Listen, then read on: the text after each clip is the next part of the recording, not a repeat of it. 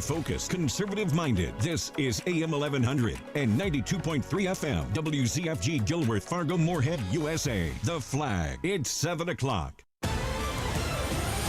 This is Decision 2026 on The Flag. The speeches are over, the voting is over, and yes, the ads are over. Some of us like that a little less than others, but you get the point. It's time now to have all those things come to an end, and it is time for the people to have their voice. What will the people say tonight? North Dakota primary election night means the semifinal round for many races, but it's the finish line and the moment of truth for many city and county races. And as we watch the checkered flag wave across the state, we say good evening and welcome to our election coverage here on AM 1100 The Flag. I'm Steve Hallstrom. My co-pilot tonight, Scott Hennen, is moving around the city of Fargo, West Fargo tonight, talking with the candidates at their residences and their watch parties. Your calls are welcome tonight as well, 701-271-1100. And we are glad to be here not just on the radio tonight, but also mobile app, smart speaker, our video stream on YouTube, and our website, am1100theflag.com.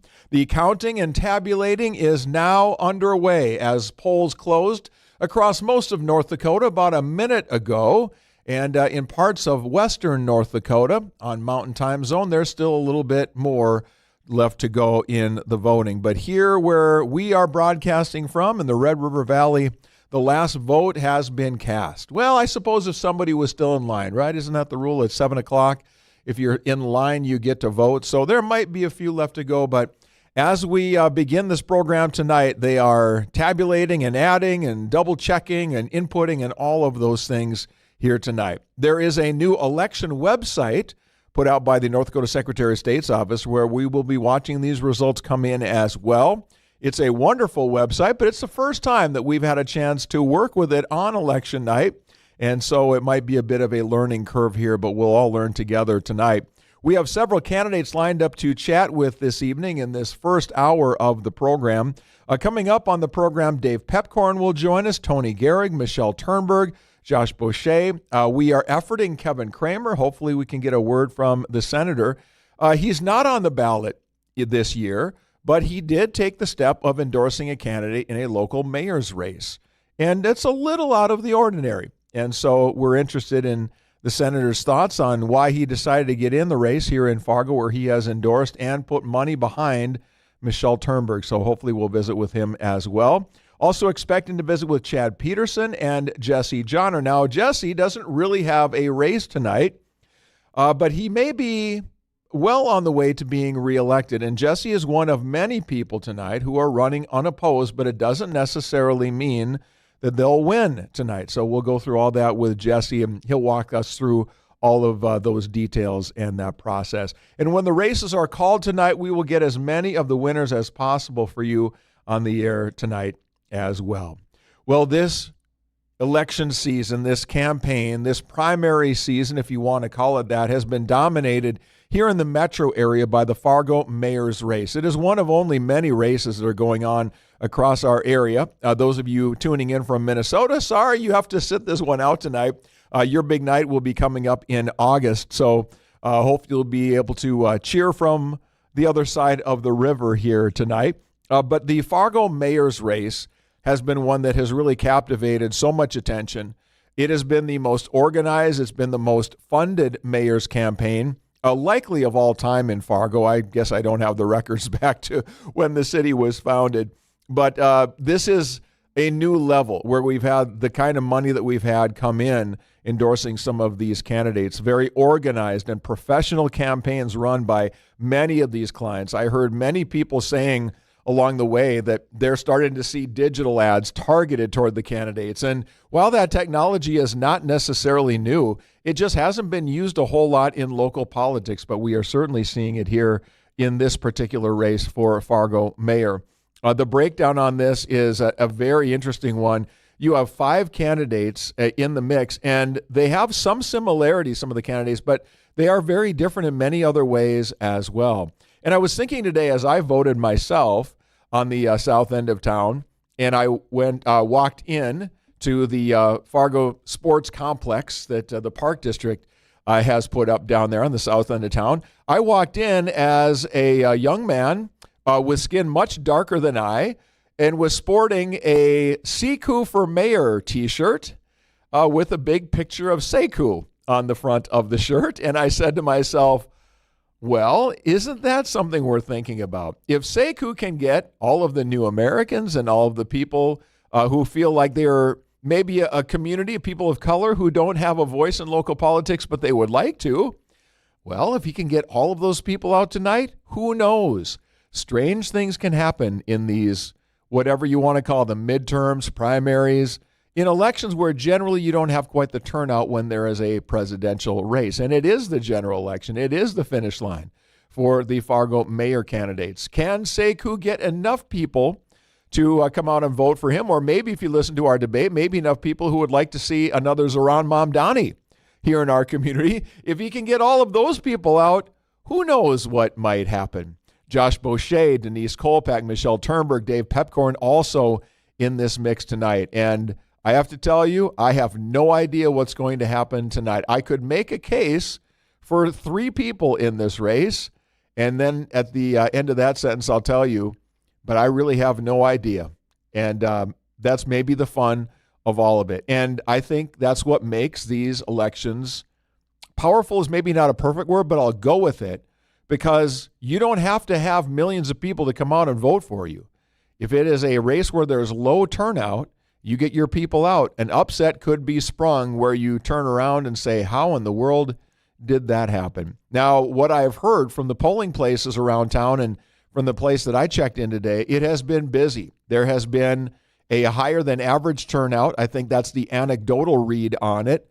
And we know that the early voting turnout, there was a higher than average turnout for that as well. So this Fargo mayor's race is certainly one that has caught a lot of attention here. But there are so many other races. I'm very interested also in the West Fargo City Commission race, where we've got a very interesting race shaping up there with 4 candidates going for 2 positions. There will be a very different feel on the West Fargo City Commission and a new mayor who is running unopposed.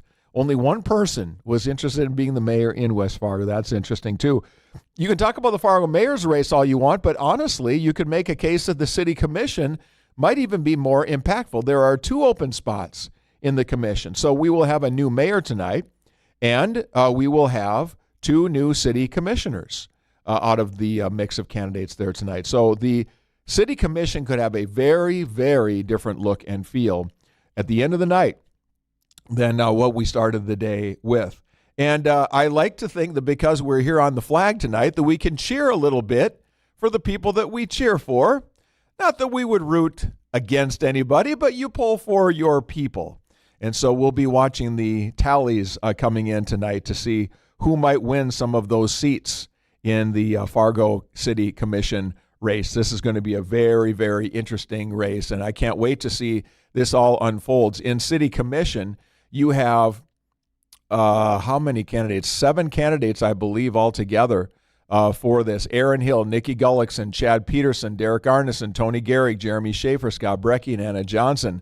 So there are a lot of people who would like to be in on that. We've got some key questions tonight that we'll be answering as well. Do the citizens of Fargo want a 1/4 cent sales tax to be continued for infrastructure? We've got park board seats available and school board as well here tonight. And then, as I mentioned, that West Fargo Commission race. Tyler Erickson, John Severson, Patty Stedman, David Withy, and there's been a lot of talk about that race too. Very interesting there. There is a Republican primary for Congress tonight that is contested. Julie Fedorchuk, the incumbent, and Alex Balazs, the challenger. It's basically a rewind of what we had a couple years ago, with the exception of the fact that Rick Becker is not involved and Kara Mund is now part of the process this time. But we do have an incumbent and a challenger, 2 names that people have gotten to know quite a bit, and Alex Balazs and Julie Fedorchuk.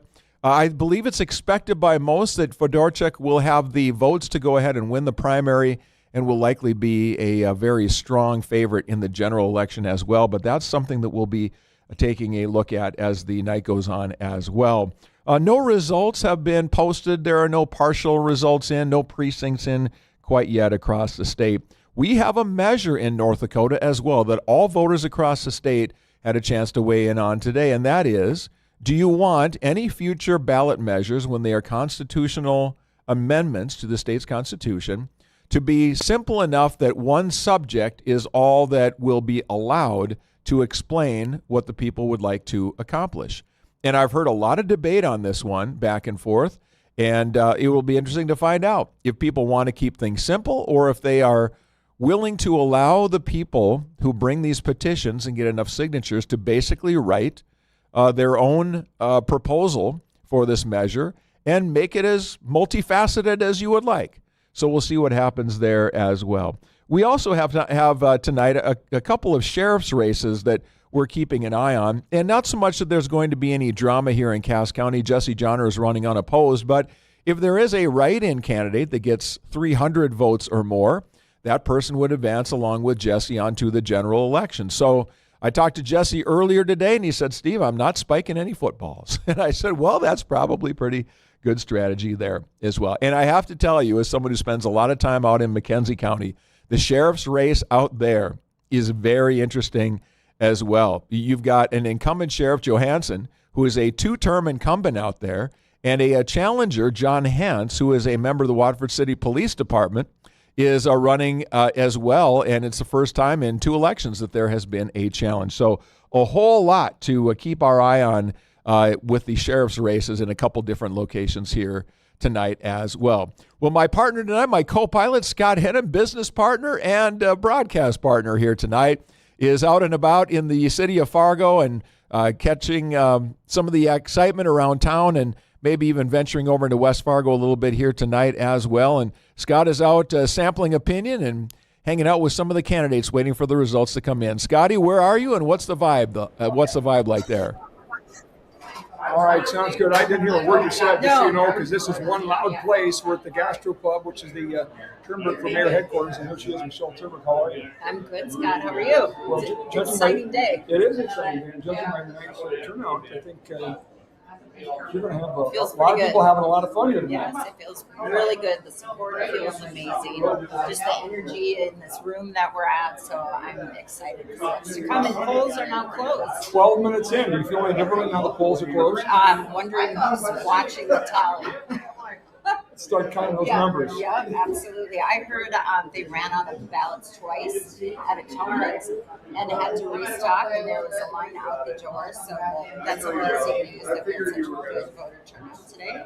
I think that's really good sign. Scott, can you hear me at all? Scotty, can you hear me, Scott? I don't think so. JT, let's cut that.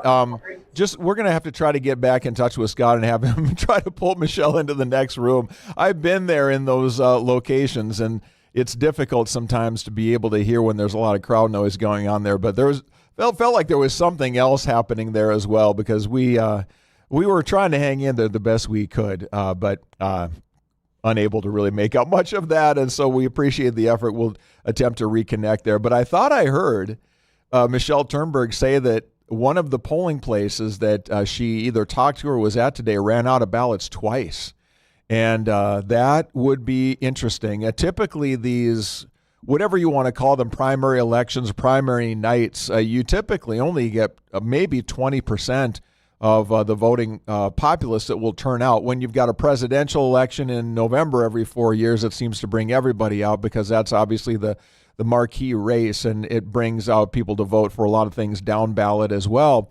But you don't typically see anywhere near that, and usually it's about 20% or so.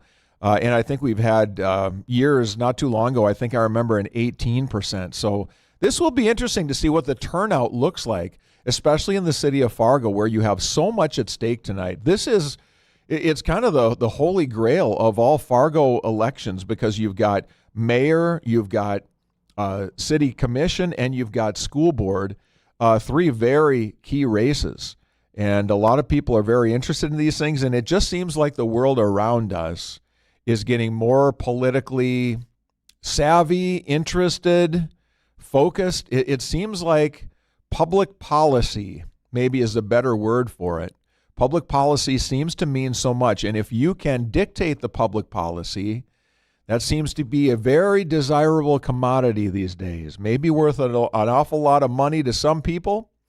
And I think about that when we take a look at this measure that is going to be on the ballot in November, where we have a lot of out-of-state money coming in on the free breakfast and lunch with public schools and private schools that want to opt in as well. It doesn't seem to be the kind of a ballot measure that would get a lot of people around the country throwing big sums of money at it. But apparently that is happening. And it makes you say, I wonder why that is. It may be the doorway to something else. And I've heard some rumors about that, and I think I have to ask a few more questions before I understand exactly what some of those rumors are. But we will find out more certainly about that in the weeks to come. And yes, friends, we are going to be mounting a serious campaign to try to speak truth into that issue. All right, let's go back to Scott Hennen. He's over at Gastropub in Fargo, and let's try this again, Scotty. Thanks for your patience with us here. We just couldn't hear a word you were saying. Yeah, well, it's a loud place, so maybe that why, and they are having a few internet issues over here, trying to get the results up on the screen right now. Michelle Turnberg is here, and the polls have now been closed for 15 minutes. How you feeling? Really good. I'm feeling really good. We already have an amazing turnout here. I've heard that turnout has been exceptional, the pre-voting and also today. Atonement ran out of ballots twice, so I think that's a really good sign for us. People want change. That's great, and a lot of same-day voters, it sounds. Yes, a lot of same-day voters, which typically tend to be conservative, so I think that's also a very good look for us. You get to the point now where, the election results will come in shortly here. The voting's done. How do you feel? We did all that we could possibly do. Truly, I feel like we put in as much effort as was possible, humanly possible. I had such an amazing group of volunteers and supporters, and I've done so many interviews and meetings and group gatherings. We've put the work in, so now we just enjoy some camaraderie with friends and family and wait for the news to come in. So you're not nervous? I'm surprisingly not, just excited. Yeah, that's great. Now, there's obviously commission seats up as well, and John Strand, and who am I forgetting? John and I are the only two that remain. Okay, that's right. Yes. So you remain unless, obviously, you become mayor, and then there'll be an appointment to fill your seat. But if we get, to the end of the night, and you have 3 or 4 noses you can call the Conservatives, what will the difference be in Fargo? Oh, man, I think we can make change day one. I've already had conversations about it. We're already looking at the budget. We're already looking at things we can cut, police officers we can hire, needles we can get rid of. I think there's a lot of exciting things to come. Mayor Mahoney is termed out, so he's done. Dave Pepcorn is off. Denise Kolpak will be off. Again, she's running for mayor as well. So is Pepcorn. So it will be a fresh commission. Yeah, so that's exciting. It'll be drastically different. And also, it seems as though the conservative movement in Fargo, the Republican Party in Fargo, really got active in this race, didn't it? I think so. I really feel it. I can tell. I've had so many people, strangers, come up to me, thank me, and who feel encouraged by what we're trying to do. So I do feel the shift. Well, Flag Army is rooting for you. Good luck tonight. I love it. Thank you so much, Scott. Yeah, you bet. Here's a familiar voice in the world of conservative politics in North Dakota, John Tranum. How you feeling? Scott, feeling good. Glad to be here. It looks like a great turnout for Michelle tonight. I was just telling Michelle, it seems as though the conservative movement in and around Fargo, various conservative groups, the Republican Party, have been more active in local races than I remember in a long time. Do you feel that? Well, they have, and there's a reason for that. There's been more stupid crap going on in Fargo over the last couple of years that's been uncovered. Thank you to Michelle. And people are fired up about it. When you got the needle exchange, you got the booth kits, you got $1.5 billion in debt. People are fired up, and they should be. Yeah. And how do you assess Fargo politically? I think tonight will tell us a little bit more about that. Historically, I would have said more to the left than to the right. Centrist left, I would say, is the way that it's become. We've got a lot of legislative races coming up in Fargo, in the Fargo districts this cycle, so we'll see what happens. I think that the voter turnout will be really good tonight, and I think that conservatives have been activated by what's going on in our city, so hopefully we've got a resurgence. Yeah, you think maybe just what's going on nationally in our state and even locally, that it's cool to be in politics again. Maybe some people are coming out of the shadows a little bit and engaging. It seems that way, yeah. And I think Trump has made it okay to be active in politics again. So I think that there's been a major shift at the national level for sure that's trickled down to the local level. But what's going on in Fargo specifically, I think people are appalled when they're learning what we're spending taxpayer dollars on and how far we are in debt, and I think they're ready for some change. So I hope we see that tonight. Looking around here, there's a lot of people at the party and a fired-up crowd, right? I was just talking to another guest here, and I said, I don't remember a mayoral race in my lifetime that drew this much attention and this much excitement. So this is great. Yeah, it is. That's for sure. Thanks, John. Thank you, Scott. Well, John Trandom been around a lot of campaigns in his time, and a lot of folks here, they're handing out 47 hats from Turning Point USA, which is pretty darn cool, and a few other things, and a lot of Turnberg for Mayor T-shirts, and kids, young and old, and everybody having a great time. So that's the latest from the Gastropub, where Michelle Turnberg and friends are hanging out, watching the results trickle in. We're going to hit another one of the watch parties and have a report for you a little later on.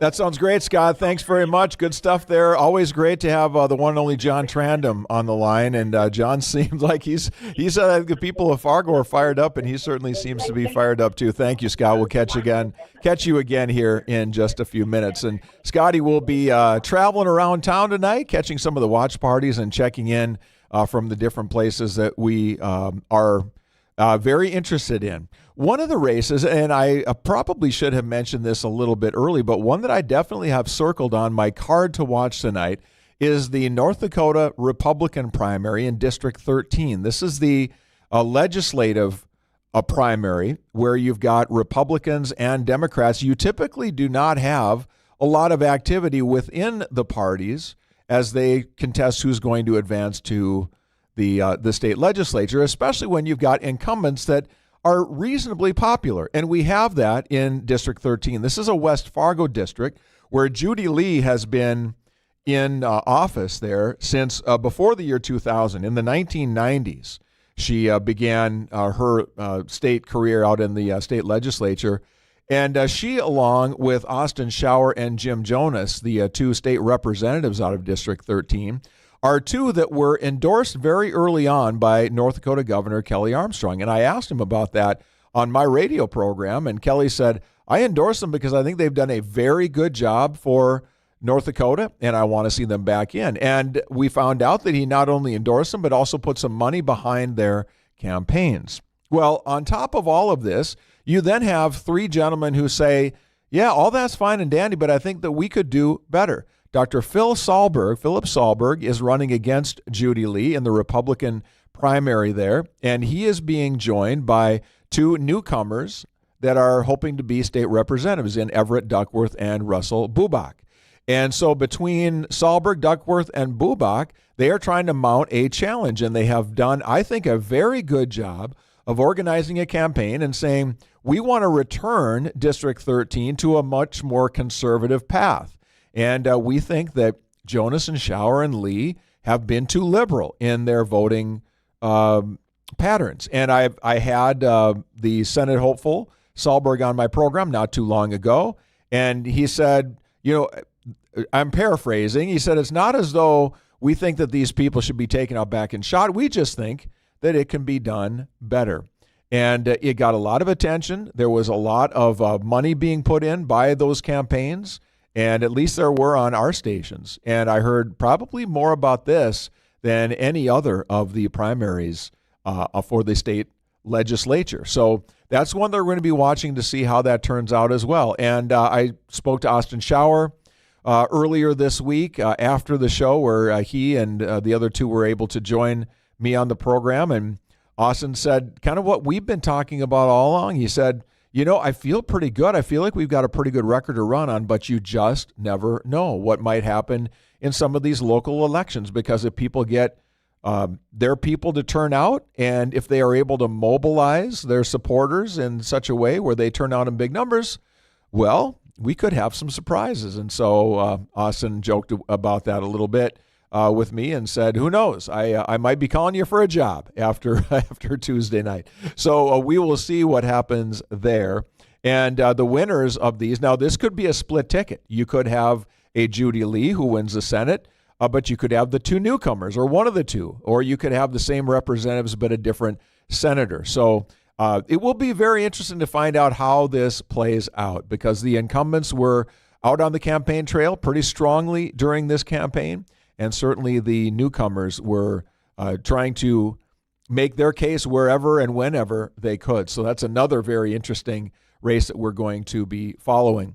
As I mentioned, there is a congressional primary, too, on the Republican side, where Julie Fedorchak, the incumbent, who is just finishing her first term, is being challenged by Alex Balazs, who did this 2 years ago when there were several candidates in the field. And that's one that I'm very interested to watch and see how that turns out as well. As we're only about 25 minutes into our show, just 25 minutes or so after the polls closed, we have no results yet in from any of the races, but we certainly could have some start to pop up here and there over the next half hour or so. Usually it takes until about 8 or 8:15 for us to start to see much of anything, and it's partial for a long time, and then all of a sudden you see the check marks and it's all over. And so that's what they're doing at the watch parties, and that's what we're going to be doing here as well. Want to invite you to be part of the program as well, 701-271-1100. That is our phone number here, and if you want to call in and talk about a race that you are particularly interested in, we've got some time to do that here in the 7 o'clock hour. Maybe there's a race that I haven't talked about yet that you're particularly interested in, that you want to make sure that you are following and that you want us to be aware of. Would be happy to hear your thoughts and your comments on that. Maybe let me know, too, how did you vote on the measures issue? Do you want the people to be able to write a measure that has different pieces to it, and let the buyer beware and let the people speak freely on what they want to have on the ballot? Or are you one who says, let's just make this one sentence so we can understand what the heck it is that we're voting for? It does put some power in the Secretary of State's hands, no question about that, and that's one of the concerns that I have heard from people about that, where they have said, I just don't want somebody deciding if the measure is too complicated or not. I have looked into this, and I think that's a lot of what the Secretary of State's office does now, because they will be able to rule on some petitions that they're not clear enough or that they don't meet certain standards. And so there is a little bit of a judgment there that you would not have otherwise, and certainly that you don't have now. But we do trust the Secretary of State in a lot of different ways currently, and so this would be an extension of that. We'll see how that turns out. There has been a push from a group led by Dustin Garlow, a longtime political operative out of Bismarck, that has pushed for a no vote on that. And the best that I can make of it is they just want to have a very small government, and a government that does not speak for the people. And to that, I've heard the counter as well that, well, you've got to be concerned about the way these measures are happening now. You're having out-of-state groups that are getting involved with these measures, and they may be smart enough and good enough to write something that sounds really good, but it's complicated enough that you really can't understand exactly what you are voting for. And I mentioned this earlier, I'm really interested to see what that starts to look like from the people who are in favor of the free school meals, how that is going to look on the ballot. We know what the measure looks like. How will it look on the ballot? Does it read as clearly as they have made it look in the petition? My guess is yes, but we'll see how the marketing goes around that as the summer plays out. It's 28 past the hour here on WZFG, AM 1100, The Flag. Coming up yet in this hour of the program, we're going to be joined by Tony Gehrig. And Tony, that's an interesting story as well. Tony was probably one of the strongest brands in Fargo politics for a long time, and then left the political realm and decided that he just wanted to be a regular guy and be around when his son was growing up and do the work. He has a kind of a high-level job with the U.S. military, wanted to step away from everything, and had hoped that someday if he came back, people would still remember who he was and what he stood for, and the guy that was probably the ultimate fiscal hawk. And he did absolutely step away, and he's been out of state for most of this campaign, as he's been in Hawaii doing some of the work with one of the armed forces branches.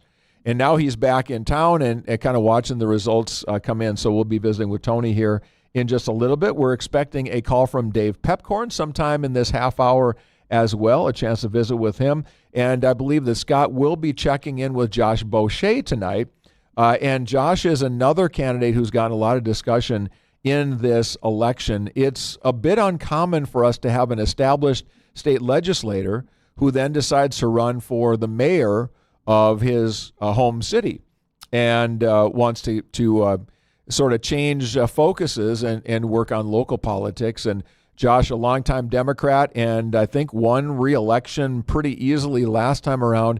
He's hoping to leverage that into a win tonight in the Fargo mayor's race. And so I know Scott is going to be visiting with him sometime tonight here as well. Could he be the next mayor of Fargo? We have a call in to Kevin Kramer as well, hoping that we'll be able to visit with the U.S. Senator from North Dakota who chose to get behind Michelle Turnberg in this particular race. So a lot of ground to cover here as we are waiting for the first results to be tabulated and reported to the Secretary of State's office. And then after 8 o'clock tonight, we'll visit with Cass County Sheriff Jesse Johnner, and he can explain to you the process that he is looking at, because it looks like he's going to skate to a win pretty easily, and he may very well do that. But he says, hey, no celebrating here yet. There could be a number of things happen between now and November, but I believe Jesse's in a pretty good position as I believe a very popular sheriff here in Cass County. So a lot we've already taken care of here in this hour of the program, a lot still to come. We're going to take a short break here on AM 1100 The Flag WZFG. You're listening to Election Night, Primary Night 2026 here on The Flag. Don't go away.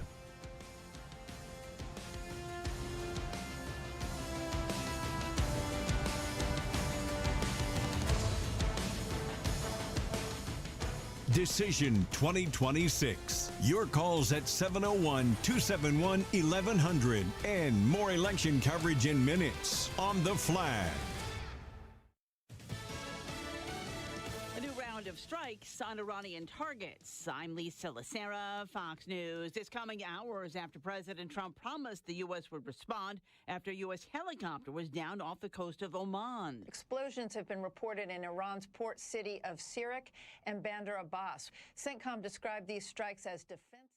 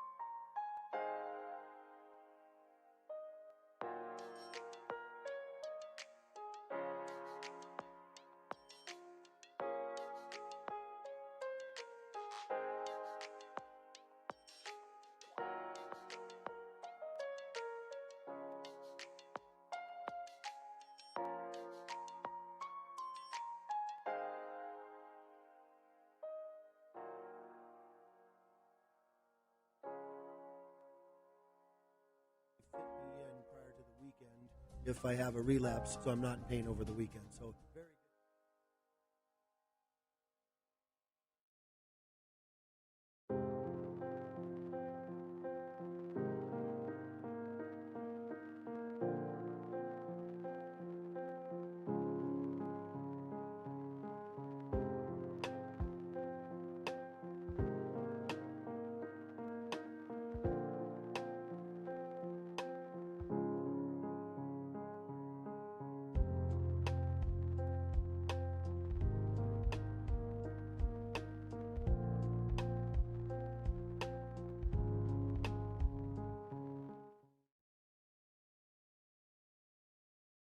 You just can't take chances.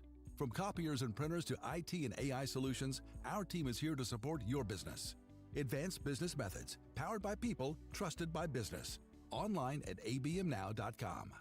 At the Alibi Casino and Lounge, come try your luck at our casino, opening daily at 12 noon. Belly up for the longest and cheapest happy hour in town from noon to 7 every day with $3.50 domestics and well drinks. Weekly fun includes meat raffles Wednesday and Thursdays at 6, bingo with Saturdays at 1, karaoke Saturdays at 8, and check our Facebook for our live music schedule. The fun starts inside the Baymont Inn and Suites at Alibi Casino and Lounge, just off University Drive and I-94 in South Fargo, where the fun always has an alibi.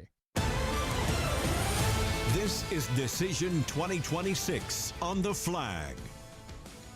It is primary night, but for those involved in city elections, city commissions, school boards, park boards, mayors, it is the general election. It is finish line night. Steve Hallstrom here with you in the Flag studio. Scott Hennen out and about around the community, and we'll be filing reports here as we continue along the way here this evening. Good to be with you here on the radio tonight. Mobile app, smart speaker, however you are catching us. Before we get to Dave Pepcorn, Fargo City Commissioner, who's going to be joining us here momentarily, want to mention to you two quick things. One is Dean Wysocki, our chief meteorologist, is in the building tonight watching some severe weather. It is just starting to percolate a little bit out by Minot, Dean told me a couple minutes ago. But if anything starts to get interesting here, we could be on the air for a while tonight. If it starts to get interesting, Dean will make sure to cut in and let you know. That is the most important thing, everyone's safety and being aware of severe weather. So we'll be watching the skies along with the election results tonight. The other thing I'll mention to you is we've had a call, if you will, in politics, but it doesn't have anything to do with North Dakota. But the Associated Press now has called that second spot in the California governor's primary for Steve Hilton, who will advance now to the general election in November against Xavier Becerra, the Democrat. And for a Republican to make the final two is an amazing feat in California, which is set up for one-party rule, basically. But Steve Hilton will be advancing, and so for the next several months, we're going to hear Steve Hilton talking common sense to the people of California, and that should be a lot of fun. Well, a guy who I have grown to really appreciate over the years is Dave Pepcorn, joining us right now here on the phone line. And Dave, I've told him many times that he's the best interview in town because he gives you exactly what he thinks. He doesn't pull any punches. He gives it to you straight, and he gives it to you usually in a great 30-second soundbite. So he's a great radio guest and has been a friend over the years, and I have been very public with my thanks and my encouragement to Dave during this mayor's campaign. And I'm very excited to see how the results shake out tonight. And we may have Dave just changing seats on that city commission. You never know. Dave, thanks for taking the time. Good to visit with you again this evening. Thanks for having me on, Steve. So tell me, where are you? What are you up to? And what's happening at your watch party there? So we are celebrating with some family and friends in downtown Fargo. It's lots of fun, and we're having lots of fun. Obviously, at 8 o'clock, that's kind of what we're keeping an eye on. That's when the first of the results come in, so we're looking forward to that. How do you feel? I feel relieved.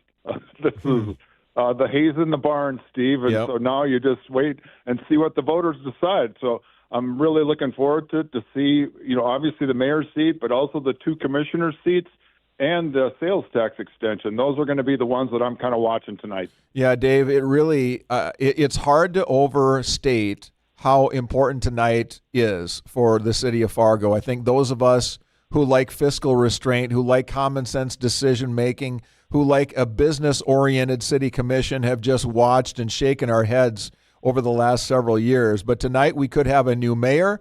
And here on this program, I've been pretty, or on my program, I've been pretty open about my support that either yourself or Michelle Turnberg would be a wonderful mayor. And we've got some really good conservative candidates that are vying for these spots on the city commission. And if we could have three good results here, I think it would be amazing to see what Fargo would look like 6 months from now. What do you think? I totally agree. And actually, if I was successful tomorrow, I would schedule meetings where we would start making changes, and especially with public safety, that can happen immediately, and the budget as well. That's what we're working on right now. So we'll find out in a couple of hours. So it's lots of fun. You have had a spot, a front row seat in all of these things here since June of 2008. So you've been at this for a long time. If things don't go your way tonight, what are you going to do with yourself? Oh, I have no idea. We'll cross that bridge when we come to it. But I would say I've loved it. It's a total blast, and obviously it's my hometown, so it doesn't get any better than to do what you can to help it get better. And so hopefully it continues. But if not, we'll cross that road when we come to it. Well, yeah, we don't want to start thinking negatively at a time like this. That's for sure. Going forward, Dave, whatever happens, what does Fargo need the most? Like, what is the biggest problem that you think the Fargo really needs to wrestle with in the days ahead? First one is fiscal discipline, and then the second one is public safety, and those two are critical. And if we don't address them, we're going to continue this downward spiral. And if a couple of the candidates are successful, not only will it continue, but it will accelerate, and that's what's really scary. Yeah. Dave, if you look back on your campaign, is there anything that you say now, I wish I would have done a little more of this, a little less of that? Anything where you look back and say, okay, if I had to do over again, I might do something differently, or has it played out pretty much the way you had hoped? No, I've been doing it for 16 years, and so I like being in control of my own ship. And so I do most of my decisions myself and my family, and so I'm very happy with how it went. And that's the best part. Now you just let the chips fall, and the best part is the yard signs come down today, and everybody votes, and we move on from there. So that's what makes our country a great place. Well, and you said it earlier, it's as much as, there's a lot of emotions that are at stake. You've got this feeling of, I'm sure tonight, that, I did the best I could. I left it all out there. I did what I could think of to do. I ran a hard and I ran a good race, and there's just a little bit of relief knowing that whatever happens, tomorrow's a new day, and whatever chapter lays ahead, whether it be mayor of Fargo or something else, we know that you will continue to bring those good common sense ideas into the world. And I've appreciated our visits, my friend, on the radio for many years now, and I hope we get many more of them to come. So all the best, and we'll talk again soon. Great, Steve. Thanks for having me on, and I'm looking forward to tomorrow. Sounds good. Thanks again. Commissioner Dave Pepcorn. And we can call him that I guess he'll still be in office for a couple more weeks, but he is terming out, has been on the city commission now for a couple of terms, and so needs to step aside and let someone else have a shot at it. And so the mayor's race is the one that he has been focusing on here, and we appreciate his time. It's 43 past 7 o'clock here, and polls have been closed now for about 45 minutes. And as Dave said, we're expecting right around 8 o'clock we'll start to see the first results start to populate the Secretary of State's website. We now go to Tony Gehrig, and Tony was a Fargo City Commissioner until a couple of years ago and decided to be a dad and be a working class dog like the rest of us and get out of the political world here for a little while, and now is hoping to get back in running for a seat on Fargo City Commission. Tony, good. I used to saying good morning or good afternoon, good evening. Where are you at, and what's the vibe where you're hanging out tonight? Well, it's just me and my son. We're watching the news here, and like you said, I'm looking forward to the website. I keep refreshing the website for the state there and seeing if anything's come through. Nothing's come through yet, as far as I know. So we'll keep refreshing and watching the news and listening to the radio and seeing when it starts coming in. Yeah, we're doing it right along with you. What are your emotions tonight as you look back on the campaign and look ahead, hopefully, to another spot again on the city commission? I think Dave said a lot of good things there. Actually, I agree with him a lot. I was really happy with the conversation that the commissioners candidates were having during the election cycle here. A lot of it revolved around things like debt.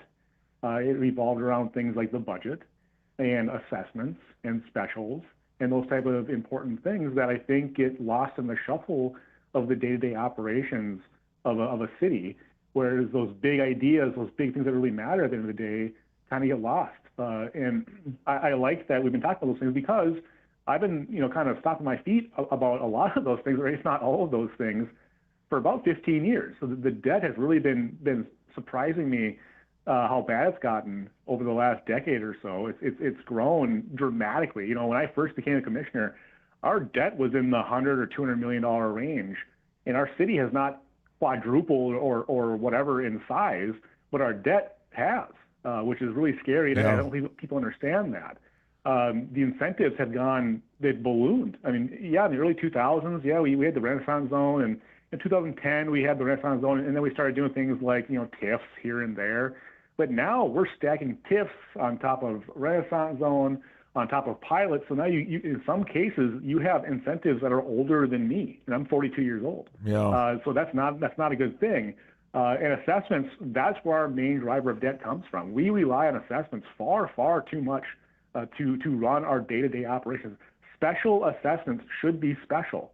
And to this point in our history, they become so regular that we almost expect a new bill in the mail every year on our home for these new projects, as simple as putting a new sidewalk in. So these are all the things we've been talking about during the campaign, and these are the things I hope to address, really, like Dave said, day one when we get into office. Yeah, I think as I consider your time that you spent on the commission and your brand, a lot of us have had fun with Tony Gehrig over the years saying, you just say no to everything because you like to say no to everything and you just want to be difficult. But honestly, there's been nobody, and I will say Dave has been very good on this too, talking about the spending. And yes, Dave's got some issues that he stands on with Renaissance zones and pilots and so forth. But Dave has been a warrior on that budget, the year-to-year operating budget, for quite some time. You have been that and then some because you have been staunchly opposed to some of these incentives downtown and then certainly keeping the budget in a better frame as well. I think you made an interesting point at the beginning of this conversation when you said there was a lot of conversation about that whole idea of the fiscal responsibility. And I don't remember that being part of the commission debates as much as it was. So like you, Tony, I'm glad to see people talking about these things once again of, hey, the city's only supposed to do for people what they can't do for themselves. Yeah, and it's really, and I've talked about this before, either on air or off air.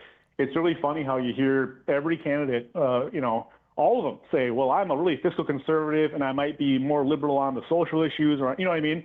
But they also have to lead with, well, I'm a fiscal conservative, but. And when they get into office or when they end up being in charge, it's just the status quo. And that's the problem, is the status quo has been going on for far, far too long, 20, 25 years now. And you keep seeing the same problems, and all those problems come from the same thing.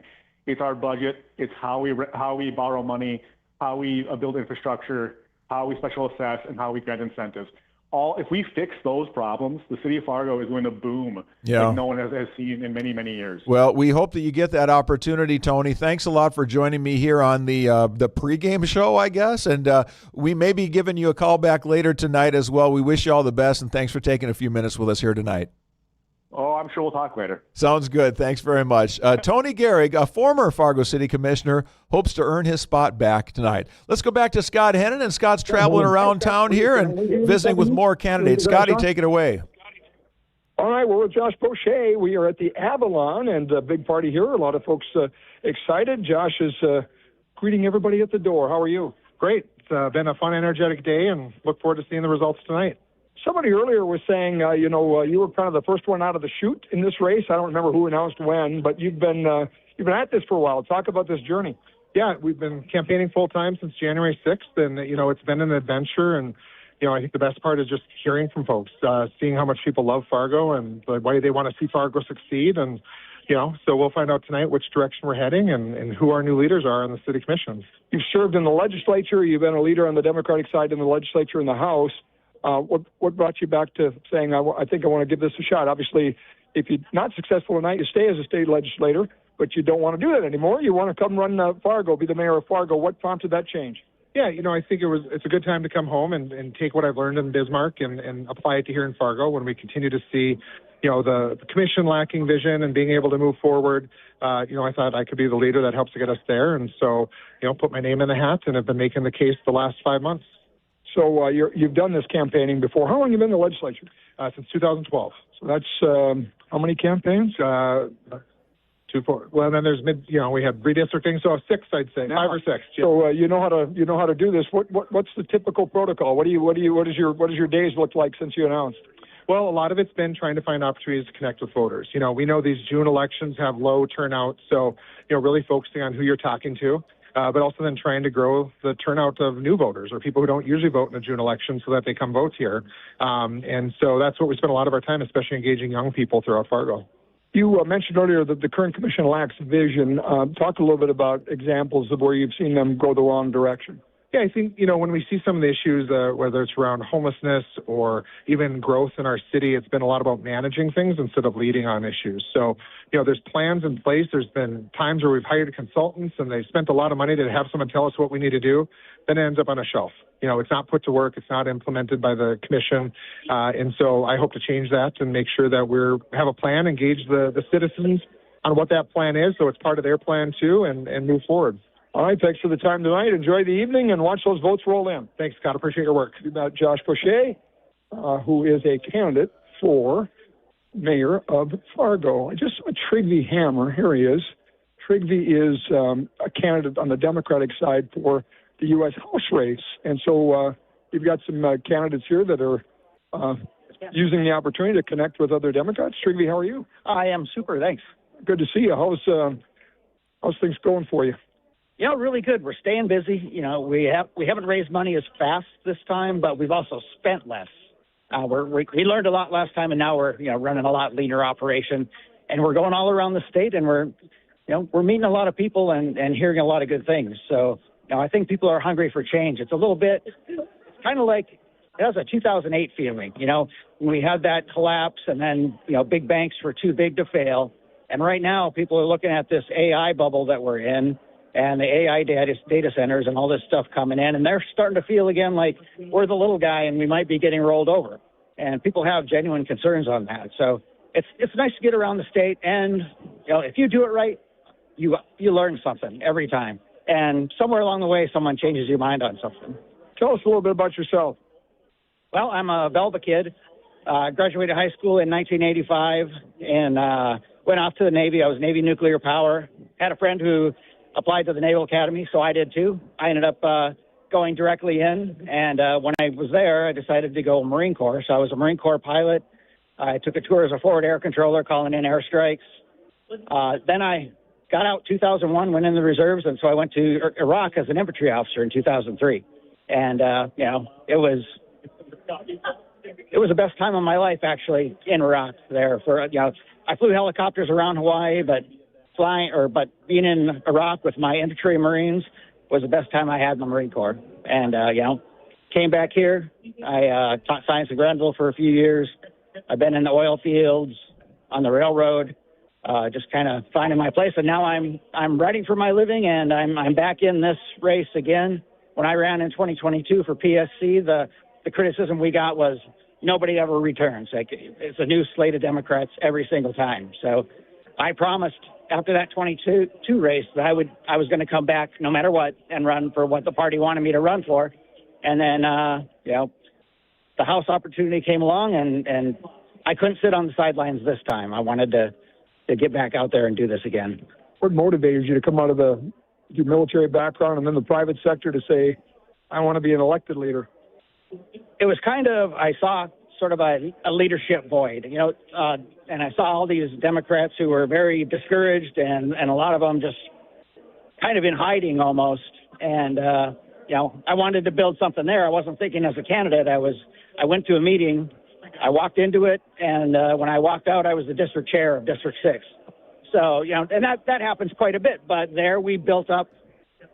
And then since then I've moved to Minot and now Souris Valley Dems. We've built that up as well.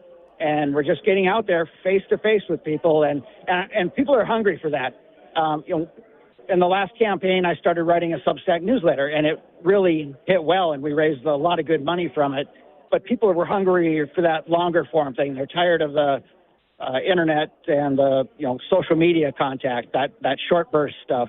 They actually, and then they're hungry to get out and talk to people face to face. You learn a lot more, and you can read body language and all that, and people have to be nicer face to face for the most part. How would you assess the state of the Democratic Party in North Dakota right now?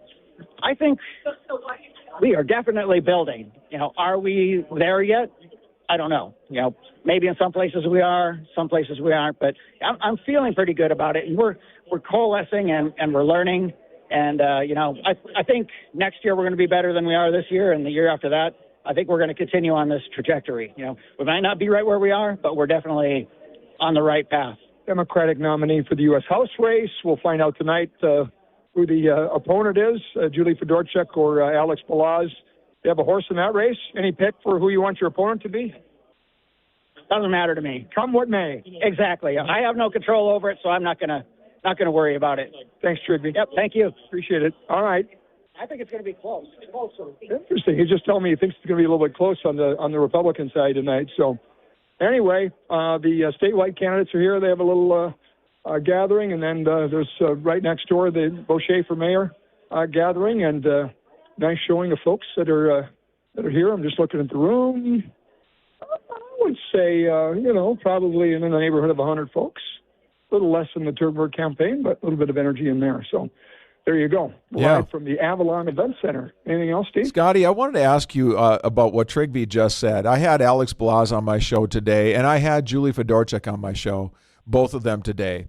Alex said, Steve, I feel confident. I know that I'm a big underdog, and a lot of people think this race is over, but I have worked so hard at getting out, and I'm hearing so many people say, I appreciate that you are out there pressing the flesh and, shaking hands and kissing babies and all that stuff, and we just don't see Julie as much anymore. And Trigby said something about that, it does seem to matter to people that you're out and about and doing that. And in a primary race, especially where maybe a lot of Republicans would think, well, Julie Fedorchuk has got it in the bag. Maybe if turnout isn't there, and maybe somehow if Alex can motivate enough people, maybe this is a closer race than we think. And people are going to come out when they're motivated. And I think Trigby said on the Democrat side, people are kind of fed up and sick and tired of getting beat, and they're resolved and they're determined. And maybe it happens the same way in some of the Republican races as well, where you have somebody that is just able to get their people out there who want something different. Do you think that race can be close tonight? I don't, and I guess that my benchmark is the last go-around 2 years ago. Julie Fedorchuk has the Trump endorsement. That's no small deal. Yeah, right. Helped her a lot last time, helped her this time. North Dakota's a Trump country. And I have to say, I like Alex Balazs, great guy, and obviously he benefited from the endorsement last go-around, and he got it this time too. I just have seen less of him this time in any kind of traditional campaign sense. So I'm guessing that's not close, and it's a tough pull for a guy like that that's never been, in politics for a long time, just his second race at this, and then you're going up against someone that has obviously been in the political world in North Dakota for a lot of years. So that's not easy when you're up against that, but there certainly is a faction of the Republican electorate, if you will, that is not happy with what they consider to be establishment candidates. They've just not won. They've certainly tried, and they've thrown their hat in the arena, and they've done their fair share of beating up their opponents, but we've yet to see one, knock off an establishment candidate on a statewide level. Yeah, absolutely. Yeah, it's interesting because you hear, and Trigby is saying all the right things, right? About I feel like we're getting better. I feel like we're getting more organized. I feel like there's something building. Are we there yet? Maybe not, but are we going the right direction? I think so. And then you look at still what the turnout is and what the statewide elections look like. And when you see the polling done by the North Dakota News Cooperative, it still seems it's a 70-30 state. And there's maybe more groundswell building, but it doesn't seem to be turning into actual numbers yet. Does that change at all, do you think, in 2026? Do we start to see the state look a little more purplish than deep red? Well, it depends on how Fargo goes. I think Fargo is the bellwether there. And I've long seen that blue, that is the Twin Cities, inch its way into Fargo. We saw a lot of that during the Black Lives Matter movement. You're like, what in the world is happening to Fargo? And it was really just kind of a for lack of a better term, a Me Too in Fargo part of that, to say we're going to do some of that. So I think Fargo determines whether red turns purple. But right now, it's David versus Goliath. You've got Republican candidates statewide, every office held by a Republican, all the congressional offices, and they don't win by a little, they win by a lot. Yep, you're right. So, and candidates matter. Who the candidate is matter. These are good candidates. They've been at it a long time. They're household names in the Republican Party, so no easy deal. I have a question for you, by the way. We've kind of thought all along the Fargo City Commission candidates that were conservative were Scott Brecky, Chad Peterson, Tony Gehrig. Jeremy Schaefer was at the Fargo Billiards and Gastropub. That is the headquarters for, obviously, the Michelle Turnberg campaign and a few of the Republican Party, faithful that are conservative groups out there. Did you consider Jeremy Schaefer one of the conservatives? I know you did the debate that I wasn't part of, but what's your thoughts on that? Yeah, he was not part of that debate, was not able to attend. He and I believe Derek Arneson, I think, were the two, along with Tony Gehrig, that were not able to be there. Maybe he is, Scott. I just have not gotten the sense, I'll use a phrase that you have used even in this conversation, run a serious campaign. I just don't sense that he's been out there enough to be able to gather enough momentum. Is he a conservative? I don't even know. If you're telling me that he was at Michelle's party, then I would say he is. Is he a threat to be something in this race? Gosh, maybe next time around, but I don't see it happening here. I just found that interesting. But you're right. If I don't know, and we're an hour past the polls closing, that tells you it wasn't a serious campaign. Some people do that. Some people just go into this. You had Dave Pepcorn on earlier, and I heard him say, "I'm just my own man. I just do what I do." And that in this day and age, you have to have a network around you. You have to have people that have been part of races before in order, in my mind, to have a kind of a serious campaign. I mean, I think the days of just throwing your name into the hat and see what happens, fine for little, towns across North Dakota where you can't even, you got to beg somebody to run for city commission or county commission or whatever. Yeah, somebody's going to say, okay, I'm next man up, I'll do it, But, in a city of Fargo size, you got to run a serious campaign. Same with legislative races. And, it's not to knock any of the candidates when I say it's not a serious campaign. It's more just a case of, you and I watched a lot of political campaigns. My first one in North Dakota was 1986, and a very hot Senate race between then Senator, actually Tax Commissioner Ken Conrad, and then Senator Mark Andrews, who was the Republican candidate for the Senate, and Ken Conrad won. New and upcomer, and ended up being in the Senate a long time. And so you get a sense of what a serious campaign is or not, both left and right. Yeah, and, Scott, I need to correct something. I had Derek Arneson mixed up with Jeremy Schaefer. Jeremy was at our debate, and I remember hearing him talk about some things, and I thought he had some good answers. I think he talked about the needle exchange program as being something that we've got to find a different way to do this. And I thought, okay, for a guy I had no idea about anything about him coming in, I liked what I heard from him. I thought he did not have the depth of understanding on some of the issues and what things mean. And certainly you're running against people like Michelle Turnberg, who have been there, for quite some time and know that drill inside and out. So I shouldn't say that he wasn't at our debate, because that's not accurate, but I just feel like he needs a little seasoning. And as we listen to some of the candidates, I would maybe put Carissa Geske in that camp as well, that I think there's something really good there. I just think they need a little more experience. And believe me, Jeremy Schaefer, is a guy that doesn't look like your typical Fargo conservative. He's a young guy, a man of color, a guy who's he deals a lot downtown with some culture things down there. And if we have conservatives like that, that means very good things for Fargo coming up. I hope he stays with it. I hope he gives us another try next time around if it doesn't go well for him tonight. I just think the name recognition isn't there. I didn't sense any kind of a coordinated ad campaign to get the word out about him. But if he's identifying as a conservative, he's hanging out with the Turnberg camp, then that's great. We're glad to have him in the tent. Yeah, exactly right. And again, God bless everybody that puts their name on the ballot. That's laying yourself out there bare, yes, sir. right? And some people obviously do that and decide to engage and really get some good political advice. And where do I get signs out? How do I get volunteers? How do I get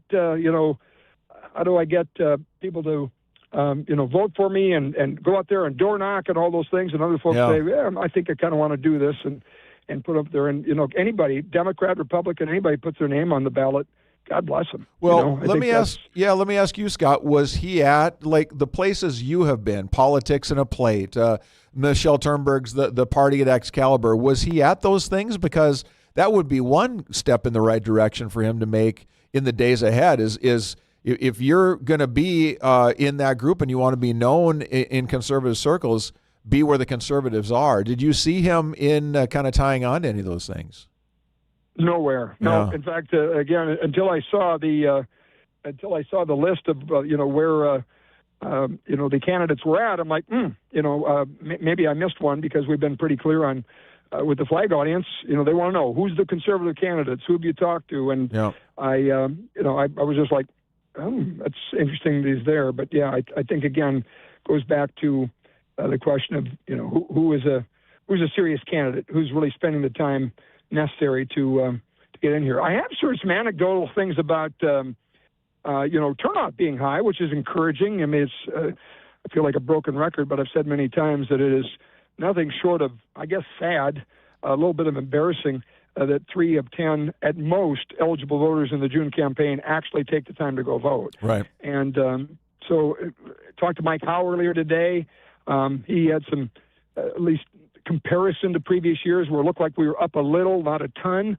Sounds like a lot of people saw kind of a surge late, but I sure hope we move that needle if nothing else. Yeah. I don't care how you vote. The idea that you don't vote is just sad to me. Well, and as you and I have talked about a million times, if you get your people out, you likely win. If Sekou Sirleaf can get all the new Americans and the immigrants and people of color in Fargo to come out, he wins. It's just about getting your people out because, like you said, you're not going to have hundreds of thousands of people that are going to be voting in this election. So good stuff. Scotty, we'll let you go, but thanks, and we'll check in again with you in a little bit. Looks like the results are trickling in. We have 3% of the precincts reported, so a whopping 12 are in out of 358 statewide, and hard to tell on turnout yet because it's so. Right now it's 0.72%. Yeah. They've not counted all these voters. So we have 600,000 eligible voters in North Dakota. That's Think right. about that. Yeah.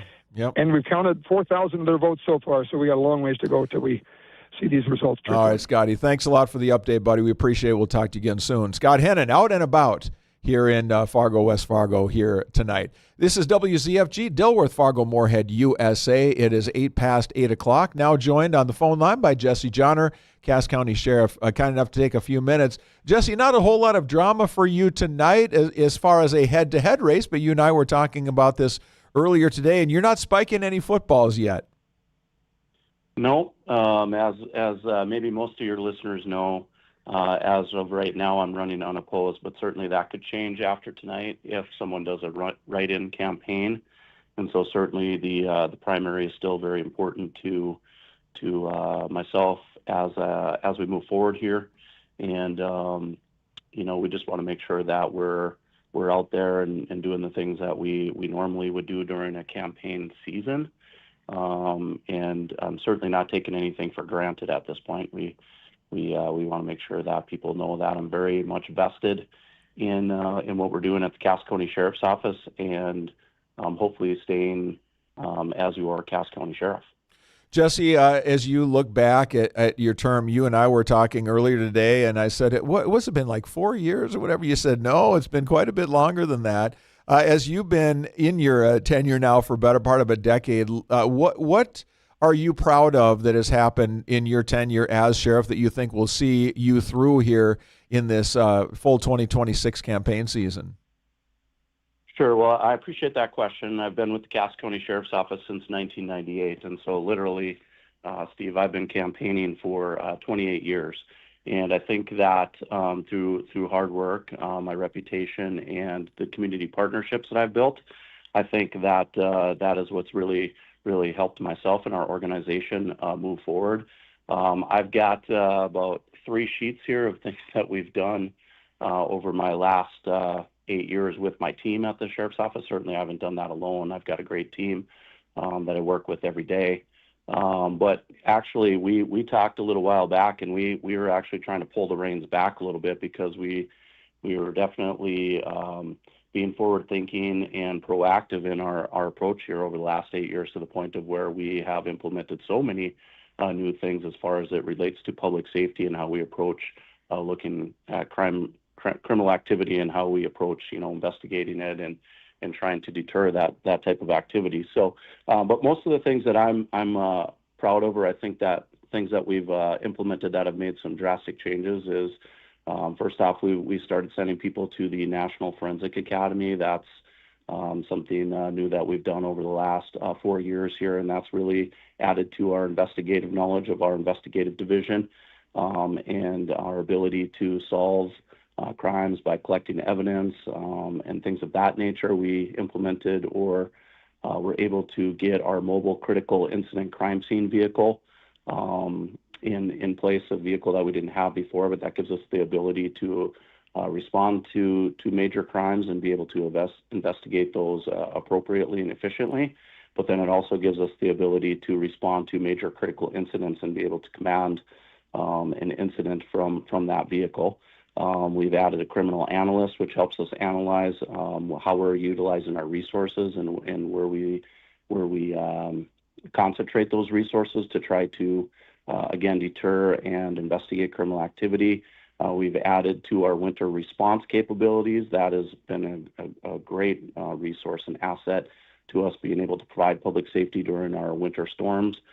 We implemented our Sheriff's Quick Response Team, which is a group of 10 individuals that are specially trained, that are kind of that in between our patrol staff that are out in the street and then the SWAT team, so that when we get on scene with those assets that are already out on the street, they've got the equipment and the knowledge to immediately respond to a critical incident, and be able to hopefully keep people safe in those types of situations. We've added the Threat Assessment, Threat Management Team, which gives us the ability to assess individuals that are on a pathway to violence through mental health. We've added a person to internet crimes against children to make sure that we can protect our children. And then there are just a number of things that I've done on both a national level and state level. At a national level, as you know, I advocated for border security. And the reason that I did that is because I think that our driving factors for our criminal activity in our community are most definitely addiction issues and mental health issues. And so when we talk about addiction issues, there's 2 ways to approach that. There's a proactive approach and a reactive. Proactive is trying to stop those narcotics traffickers from distributing those narcotics into our community. That's the proactive approach. And then, of course, our reactive, again, is being able to investigate those crimes appropriately and link people to that activity, and not only in our area here, but trace it back to where those narcotics are coming into our community. So, and then at a state level, I've obviously advocated through legislative means for mental health assistance in the way that we do mental health holds. I've advocated for the Tough on Crime bill. I've added legislation on protesting in our community after the 2020 protests that we've had. And I was a big advocate for Natalie's Law, which helps parents of their children that are sexually abused be able to guide them through the court process, and gives them access to additional information that they didn't have access to before. So just a number of things I think that we've been very proactive on. And again, it's not just me, it's my team, but I'm just the fortunate one that gets to steer the ship. Well, we appreciate the leadership, Sheriff, and we appreciate you taking a few minutes to visit with us here tonight.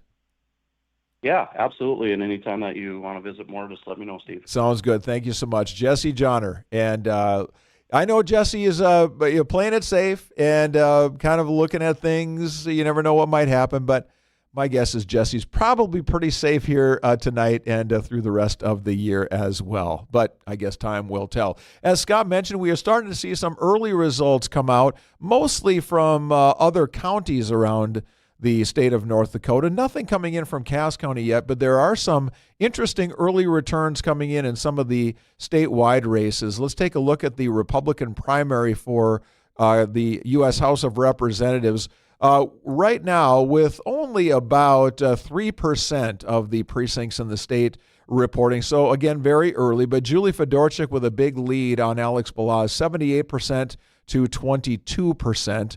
And that is 2,300 votes to 630 votes. So a big early lead. I think you probably get a sense for where that race is heading here tonight. Another one that we are watching, another two races we're watching, is for Public Service Commissioner. These are Republican primaries for those positions. Sherry Haugen Hoffart and Jill Kringstad are the incumbents there. And one of the incumbents is off to a very good start. The other finds themselves, at least very early on, in a pretty good race. Haugen Hoffart with a big lead on Devin Stuchinski right now, 63 to 37%, so almost 2-1. But in the race between Jill Kringstad, who was appointed by the governor, Governor Armstrong, when Julie Fedorchak went to Congress to take Fedorchak's seat in the Public Service Commission, so this is her first election. She and Chris Olson are basically in a dead heat right now, both with about 1,370 votes. So a very, very close race shaping up there. And again, very early, but if it's 90 to 10, you're not feeling quite as good as you are if it's 50 to 50 if you are Chris Olson. And I also think it's going to be interesting to watch the constitutional measure number 1 relating to keeping things simplified for constitutional measures. And right now, yes, has a big lead. This would require all future initiated measures that are constitutional measures to have one subject or one topic per measure. And people want that. They do not want to have a lot of complication. They want things simple, easy to understand. Right now, the yes is ahead 75 to 25. And about 4,000 total votes so far, most of them from places outside of Cass County. No Cass County results having come in as of yet. So all the local races, all the Cass County, we're watching things going on in West Fargo, Horace as well. Not really seeing too much in the way of results. And I know a number of you that I know out in McKenzie County, and I know there's a few of you listening out in western North Dakota are interested in the sheriff's race there tonight. Early results in Matt Johansson, the incumbent, with a 57% to 43% lead right now on John Hance. About 600 votes are in. Johansson with 350 votes to Hance's 250. So a good solid start for the incumbent sheriff right there. All right, it is 17 past 8. This would be a good time to take our next commercial break. While we are doing that, we will refresh all of our screens and see if there are any updates to tell you about here on election night coverage. Again, if you'd like to weigh in, if you want to ask a question, make a comment, we hope that you'll be able to do that, and we want to make those tools available to you. So 701-271-1100 is the best way to do that. You can text or you can call that phone number, 701-271-1100. We're going to take a short break and be back with more. It's primary night, but in the city, it's general night here on The Flag.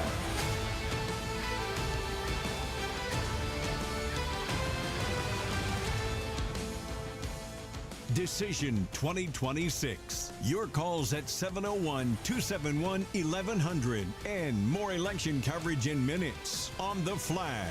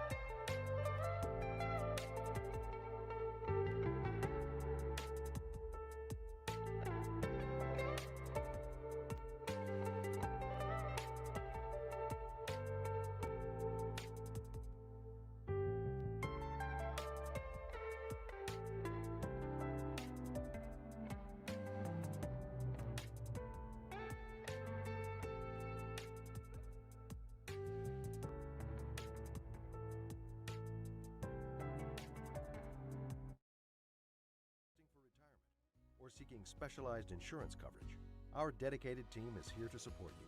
With Bravera, you gain access to tools and expert advice tailored to help you manage your financial future with confidence. Bravera, bank, wealth, and insurance. Forge your path.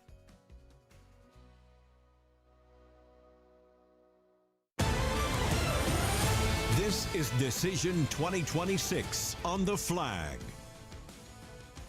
Back with election coverage, Steve Hallstrom in studio, Scott Hennen out and about, and you listening wherever you are at today. I know a number of people listening on the mobile app. I heard from a few of you earlier today by text message, email saying, hey, I'm out of town, but I really want to find out what's happening. I want to stay close to the action. So I'll have you guys on tonight on the mobile app from the hotel room or from the resort or wherever you're at. So glad to have you with us. If you're out in a fishing boat, out in the garage, wherever you are at, glad to have you along for the ride, my friend. We will be here until the local results are in, and we have a chance to catch up with as many winners as possible. So a lot to follow tonight. One race we have not talked a whole lot about, but we really should, is the Horace City Council race. There are 3 candidates going for 2 spots there.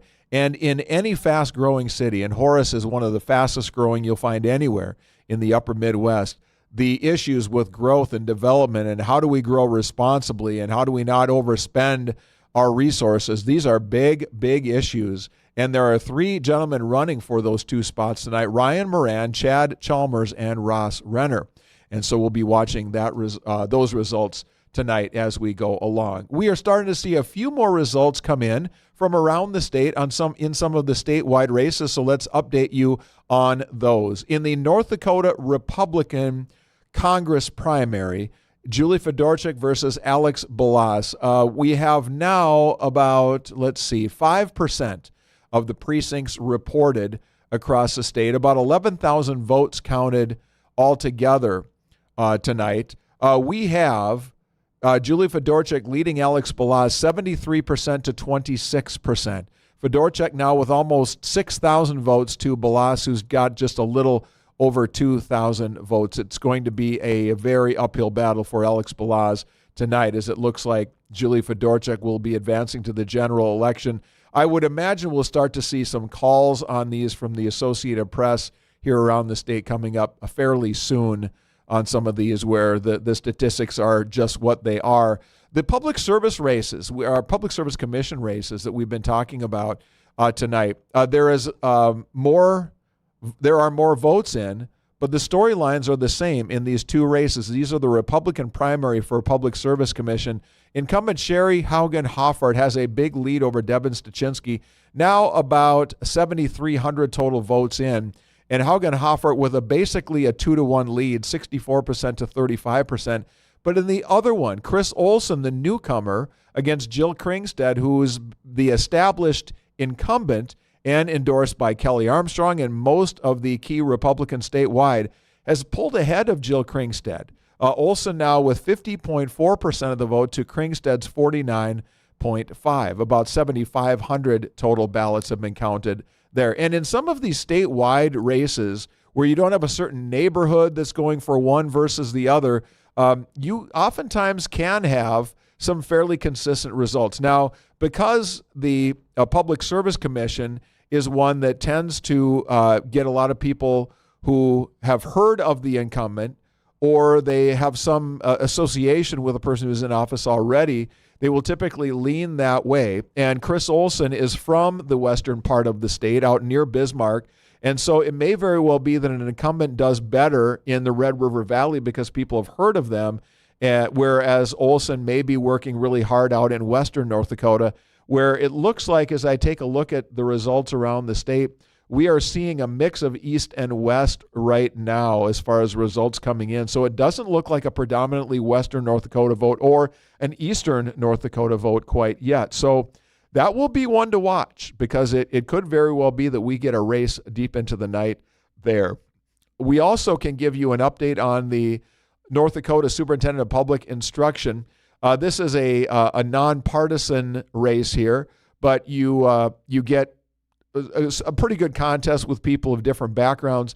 Levi Bachmeyer, who has been involved in the Republican Party before, has a very good lead early on here with about 10,000 votes in. He's at 56% Tracy Foss at 29%, and Charles Tuttle at 14%. Tuttle has run for a lot of different things over the years, is still looking for that first big win. It looks like it might be a bit elusive for him tonight as well. Justice of the Supreme Court, we've got about 9,000 votes in statewide as well. Jared Tufte is leading Ariston Johnson right now by about a 2-1 margin there, with about 9,000 votes in there. And constitutional measure 1 that would require all constitutional measures to be so simple in nature that they only touch on one topic, that continues to be a very favorable idea, according to North Dakotans. Right now, with about 10,000 votes in, yes leads 72 to 27%. So people want simplicity in their initiated measures. And as I've listened to the rhetoric from both sides on this one, it seems to make sense to me too that simple is good. Simple is good. All right, refreshing the pages on some of the Cass County races. We are not seeing any votes reported yet for any of the Fargo or West Fargo city races. We are not seeing any results posted yet on Horace City Council or Park Board. We are not seeing any results posted as of yet on State Senate District 13. That's a very compelling Republican primary there.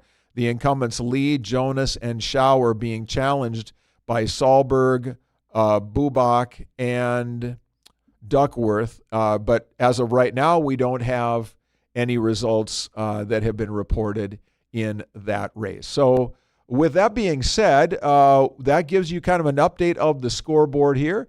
I will refresh once again to see if there's anything new here. Yes, we do have some updated results now on the statewide turnout. Now we've got about 13,000 votes that have been counted, about 6.7% of precincts. We can update the Fedorchak-Balas race. Balas is polled a little closer, but still a long way to go. Fedorchak up 71 to 29%. There are a few write-in votes there too, but not enough really to materially affect anything there. The Haugen-Hoffart candidacy continues to look strong, leading by almost a 2-1 margin over Stuchinski, about 12,000 votes counted there. And we have had a retaking of the lead by Jill Kringstad for Public Service Commission for that primary as well. She now has a 52-48 lead on Chris Olson. She's got about a 700 vote margin right there. The measure about simplicity here continues to be led more than 2-1 by the yes vote, but no has caught up slightly, but still a long, long way to go there for no to really get into that race. I will mention as well that there are a number of races where you have people who are running for offices and they are being unchallenged. And we heard from Jesse Johnner earlier tonight. He's got a race like that in Cass County. And if there are enough write-in votes, there could be another candidate that advances to November, but not likely. And I'm looking at races like Ag Commissioner Doug Goring. There's 64 write-in votes, but Goring with 99.6% of those votes. Drew Wrigley for Attorney General, the Republican primary there. A handful of write-ins, but nothing really to speak of right there. Michael Howe, Secretary of State, another one. So some of those statewide races with some of those statewide elected officials, I guess there's a possibility you could have an organized write-in campaign. Right now, nothing looking like it's putting up big numbers anywhere there. So that is a look at the updated vote tallies that we have here as of 8:32.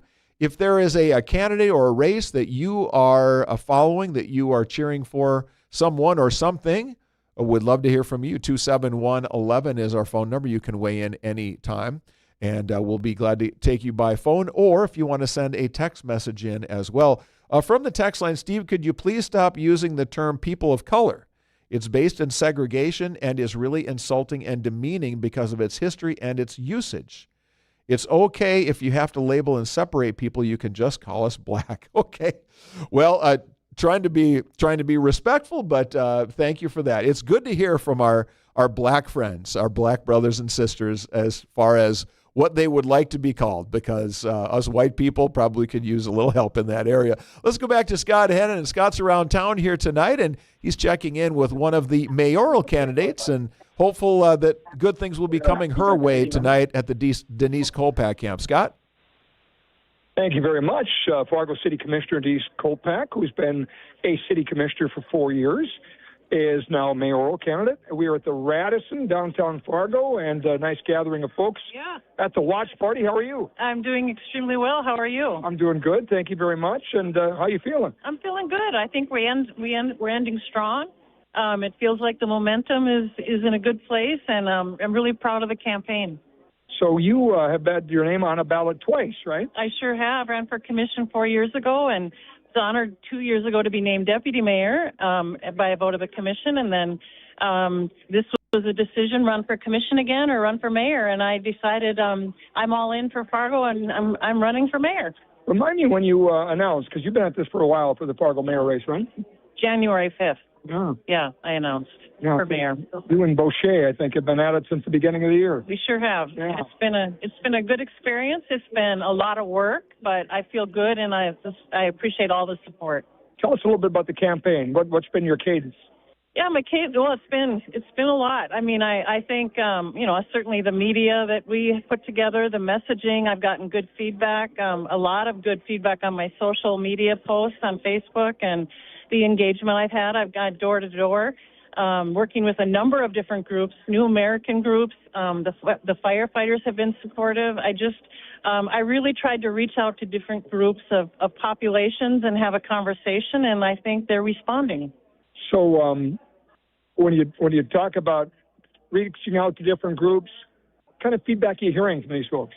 Yeah, people are excited. I think, too, people are really engaged in this race. As you know, it's been 20 years since we've had a change in the mayor position and the city commission, and it's an exciting time. West Fargo and Moorhead, too, will have new mayors, and so what is that going to look like? I think it's a real opportunity for the region to kind of approach things differently, work on building relationships, and let's start to think about some of these challenges we have regionally and how can we solve them together.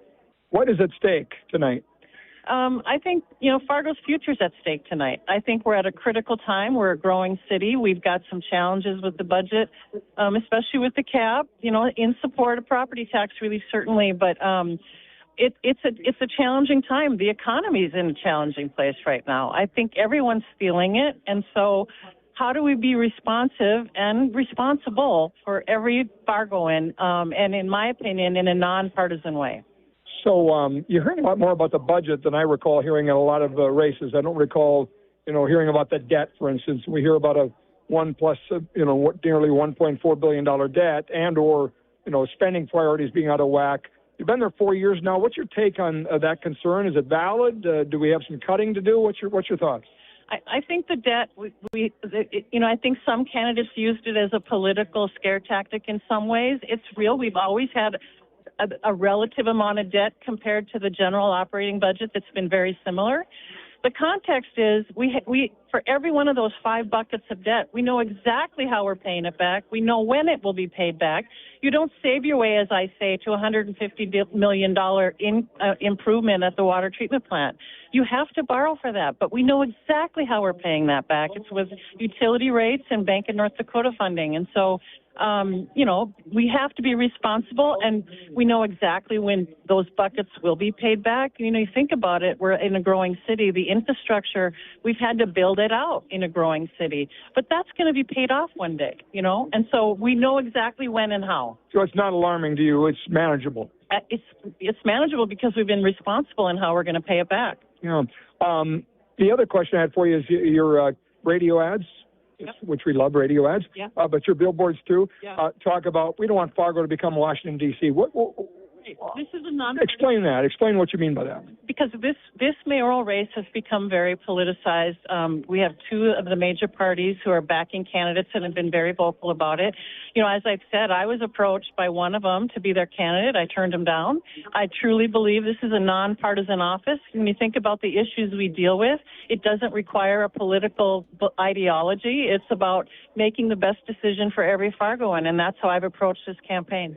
You talk also in your ad about being approached to drop out, sort of like being pressured. Did I Am I characterizing that correct? Yeah, there was a candidate that really wanted me to consider commission instead of mayor, and I said no. I'm ready to be mayor. I've worked hard for 4 years, serving as deputy mayor, but I'm in the office every day learning this job, and we're at a pivotal time, and I think we need someone with experience. If I've heard it once, I've heard it 1,000 times. Kolpak and Boucher are going to split the vote, and Turnberg and Pepcorn are going to split the vote. I don't know how anybody comes up with that, math or what the assessment is there, but have you heard that, and what do you say about it? I certainly have heard that. I will tell you, I've heard from a lot of people from both sides of the aisle that are supporting me, and so I think my approach is resonating with people. I don't have any political pact that's backing me financially, and I'm really proud of the campaign we've run. Good to see you, and enjoy the night. Thank you, Scott. Good to see you. You too. Watch those votes come in. Denise Kolpak, candidate for mayor, and we're at the Radisson Blue downtown. I see the world-famous Dave Kolpak over there, of course, a spouse to the mayoral hopeful on the ballot. Steve, anything else you want to chat about? Yeah, longtime Associated Press news writer Dave Kolpak, a guy who certainly knows City of Fargo politics. He's been through a lot of these rodeos for sure, and what a great companion in the race for Denise to be able to have somebody at home who's seen so many of these things happening and all the news coverage that he's put together over the years. Certainly that Kolpak name is one that will go down in Fargo lore, no doubt about that, with Ed and now the boys Dave and Jeff as well. So, yeah, Scott, interesting. And I'm glad that you asked the question. I'm curious who the person is and who the party is, because she made two very clear statements there that party operatives came to her and wanted to get in her ear. And then one of the candidates also told her to drop out. The party approached her about kind of being their golden girl, and then somebody approached them about dropping out. I've got to assume it's the answers to those questions are Democrats and Boucher, but I guess I don't know. Can you read into those answers at all? Yeah, I mean, Denise is a former campaign manager for Heidi Heitkamp. She is certainly well-known in Democratic circles, so I would assume that if you're the Democratic operatives, if you will, you're going to say, okay, well, Boucher is a legislator and a well-known Democrat, and you have Democratic cred, having been part of Democratic campaigns. We don't want to go there. I could have asked her, but to me it's pretty obvious. It was Josh Boucher saying, hey, why don't you run for commissioner? I'll run for mayor. We can do this together. And she's like, no, thank you. I want to be mayor. And then the other one, I'm sure, was the Democratic Party early on, wanting her to run. And, the Democratic Party is smart. They see Fargo as the biggest city in North Dakota. And, to have a candidate from the Democratic side, well-known, whether it's Kolpak or Boucher, would be a feather in their cap for the party. And so it doesn't surprise me that Democrats were trying to recruit candidates in. And I would say Democrats probably have more success in Fargo than they do in most cities throughout North Dakota. So, Grand Forks has battled on that front over the years, and now I think the Republican Party has the edge there. And, of course, out west, same thing. So pretty logical that it was the Democrats that approached her and then later the Boucher campaign, which is politics. Yeah.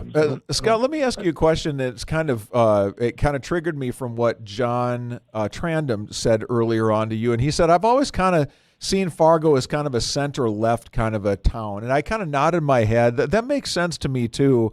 Do you think conservatives, do they match the numbers of liberals in Fargo, do you think? It just depends. I mean, look at Senator Kevin Cramer versus Heidi Heitkamp. That would be a pretty good barometer to see where Cass County is. Cramer won. I think the governor was about 50-50, if I remember correct. Kelly Armstrong versus who the heck did Kelly run against again? I can't remember who the Democratic candidate for governor was. So I think it's kind of candidate specific. But I think it's more of a coin flip in a 50-50 race.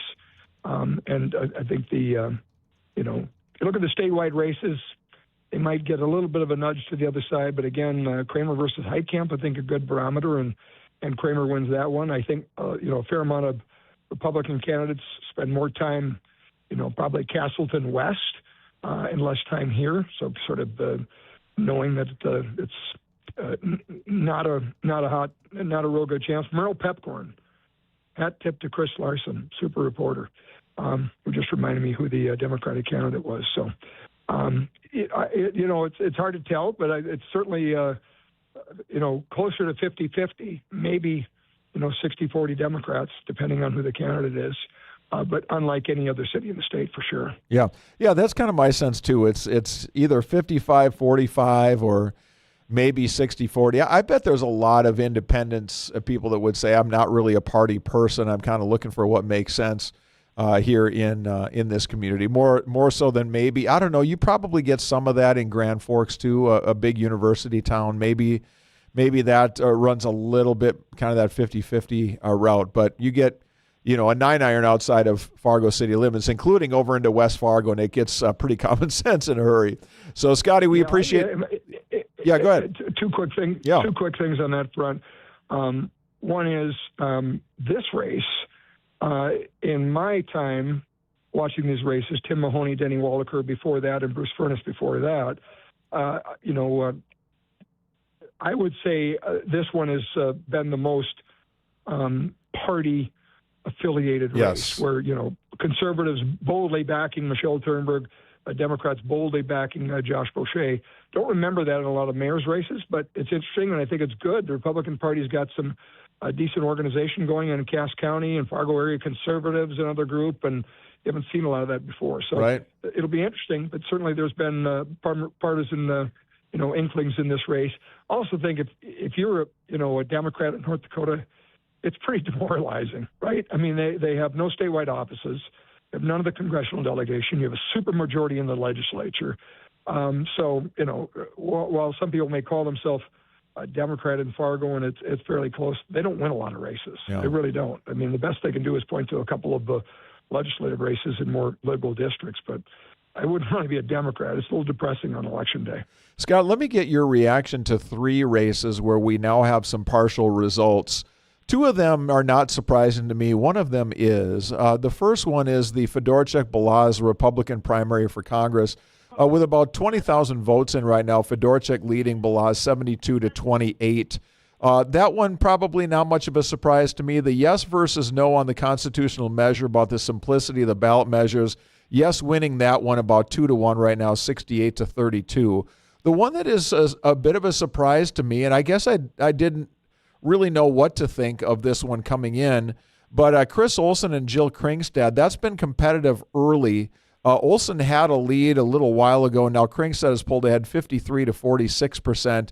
But that race seems to be competitive where the Stuchinski versus Haugen-Hoffert race is not. That's about a 2-1 in favor of Hoffert, the incumbent. So both incumbents leading right now, but Kringstad in a little tighter race with Olson than Haugen-Hoffert is with Stuchinski. Any surprises to you there of any of that? Yeah, and I will tell you that every Republican Party official on the statewide level and party officials and whatnot not less party officials because, of course, you had the Republican convention nominate Chris Olson, right? And Jill Kringstad was part of, again, lack of a better term, the establishment Republicans backed by Governor Armstrong. But every one of those established Republicans were probably more worried about that race than any other. And I think the reason is, a lot of people don't pay a lot of attention to the Public Service Commission race. They should, because they determine what our rates are for, electricity. They are very important on a number of issues of fighting for North Dakota and ratepayers, but they don't. It's a 6-year term, and it's if you really dig into what the Public Service Commission does, it's not very political.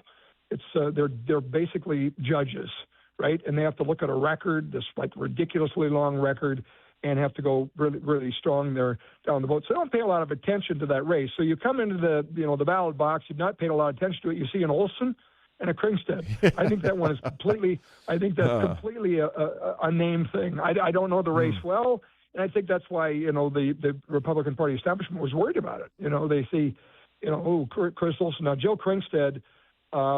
If you talk to anybody that knows the Public Service Commission, longtime staffer, extremely well versed in how the PSC works, very serious commissioner. Was appointed to that post, so this is the first time she's been on a ballot. Yep. Kringstad versus Olson, I think, is why that one's close. Yeah, and I've had both of them on, and I was really impressed with Kringstad's ability to discuss in depth the issues there. And she's an accountant, kind of a CFO by trade, and really knows the game and how things happen. They're super knowledgeable. And it seems like Chris Olson is that candidate who has just kind of caught fire with people who are like, hey, we got to put up, we got to slow down on all these things, carbon dioxide pipelines and data centers and all this. And I think he's tapped into something there, and that may be something that's resonating with more people. So just interesting that race is a lot more competitive than the other one right now. So, and I would agree with you that the Chris Olson has done that. I think he's leaned into the Summit Carbon Solutions pipeline and whatnot. Scott, I'm going to interrupt you right now. There's been an Associated Press call. Not surprising. We sort of predicted this very early on in the show, but Julie Fedorchak has been named the winner of the race by the Associated Press. Right now, we only have about 10% of the precincts reporting, but with that size of a lead, not too much of a surprise that one is considered a done deal fairly early tonight. So, Scott, probably not a lot of suspense. We didn't think coming in on that one. You assessed that one correctly, that it really wasn't going to be one where it's going to be very close, and it's turned out to be exactly that. Yeah, Alex Balazs, in his time the last 2 years on the political stage, I think is, got an interesting background. I love the fact that he moved back to North Dakota on the homestead farm.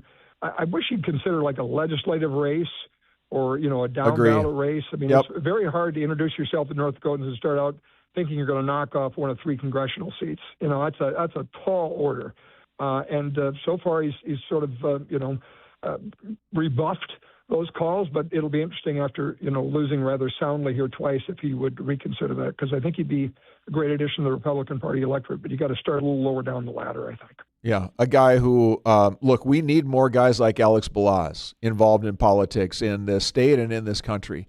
I've got a lot of respect for him, but as you've been very good at assessing this, Scott, and your instincts and your experience are second to nobody in this state, but just your perspective on this all along has been, it is a powerful machine when you have incumbency and you've got somebody who is well-known, well-respected among all the important people. And she got the endorsements from everybody, from Trump all the way to the congressional, the senators and people in Bismarck. So Julie Fedorchak is a very strong brand in North Dakota politics, no question about that.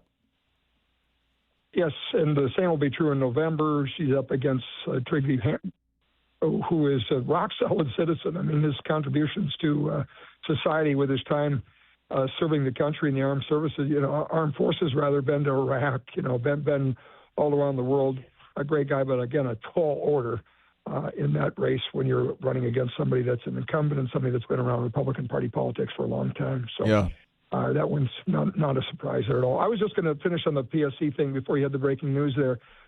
Again, the arguments Chris Olson are making tap in to a segment of North Dakota that is just, not in my backyard. Don't want a pipeline. Don't want a data center. No on these major projects. While he's tapped into that, and criticize that, literally there's nothing he can do on the Public Service Commission to sort of advance a political agenda. You look at data, you look at a case, lawyers on top of lawyers submitting facts and data, and you got to just call balls and strikes. You don't get to say, well, I don't like that, so I'm going to vote against it. No. So I'm not sure that's the best fit for him, but I also don't know how many voters know that, right, or go into that level of detail on the Public Service Commission race. So that's all I was going to say. We continue to watch the statewide and the local results. There are no results being reported yet from Cass County, so just want everybody to be aware of that. But, Scott, I do want to get your comments before I let you go here on what happened today. We just talked about Associated Press making a call. They did that earlier today in California as well. In fact, when I was driving back into the station to get ready for coverage tonight, I heard this on Laura Ingram, and she said the Associated Press has now called that Steve Hilton will be one of the 2 finalists for the governor's chair in the state of California. Scott, to me, this is a historic upset. The entire apparatus of California politics is designed to get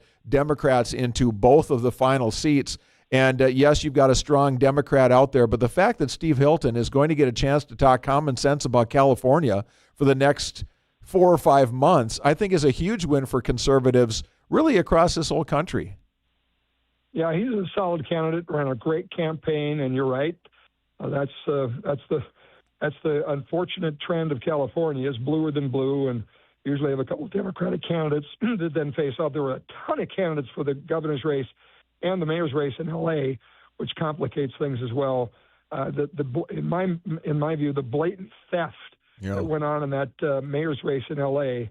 is ridiculous. And you got to know there's nothing normal about California politics.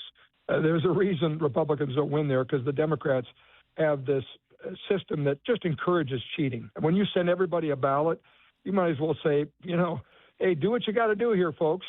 And, in that L.A. race, when Spencer Pratt was the number 2 candidate to the incumbent for Mayor Karen Bass, all of a sudden, 5 days, 6 days in, they're still counting. Oh, look, we found some votes for this other candidate. So it's been tough to watch, no doubt about it. I hope their arrogance catches up with them. But you're right, Steve Hilton is a glimmer of hope in a sea of stupidity in California, that's for sure. Yeah, it's a win without really being a win yet. But just to be able to have a head-to-head now where all the other voices are out except those two, and have more people have to consider the differences between conservative principles and liberal principles. And, to the point of Spencer Pratt, he said, I'm running the look around campaign. Just look around and see what you've got in this state, in this city, and tell me if you don't need some changes. So that'll be fun. It'll be fun to see that debate going on for the next few months here or so. And I don't know, Spencer Pratt's still talking like he's not quite dead yet, but that one's going to be tough. It doesn't look like he's going to advance much further.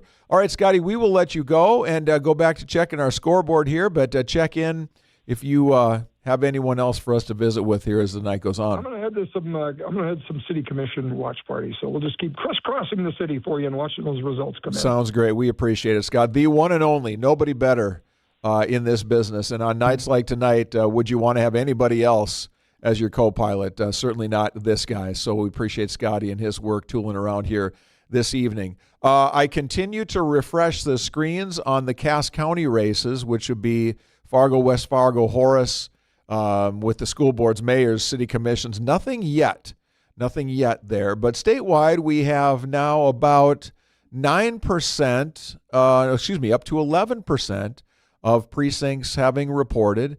And we can tell you that we have some updates. The Fedorchak-Balazs race has been called, and so we won't do much more updating there. We'll just, if those numbers materially change, we will do that, but we'll remind you that Fedorchak has won that race without Balazs, will advance to meet Trygve Hammer in the general election there. The Public Service Commission races, certainly ones that are interesting, and Sherry Haugen-Hoffart continues to lead Devin Stuchinski in the Republican primary on one of those 2 seats. And then in the second race, a percentage that has been fairly consistent now for quite some time, Jill Kringstead leading Chris Olson 53-46. Kringstead with about 11,000 votes, Olson with about 10,000 or so. But that one's been competitive from the very beginning. Olson actually had a lead early on in that one before things have turned the other direction a little bit. As far as Superintendent of Public Instruction, Levi Bachmeyer, the incumbent, there is leading by about a 2-to-1 margin over Tracy Foss, 56% to 27%, and then Charles Tuttle pulling about 15% altogether there. The Justice of the Supreme Court, Jared Tufte, continues to lead Ariston Johnson by about a 2-to-1 margin there with about 25,000 votes in that one. And regarding the constitutional measure, number 1, relating to simplicity of initiated measures being one subject only, the people of North Dakota like that idea. That continues to lead by more than 2-to-1, 68-31. We've already had a call on the Fedorchak-Balazs race. I don't think it's going to be too much longer until we see an Associated Press call on that race either. That one has been a very wide gap from the very beginning. It doesn't really seem to matter where you live in North Dakota. You're going to interpret that pretty much the same way. You don't have yes hailing from Bismarck and no hailing from Grand Forks or something like that. So it's going to have the same appeal statewide to everybody without really much territorial change. So I would anticipate we see something change on that here fairly soon. And worth pointing out that we've got about 29,000 total votes now in the statewide races that are in. And, we have had, I think, in past years, we've seen, maybe you get 100,000 voters altogether in the primary window. And so we're off to a pretty good start here because we only have about 10% of the precincts reported. So if we extrapolate those numbers, if we got 10% in and we've got 30,000 there, well, if you take 30,000 times 10, that would be a remarkable change. That would be almost a 50% turnout. So we'll see what happens here on this one with this constitutional measure number 1. But I think that's one that a lot of people took a side on. And then we saw a late push, the side of yes, because we want simplicity, we want to be able to understand. And then we saw a late push by a group that came in and said, you'll vote no on Measure 1. And didn't really hear a lot of explanation on that, although people that have had concerns about that measure have said it puts too much power in the Secretary of State's hands. I understand the point.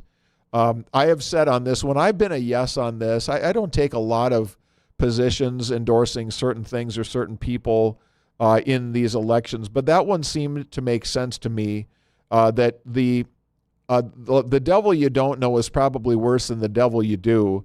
And we know right now that we have a problem and that these measures get so long and so complicated.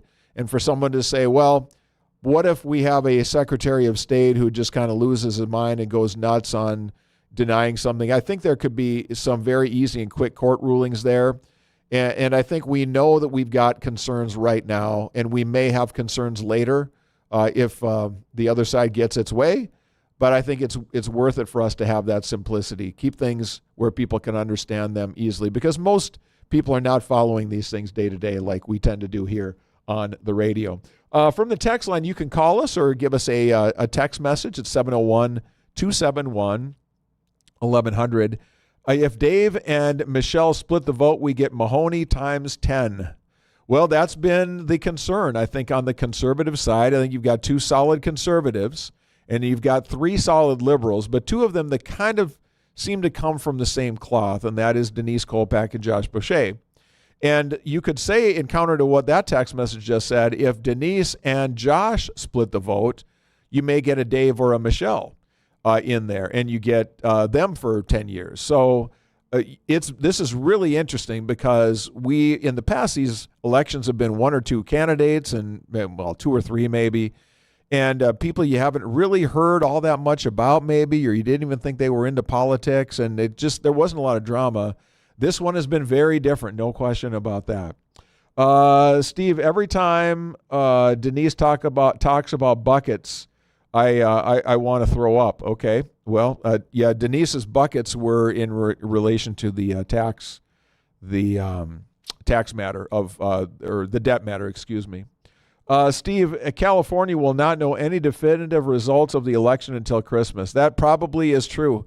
You'll have a November election out there with Hilton and Becerra, and unless they change laws between now and November, they will have the same structure of governance there, where if your ballot is postmarked by Election Day, it doesn't matter how long it takes to get there, but they do wait a certain amount of time, and I think sometimes it's 30 days for all of those to come in. And they have outright ballot harvesting and everything else down there. It's just it's insane. So thank you for the text messages. You can send one in as well, 701-271-1100. It is 9:02 Central Time. You're listening to WZFG, Dilworth, Fargo, Moorhead, USA. Good time for us to take a top-of-the-hour commercial break. I continue to watch for any Cass County results, and I continue to see none.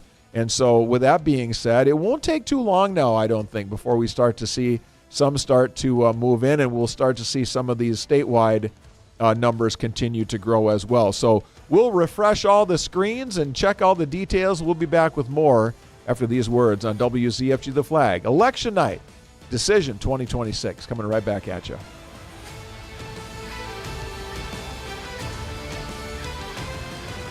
Decision 2026. Your calls at 701-271-1100 and more election coverage in minutes on The Flag. Community focused, conservative minded. This is AM 1100 and 92.3 FM. WZFG Gilbert.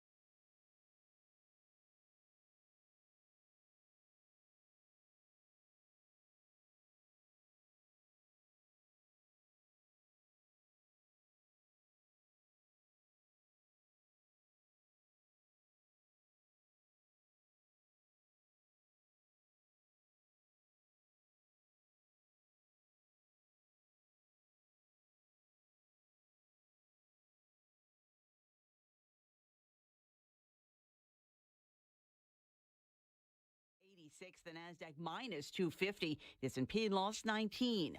I'm Lisa Lacera. This is Fox News.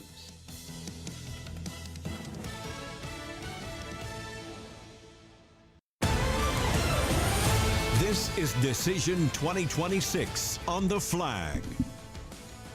Steve Hallstrom here at Flag Headquarters, checking in on all of the screens. I've got about 16 screens up, refreshing them all left and right. Going to have carpal tunnel by the end of the night, but hey, that's what we do on these nights. We still do not have any results in from anywhere in Cass County yet, so it could be once they start coming in, it comes in an avalanche. The statewide races we have been updating quite a bit. No real changes there. So with that being said, let's bring in Chief Meteorologist Dean Wysocki from the Skywatch Weather Center, and he's been keeping an eye on the storms. Dino, I've been looking at some radar stuff here too, and it looks like a very impressive line that has now moved through Bismarck, headed toward the Jamestown area. And if this thing continues tracking through, we're going to get some pretty interesting fireworks ahead of 4th of July, that's for sure. Yeah, we are. Close to midnight, Steve. In fact, the Storm Prediction Center has just issued a severe thunderstorm watch till 4 a.m. up and down the valley and into Lakes Country. Now, are we going to have storms here through 4 a.m.? No. They'll probably be out of our area by about 1 in the morning. They should be done and moving into Lakes Country. Now, the storms out west, and it goes all the way from southern Canada through Rugby down to Steele, where there's some severe storms around the Steele area, down south into areas of South Dakota. So, I mean, this is a elongated line of strong to severe storms. Now, they are moving into an environment here in the eastern third of the state where dew points are very high. So I saw that. They're moving into almost 70 degrees here. Yeah. They're moving into a very unstable atmosphere, a lot more unstable than it is out in the central part of the state. So as they move eastward, not only are they going to maintain their strength, but they will more than likely increase. I'm a little surprised they issued a severe thunderstorm watch instead of a tornado watch, not because I think we'll see a greater chance of tornadic activity, but we could see as that line approaches the area between about 11:30 and midnight, at least here in the valley, we could see some what they call spin-up vortices, so little spin-up tornadoes. But my main concern is going to be damaging winds with this. We could see straight-line winds 75 plus, so that can do a lot of damage with downed trees, stuff like that. So, again, the timing on that is going to be between 11 and 1 here in the valley, a little sooner out west towards Jamestown and Valley City. So, again, be weather aware.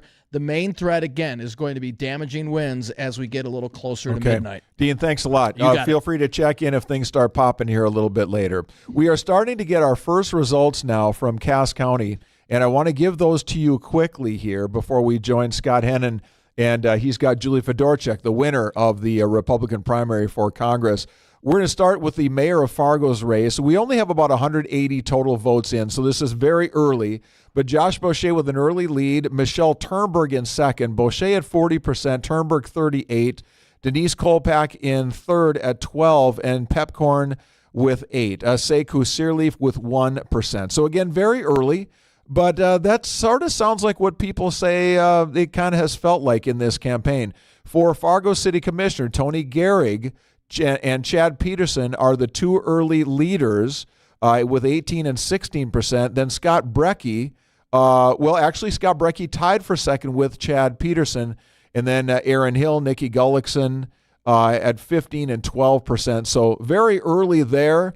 But conservatives with a fist pump there because you're getting three strong conservatives in those first three in the very, very early results there. On the infrastructure tax, Fargo residents seem to like it so far. The 0.25% sales tax for the infrastructure that goes to Fargo City's budget, 64 to 35, so about a 2 to 1 margin there. Let's do the commissioner of city commission in West Fargo as well. We got a really good race there. Patty Stedman and Tyler Erickson are basically tied at 29%. John Severson 23%. David Withy with a 17%. So we'll continue to update these and take a look at what we get. Horace and the District 13 in West Fargo, too. We will update those here momentarily as they come in. But let's send it to Scott Hennen. He's standing by with a victorious Julie Fedorchak. Yes, as we reported earlier, the Associated Press has called the race, the Republican primary between the incumbent, Julie Fedorchak, and her challenger, Alex Balazs. One of the first races called nationwide, even with polls closing earlier, obviously, out east.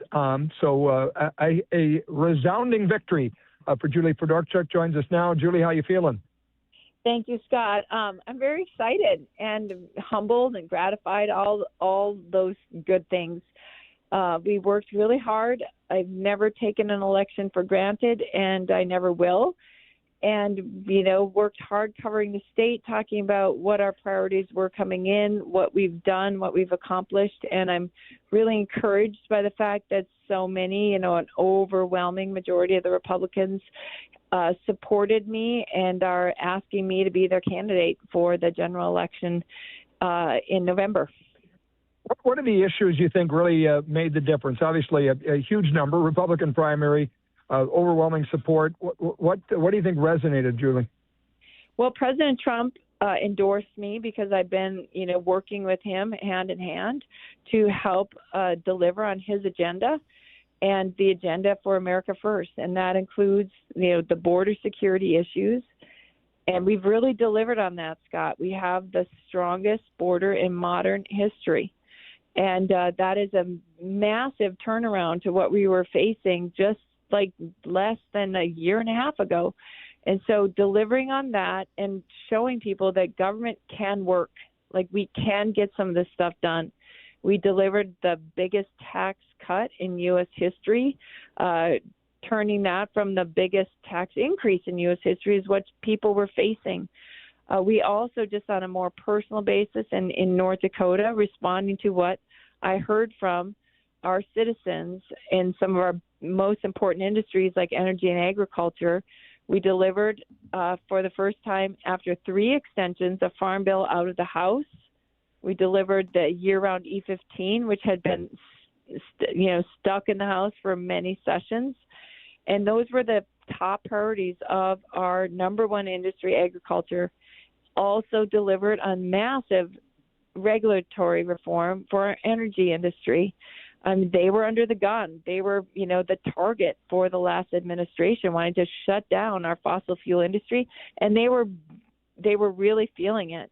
And we've reversed almost all of those very onerous regulations on our energy sector and helped to, unleash American energy and energy dominance for our country. And that's, we're seeing the results of that in Western North Dakota. I was just in Williston last weekend, and I have a sister and a brother who live there, and they both commented about how busy the community is.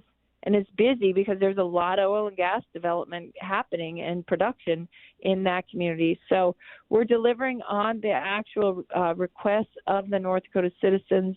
That is a hallmark of my service, is listening and trying to solve problems. And it's going to be my message to North Dakotans in the next 5 months.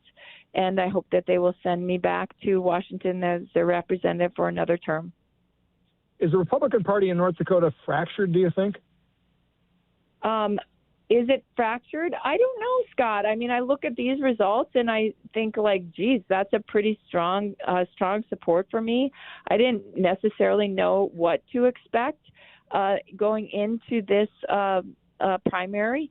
And so I see, it's pretty similar to what we got in the last primary. And, or actually it's much stronger than what I got in the last primary, but fewer people in the primary, so that stands to reason. But of course there's differing opinions, but I'm optimistic that I can bring this message of listening, of conservative results to the broader Republican Party as a whole and get their support. The truth of the matter is, Scott, I have a more conservative voting record than Jim Jordan as a member of Congress. I am broadly supported. I have a A+ rating from the Susan B. Anthony Pro-Life Organization. I've got a very strong rating from the Friends of Tax Policy, or one of those organizations, anti-tax organizations. So I think that, my conservative credentials are strong, and I just am going to seize every opportunity I can to spread that message to Republicans far and wide. Yeah, I suppose it's a product of dominance. When you look at 3 congressional seats solidly Republican, you've got every statewide office solidly Republican, got a supermajority in the legislature. So the competition isn't necessarily with Democrats, but with a fraction of Republicans that are challenging. I always consider them a loud minority, but they're definitely out there. What's the most important thing you think in this next term that you're most looking forward to doing, assuming obviously you go on to victory in November? Well, I think the next term I'm going to double down. We've worked hard to create a more competitive environment for business, for some of our biggest businesses. We need to continue focusing on that, make sure that these ag policies get passed. But then we also need to get really focused on balancing the budget. We need to get serious about that and address some of the fundamental problems that are holding our nation back as it comes to fiscal policy. And there's fraud, massive waste, fraud, and abuse that we need to get a handle on, and we're working on that, but there'll be more to deliver next time. And then we need to get to continued reforms from some of our biggest costly spending programs. Last quick question for you relates to a criticism we heard from some folks that there were not enough opportunities to converse with you, be at a town hall meeting. One part of that I don't think that people really understood, and maybe you could explain this for folks, is, Capitol Police and the security apparatus now around members of Congress. They don't exactly like it when you say, I'm going to be at this place at this time and come to a town hall meeting. So really outreach in this era, sadly, of political violence is one that's a little tricky. Explain that. Well, absolutely. So we've done a lot of public events. And in fact, we've done more than 1,500 meetings with North Dakotans and 9 Fedora Tech forums, which are statewide telephone town halls. We've had more than 20,000 people participate in those. So this is just a talking point largely that I'm not accessible. That's just a talking point because it just isn't true. And furthermore, if people want to meet with me, they can call the office and they can sit down with me directly and meet with me one-on-one. I've done a lot of those meetings as well. So that's just a talking point, and it's an accusation that has no truth to it. We've done so many meetings statewide, but you're right. There, in this era of political violence, you need to be smart. And so we've employed some things like on public events that we do and have done a lot of. In order to get the location, you need to register. That's not a big barrier. All you have to do is give your name and say you're going to show up. That's it. And you get the location. But posting things broadly online, like here's where you're going to be at this time, this place, that is just not advised by security experts. And it's something that we need to be careful about, because protecting the security of the public and people serving these positions is a matter of very significant importance to our country as a whole.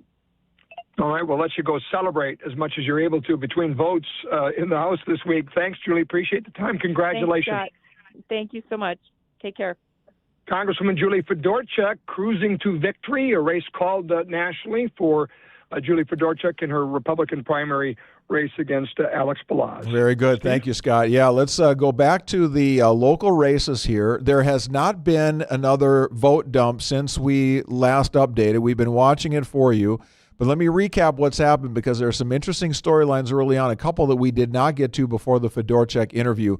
The mayor's race of Fargo, there are only about 180 total votes in, so not too much to be able to draw big conclusions. But Boucher and Turnberg are neck and neck. Boucher at 40%, Turnberg at 38%, Denise Kolpak at 12%, Dave Pepcorn at 8%, Sekou Sirleaf at basically 1%. For Fargo City Commissioner, Tony Gehrig with the early lead, 18% of the votes, Chad Peterson 16%, and Scott Brecky was 16% in a dead heat there. And then in fourth, Aaron Hill at 15%, Nikki Gullickson next at 13, Anna Johnson at 12, Jeremy Schaefer with 4, Derek Arneson with 3. When it comes to the infrastructure sales tax in Fargo, the yes leads it by about a 2-to-1 margin. That would have a sales tax that would go toward basic city roads and streets. It's not done through your typical bonding process. It's done through a number of ways, and this is one of them. For Fargo Park Board, Tyler Sand and Joe Deutsch are in the lead, followed by Vicki Dawson, Emily C. Cormay in 4th. This is a very tight race. Sand at 20, Deutsch at 18, Dawson at 15.8, C. Cormay 15.3. Then it's Alex Nisbet at 12%, Zonderbina at 9, and Andrea Naszewski at 7. For the mayor of West Fargo, Eric Jurdevig, running unopposed. He will be the next mayor. West Fargo City Commission, Patty Stedman and Tyler Erickson nodded at 29%. John Severson in 3rd. Only 2 will advance there at 23%. David Withy at 18% there. For West Fargo Parks, Chris Heisey, Jake Loretson, and Bob Rasmussen with an early lead there, 29%, 28%, 26%. Tom Paskvin in 4th at 15% there. Let's go to Horace, where there's a city council race. There are 2 spots open, Ryan Moran, Ross Renner, and Chad Chalmers. And Moran and Renner are tied at 38, Chad Chalmers at 23. For the District 13 legislative primary on the Republican side, this is one there's been a lot of discussion about. The incumbents, Lee, Jonas, and Schauer, are in the lead right now, but not by wide margins. Lee is ahead 53-46. And for the state representatives, Schauer and Jonas at 30%, Duckworth and Bubach both at 20%. So people are voting in tandem for the incumbents or the challengers, it looks like, in that race right there. Let's also check in here at with the school board races. The Fargo school board race is one that has been very interesting because there are 5 spots open. There are 4 incumbents, and then there are, what do we have, about 3 challengers there. So right now, with about 275 votes in, again, this is very early, only about, what do we have? About 275 votes in. Robin Nelson and Melissa Birkeland are tied at about 17%. And then Carissa Geske is in 3rd right now. She's a newcomer to the race that got a lot of attention for her public comments that we need to be talking about how Islam and Christianity work together in a society. And her comments are, those are not compatible faith systems. And it was an interesting strategy for her to bring that into a school board race. And she did that, and we wondered if that would either help or hurt her, or maybe it wouldn't matter. Well, it certainly hasn't hurt her, at least in the very early going. 14% right now, so she's in 3rd place. Greg Clark in 4th at 13. Katie Christensen Manier in 13, so she's in that mix as well. Paul Moore at 13%. Jolene Gardy at 11. So if they called it right now, it would be Nelson, Birkeland, Geske, Clark, and Christensen Manier. Now, Katie Christensen Manier is the president of the school board, so it would certainly be a story if she were not to win re-election when there are 8 candidates running for 5 spots. That's a big number. So, again, very early there, but Carissa Geske definitely holding her own. That's shaping up as a big early storyline. Scott Hennen continues to be with us on the phone line. Scott, I kind of went through the sort of the Magna Carta on everything locally. Your comments and observations about what you're seeing so far. So few votes counted, and I'm really wondering what's going on. I don't remember being this slow at all. Agree. Yeah, issues. It's been slow. We're 2.5 hours since the polls closed. I'm on my way to the courthouse to say, like, seriously, you need more people to help here? Could I bring a calculator? Like, what the heck is going on? Because this is very odd. Those are, we just don't have enough data to know any kind of trend there, and right. It's just odd to me why it's taking this long. Excuse me. Yeah, we continue to update the numbers here, and I believe that we've not seen any issues with our internet or anything like that.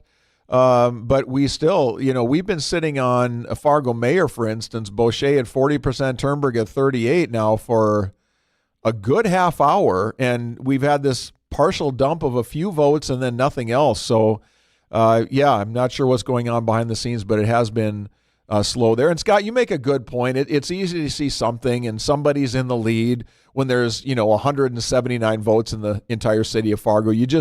You can't really determine very much at all about what's happening by what you've seen, and you'd like to try to find some storylines when we're here for 2.5 hours and trying to fill our airtime with something useful for the people who are listening to us tonight. But it is still extremely early on just about everything. I continue to look to see if we have a call on the constitutional measure about relating to simplicity on the ballot, and we now have about 53,000 votes in across the state of North Dakota, and that continues to lead. The yes continues to lead 66-33. So you would think that might be one. And Scott, correct me if I'm wrong. You've been around this game longer than I have. With a constitutional measure like that, where yes doesn't live in one part of the state and no live in another part, it's the same question everybody's voting on. It doesn't really seem to have much to do with territory. When you see a big early lead like this, it seems to me like it's going to be very hard for that trend to be changed as the night goes on. No? I would agree, especially with 50,000 votes, Yeah. giving us a good trend there and a good idea of where we're going. I think it's interesting that is to me, a yes on measure one was a no-brainer because it explained it to say if you're voting on something, should it be single subject? We talked to Dave Haug today, who's the Senate Majority Leader, Senator Haug from Minot, and he was a big proponent of this. And it binds the legislature if they do a measure that they put on the ballot and or any citizen-initiated measure to say you can't do more than a single subject on a vote. So, I like this because I think a knee-jerk on measures is I don't know, I haven't paid attention, so I'm just going to vote no. Yeah. That's kind of the default vote. In this case, people I think read it and said, yeah, this makes sense. Why would I want, if you say, trees are beautiful. Do you like trees to continue to be grown in our great state? By the way, we're going to raise taxes to make sure those go. You can't do that, right? Because now you're confusing the issue. So to me, it's common sense, but it also is surprising, at least this early, that it's that big a gap. I think voters were savvy, paid attention, and in my mind, voted the right way on this one. Yeah. All right. Very good, Scott. I think we're going to take a break here while we wait for more election results to come in. We are still kind of stuck where we've been here for now almost 45 minutes. So maybe if we take a break, that'll shake some things up and get a few more results in. Short break here, coming back, and we continue to watch the results. Too early to make any grand conclusions, but we can say that Julie Fedorchak is heading back to the general election and likely heading back to D.C. as she defeats Alex Balazs here in what's been a little more than a 2-1 margin in the Republican primary. That's probably the headline story so far, but much more when we come back on The Flag.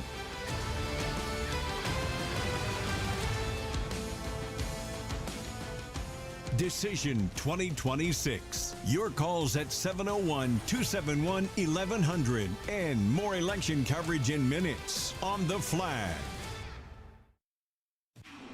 This is the Fox News Alert result.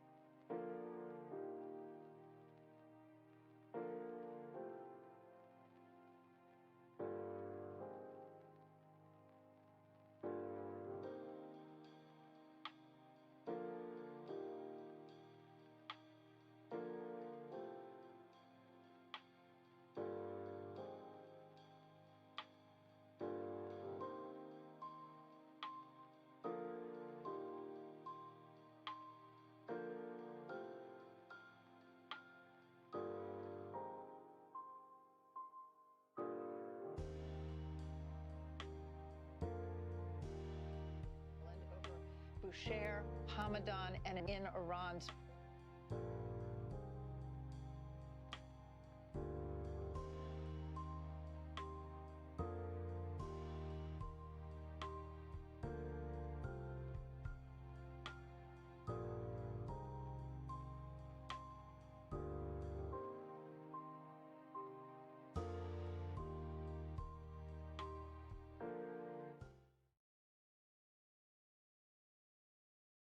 state. Those will be moving east towards the valley after about 10 p.m. Some of those are expected to be severe with damaging winds, a good likelihood. And then those storms move east of the area overnight, will drop off into the mid-60s, and then a few scattered showers and storms on Wednesday. From the Flag Skywatch Weather Center, I'm Chief Meteorologist Dean Wysocki.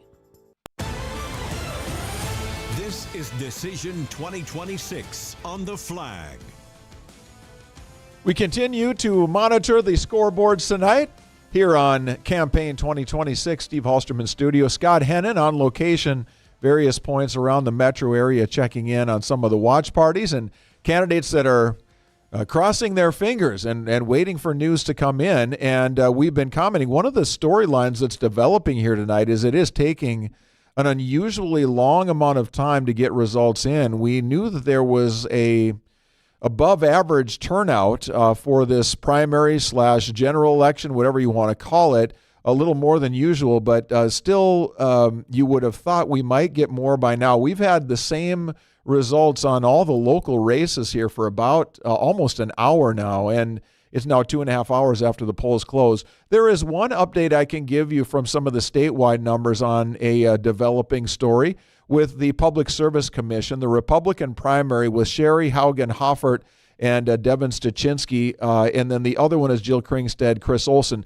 The Haugen Hoffert Stuchinski race has been about 2-1 in favor of the incumbent Haugen Hoffert from the very beginning. But Chris Olson early on had actually a small lead with a small number of precincts reporting, but Kringstad is now opening up that lead. She now has 25,017 votes to Olson's 20,478. So about 55 to 45 there. Still competitive, but every update we've seen, every ballot dump going in has Kringstad now for the last 4 or 5 updates edging a little bit further ahead right there. And the constitutional measure number 1, single subject on any initiated measure, continues to be a very consistent 66-33, a 2-1 margin there. And that race has not officially been called yet by anybody, but I don't know that you can make that up now with about 66,000 votes in there, 43,000 to 22.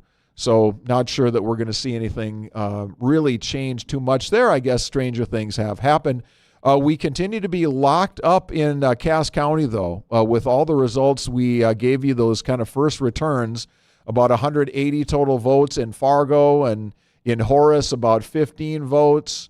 In West Fargo, that's Senate District 13, about 550 votes. And we still have the same results. Nothing has moved there at all. Very early returns as Boucher and Turnberg out front by quite a bit. Kolpak and Pepcorn in a clear second tier. But again, we're talking about Boucher with 72 votes, Turnberg 68, Kolpak 22, Pepcorn 15. So just way too early to tell there. But since that's what we're doing tonight, we'll continue to give you those updates. If you're just joining us, I gave you the Fargo mayor just now. Fargo City Commission, Tony Gehrig with 58 votes leading the way. Chad Peterson in second with 52. Scott Brecky with 52 as well. So a dead heat there for that second spot. Again, you're voting for 2 there. So the top 2 vote getters will move on. Aaron Hill in third with in fourth with 49.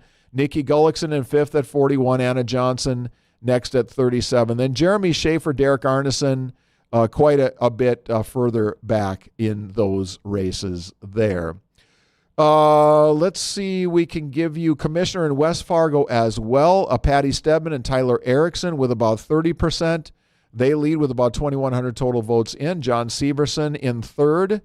And John, so let's take a look at that gap between 2 and 3. Tyler Erickson in second right now with 631 votes.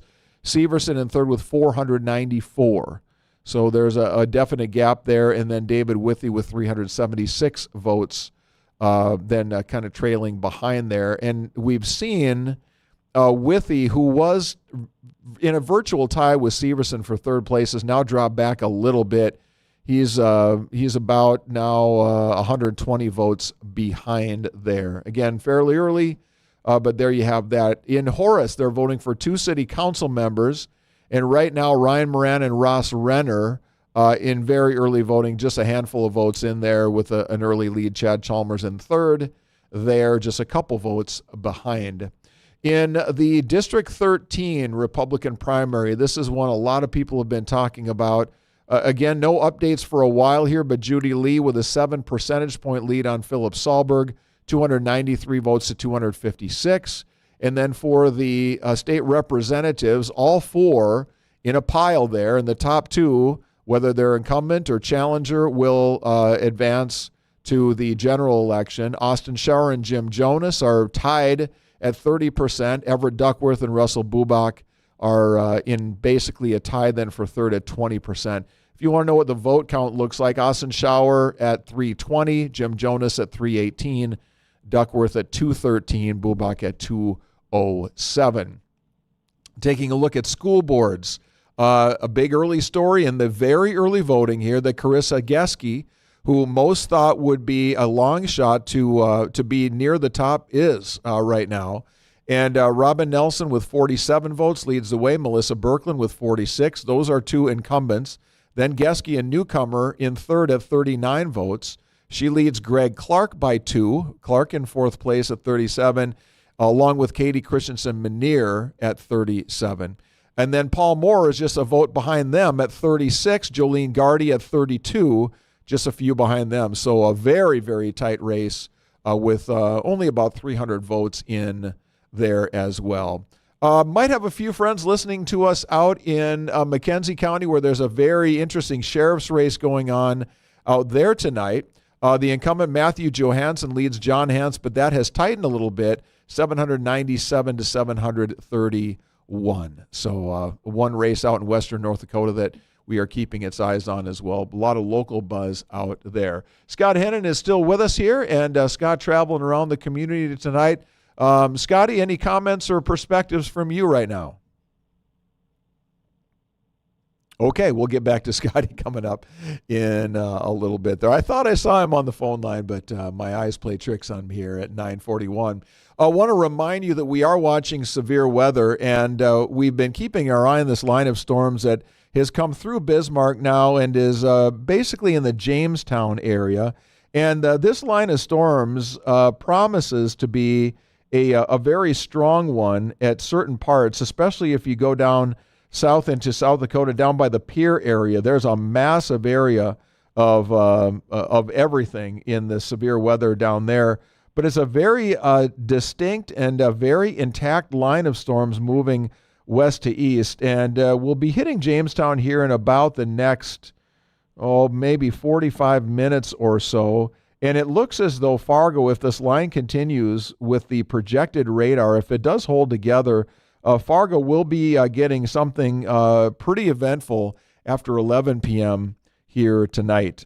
So stay with us. Chief Meteorologist Dean Wysocki will keep us posted on what looks like might be a late night in the Skywatch Weather Center. All right, while we're waiting for more updates, and we are watching by the second here, and as soon as anything pops, we will jump in. But if you've got a question or a comment, you can text us and let us know what your question is, or you can call us at 701-271-1100. And from the text line, Steve, is there any update on the 1 cent sales tax? Nothing further than what we talked about earlier on that. And I will refresh that and make sure that I bring you anything I can on that here in a moment. But first of all, let's go to the phone lines. Robert has a question that he would like to ask here. Robert, good evening. Thank you for listening to our coverage on the flag. Yeah, thank you, Steve. Hey, first of all, I always want to tell you guys, I love driving by on 29, and I see that flag high above your office, your office building there. That's fantastic. There's a shortage of flags out there for everybody listening. Where are the American flags? We got the 250th anniversary coming up. Where are they? Yeah, great point. Yeah, more flags. Yes. We need them. You bet. Yes. And so I love the other thing, and I think I've told you before, you guys, how do I word it here? During the whole Trump, the 91 indictments, blah, blah, blah, it was so nice to have the programs that you guys had on. We're blessed as a community to have the conservative radio, and you make no bones about it that you are conservative. You said that yesterday. We want Michelle, Dave to win. Okay, that aside, can I ask you about if Boshi? Hello? Yes, sir. Are you there? Yes, sir. Okay. If Boshi wins, do we have to? This is crime is front and center for me. I saw what happened in Minneapolis. I saw the St. Anthony, Maine, Riverside. I think that's the community. Isn't the Somalian community near St. Anthony, Maine? Yes, it used to be a beautiful place. Significant population from the Somali community there. You're correct. Okay. So it's a beautiful place. I lived down there for 1 year back in the late 80s. St. Anthony, Maine had a mall there, if you remember that. They had all these little shops. It was the hardwood floors. They had cobblestone streets. Beautiful place. It's gone, it's gone to garbage, from what I understand. I haven't been down there for a long time. Uptown is gone. Yes. And it largely I have realized the impact of a mayor, Mayor Fry. And I brought it up yesterday. I called into Jay's show. I brought up about to Denise Kolpak, will you work with ICE? And she said, well, it's state code, but then I got the generic stuff. Mayor Fry could have just said the same thing that she said. And so I'm wondering, do we have to worry about Boucher if Boucher wins? Okay, we lost Robert, but we got the question. Do we have to worry about what happens there if Boucher wins? I think Josh Boucher, when you look at who the Democrats are in our state, I think Boucher is mostly a North Dakota Democrat. He has stood up for oil, natural gas, and coal, and he voted for the property tax relief that put in the 3% cap on spending. So he's not the worst, okay? But when you take a look at Josh, his voting record is very clear. He will vote for the liberal causes pretty much any time. So do we have to worry that Josh is going to turn, Fargo into Uptown? I don't know that I would necessarily say it that way. But Josh Boucher is a liberal Democrat. When we had the debate, we asked specific questions about a number of things to find out not just what they said, but how they said it. And to Robert's point earlier, do you get a bunch of mumbo jumbo and some legalese and a lot of generic talk, or do you get someone who speaks forcefully? And when I asked Josh Boucher the question about, the needle program and the drug problem and the homeless program, I felt like I was getting a shrug of the shoulders. Not that big of a deal. When it comes to spending, not that big of a deal. So I think you are going to get some variety of that. Josh Boucher will govern as a liberal. He took his largest donation was from a liberal Democrat PAC. What do you think they want to have happen in Fargo? Now, we can hope that in the state of North Dakota and in the city of Fargo that we're not San Jose, California here, and there will be enough conservative pressure here, and it certainly will come from this station to try to rein in as much as possible. And the mayor is one of only 5 votes on the city commission. The mayor can do very little on his own here, but will he push for many of those things or not push for all the things that we would stand up for? I think that's a very good bet. 48 past the hour here of 9 o'clock, and we continue to wait for new voting results, new updates here, and we're not getting them. We've been stuck more than an hour now. Scott Hennen has been on the phone trying to dig into what's happening. Scotty, what do you know? Yeah, I just left the courthouse. The county auditor, Sarah Heinley, was unable to talk to us, being a little tied up, but I did talk to the county administrator and the public information officer, and no issues to report, no glitches of any kind according to them, just basically said it takes time. There's a two-step process. Once the individual polling places come in, then they upload them here, and then they go to the state to be reported. But they said there's only one polling place that hasn't brought the results into the courthouse. That is a Fargo precinct from the Ramada. Otherwise, every other polling place in Cass County has come in. And he said, expect a pretty good-sized dump here pretty quick. Yeah. So it looks like we might get that, but there's still, and again, for the life of me, I'm like, okay, almost 3 hours after, how is the Ramada vote? What do you got to do? Take some sort of memory card out of the box and deliver it to the courthouse? Like, what in the world? Yeah. But it is what it is. So hopefully this isn't California. We're waiting for the mail-in ballots to show up here in 30 days. Yeah, it's I don't know, Scott, what to say about it. It feels like it just is taking way longer than we're used to, and this is maybe an above-average turnout for this primary election, but even so, it's been curiously long. I'm refreshing like a beast here on the computer screens, and there is nothing new. But I think to your point, I said this earlier. I said when you've got this long of a wait to get something, you might get everything in one fell swoop. And so we might this next update that we give you may very well tell almost the full story. We may see some very complete results, if not final, here coming up soon. So thank you for that update. Any other perspective on this that you want to offer, Scotty? Yeah, there just was no drama. Again, I was pressing to say, well, why is this taking so long? They're like, well, we got our process. They, individual polling places bring in their data. And I saw a few people that, were coming in, looked like election officials. So, a few of those were fairly new, so they're not going to happen instantly. And the only thing I would say is with the Ramada, one of 4 or 5 Fargo polling places to vote, that's going to be probably a pretty sizable number. So we may be hanging on for a while for final results, but we'll get a sense at least where things are going. He said fairly quickly here, look for a big increase in the reporting totals. So we will wait for that. Okay, sounds good, Scotty. Thank you. I do have one other update for you on races not here, but Rick Becker, longtime political, I guess candidate on the statewide level. He's run for Senate, he's run for governor, and has been around. He more recently said, I'll just run for the legislature. And he lost tonight. So he did, okay. Rick Becker, you did, yeah. And that kind of, he's the, I would say he's the ambassador of the angry Republican crowd, that just are not happy with the establishment, and sort of represents that faction. And so that doesn't necessarily bode well for those folks as well. Interesting. So, okay. Just to give you an update there. Another real contested race out in Bismarck is the Michelle Axtman. She's for the Senate.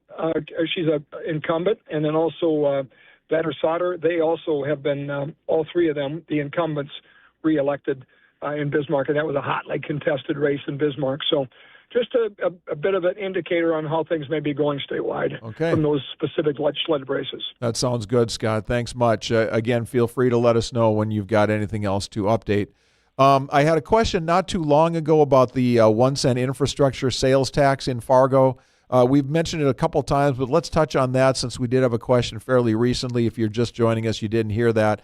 The yes is off to a big lead early, but again, we have so few votes in that it's hard to know how this will go. To me, this felt like one where this was probably going to go through. If you're going to pay for infrastructure in your city, why not have other people help you do it with a 1 penny sales tax? And this is the one that was put in back in 2006, where it was voted to collect a 1 cent tax that expires in 2028. So it was a 20-year a 20-year tax there, and that one is set to expire, so it had to be renewed. And there hasn't been a lot of conversation about this one locally. It gives you your streets, your traffic stuff, water treatment facility, sewage, flood protection, and all that. And there was a group called the Fargo Forward Coalition that was pushing it, and they say, hey, why pay for this all ourselves, Fargo people? Let's let other people who come to town to buy things pay for it instead of us doing it all on our own. So that is what that is all about, if you've heard about that. And right now it is up 64% to 35%. But that's 114 votes to 64, only 178 total votes cast on that one. All right, I'm going to try to update again and see if we push anything new. No, nothing yet. All right, let's do this here. JT, let's take another short break here and give ourselves a chance to update the screens here. And we will try to take some calls too when we come back. Actually, yeah, let's do that. Short break. When we come back, Mike and Brad will try to catch you guys as we're waiting for updates on the local races. More on Decision 2026 on the Flag right after this.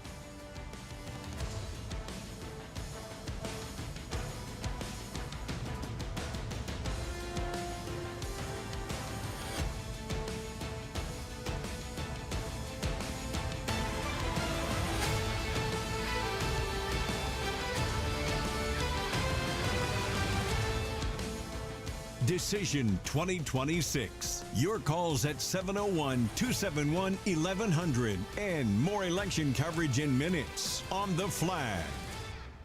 Stop.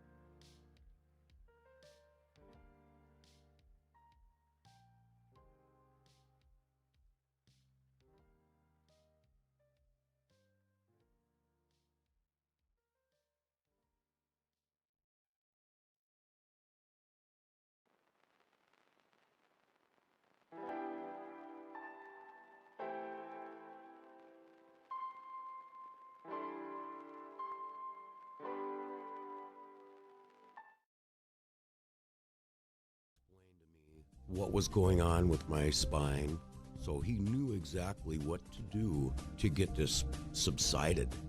Right now, it doesn't bother me at all. I can do everything. I can walk, I can dance, I can work, walk my dog, everything a normal person would do. So whether it's chronic lower back pain, sciatica, knee injuries from running, neck pain, headaches, or shoulder problems, the clinic can help.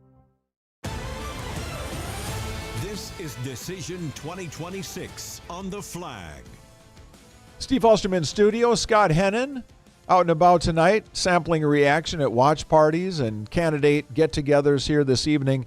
We continue to wait for Cass County results. We have been stuck on the same results for over an hour, and here we are. It's 9:57, so polls have been closed for 3 hours. And I keep thinking if I keep bad-mouthing the website that it'll want to prove me wrong and give me some updated results, but it's not happening so far. We've had nothing new to report for you in the last really hour and maybe 20 minutes or so, and we keep watching for any updates. So while we are waiting for that, let's go to the phone line. We've got Brad on line 2. And Brad, I just want you to know I may interrupt you rudely and quickly if we do get some updates, because we are thinking when the next updates come, they could be significant. So we'll want to get to them as soon as possible. But what's on your mind tonight, Brad? Thank you for calling. That's 100% okay, Steve. Yeah, no, I normally vote early, but I'm 66 and I worked 66 hours last week, so I went in. Whoa, look at you. At the Ramada on 13th Avenue there and voted. and it was packed. Okay, so they ran out of paper ballots, the guy told me, because I wanted to do paper. And so then all of a sudden I seen they got paper ballots back, so I didn't want to stand in line another hour. It's like, okay, knock off the bullshit. Sorry for the French. Okay. And then anyway, it's about 10 o'clock. You never know what you might get. Okay. So then they gave me a paper ballot, but he didn't explain. Okay, you can't vote for. I don't know what. I must have been brain dead. So I voted for Democrats, so that got rejected. So I had to redo it again. Okay. Anyway, it was the worst. It was the worst voting experience that I ever had. Is my point. But normally it goes really smooth. Okay, so we went through all that, and I think I was the only normal one in there. Okay. Well, Brad, we appreciate you giving a call. Thanks a lot for checking in here tonight and let us know how it went for you there. So that's the second report we've heard of ballots where they ran out. Michelle Turnberg said it happened twice at Atonement. And now we heard that it happened at the Ramada as well. But I would tell you that the place where I was at, it went very quick voting today. I was at the Fargo Park Sports Center on the south end of town, and it was full, but I didn't have to wait. But there was one or two empty chairs out of about 30 when I was there. And when I walked in, there was a guy walking out. Big black man with a T-shirt with Sekou Sirleaf's picture on it. Sekou for mayor. And I said, well, you know what? Sekou's reaching a few people, and it's good when people want to get involved in the civic process for sure. It is 10 o'clock right now on WZFG, Dilworth, Fargo, Moorhead, West Fargo, USA. And we continue to wait for the next round of votes to be dumped in. So because many of you have probably joined us in the last hour or so since we gave the last round of results. Okay, here we go. I was just going to recap everything, but we are having a big dump going in right now. So here we go. We'll start on the mayor of Fargo. Josh Boucher has pulled ahead of Michelle Turnberg by about 500 votes. There are now, so this is 23 out of 23 partial precincts reporting. So now we have results from all 23, but nothing complete yet. Boucher at 2,647, Turnberg 2,149, and it's a big gap between those two in third place. Denise Kolpak with 888, Dave Pepcorn with 501, Sekou Sirleaf with 122. In the Fargo City Commission race, Chad Peterson and Tony Gehrig are in the lead. Peterson at 1,975 votes, Gehrig 1,931. In third place is Nikki Gullickson with 1,770. And Scott Brecky then in fourth at 1,558. Aaron Hill is next at 1,538, so not far behind Brecky. Anna Johnson, 1,474. Then Derek Arneson at 449. Jeremy Schaefer at 270. For the infrastructure sales tax in Fargo, that will likely go through now, 69%, so 70-30 on that one there. Fargo Park Board, Vicki Dawson and Joe Deutsch are on top, followed by Emily Secor May, but that's a very tight race. Dawson, 2,569, Deutsch, 2,436, Secor May, 2,257, Sand, 2,209. 3 will advance there. And then Alex Nisbet is a ways back then at 1,552. Andre Noshevsky a ways behind them, 1,293. West Fargo Commissioner, we are still seeing that divide we've had between the top two and the second tier that we've seen all night. Now 4,327 total votes in. Patty Stedman, 1,313. Tyler Erickson, 1,272.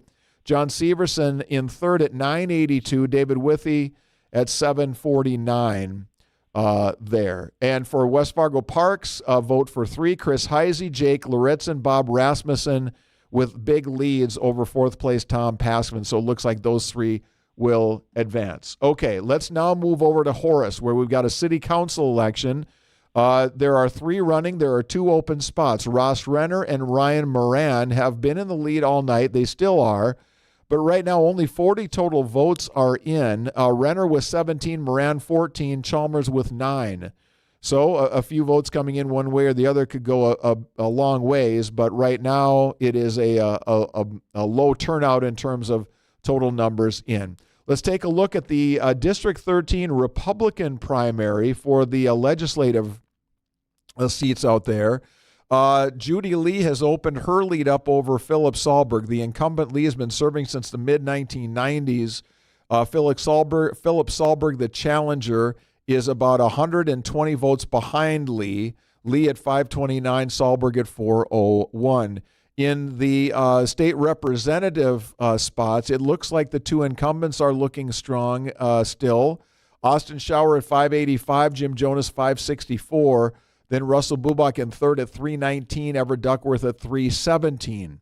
So looking very likely that the 3 incumbents will advance to the general election on the Republican side there after the challengers mounted a run against them here in the primary. Let's take a look at school board here.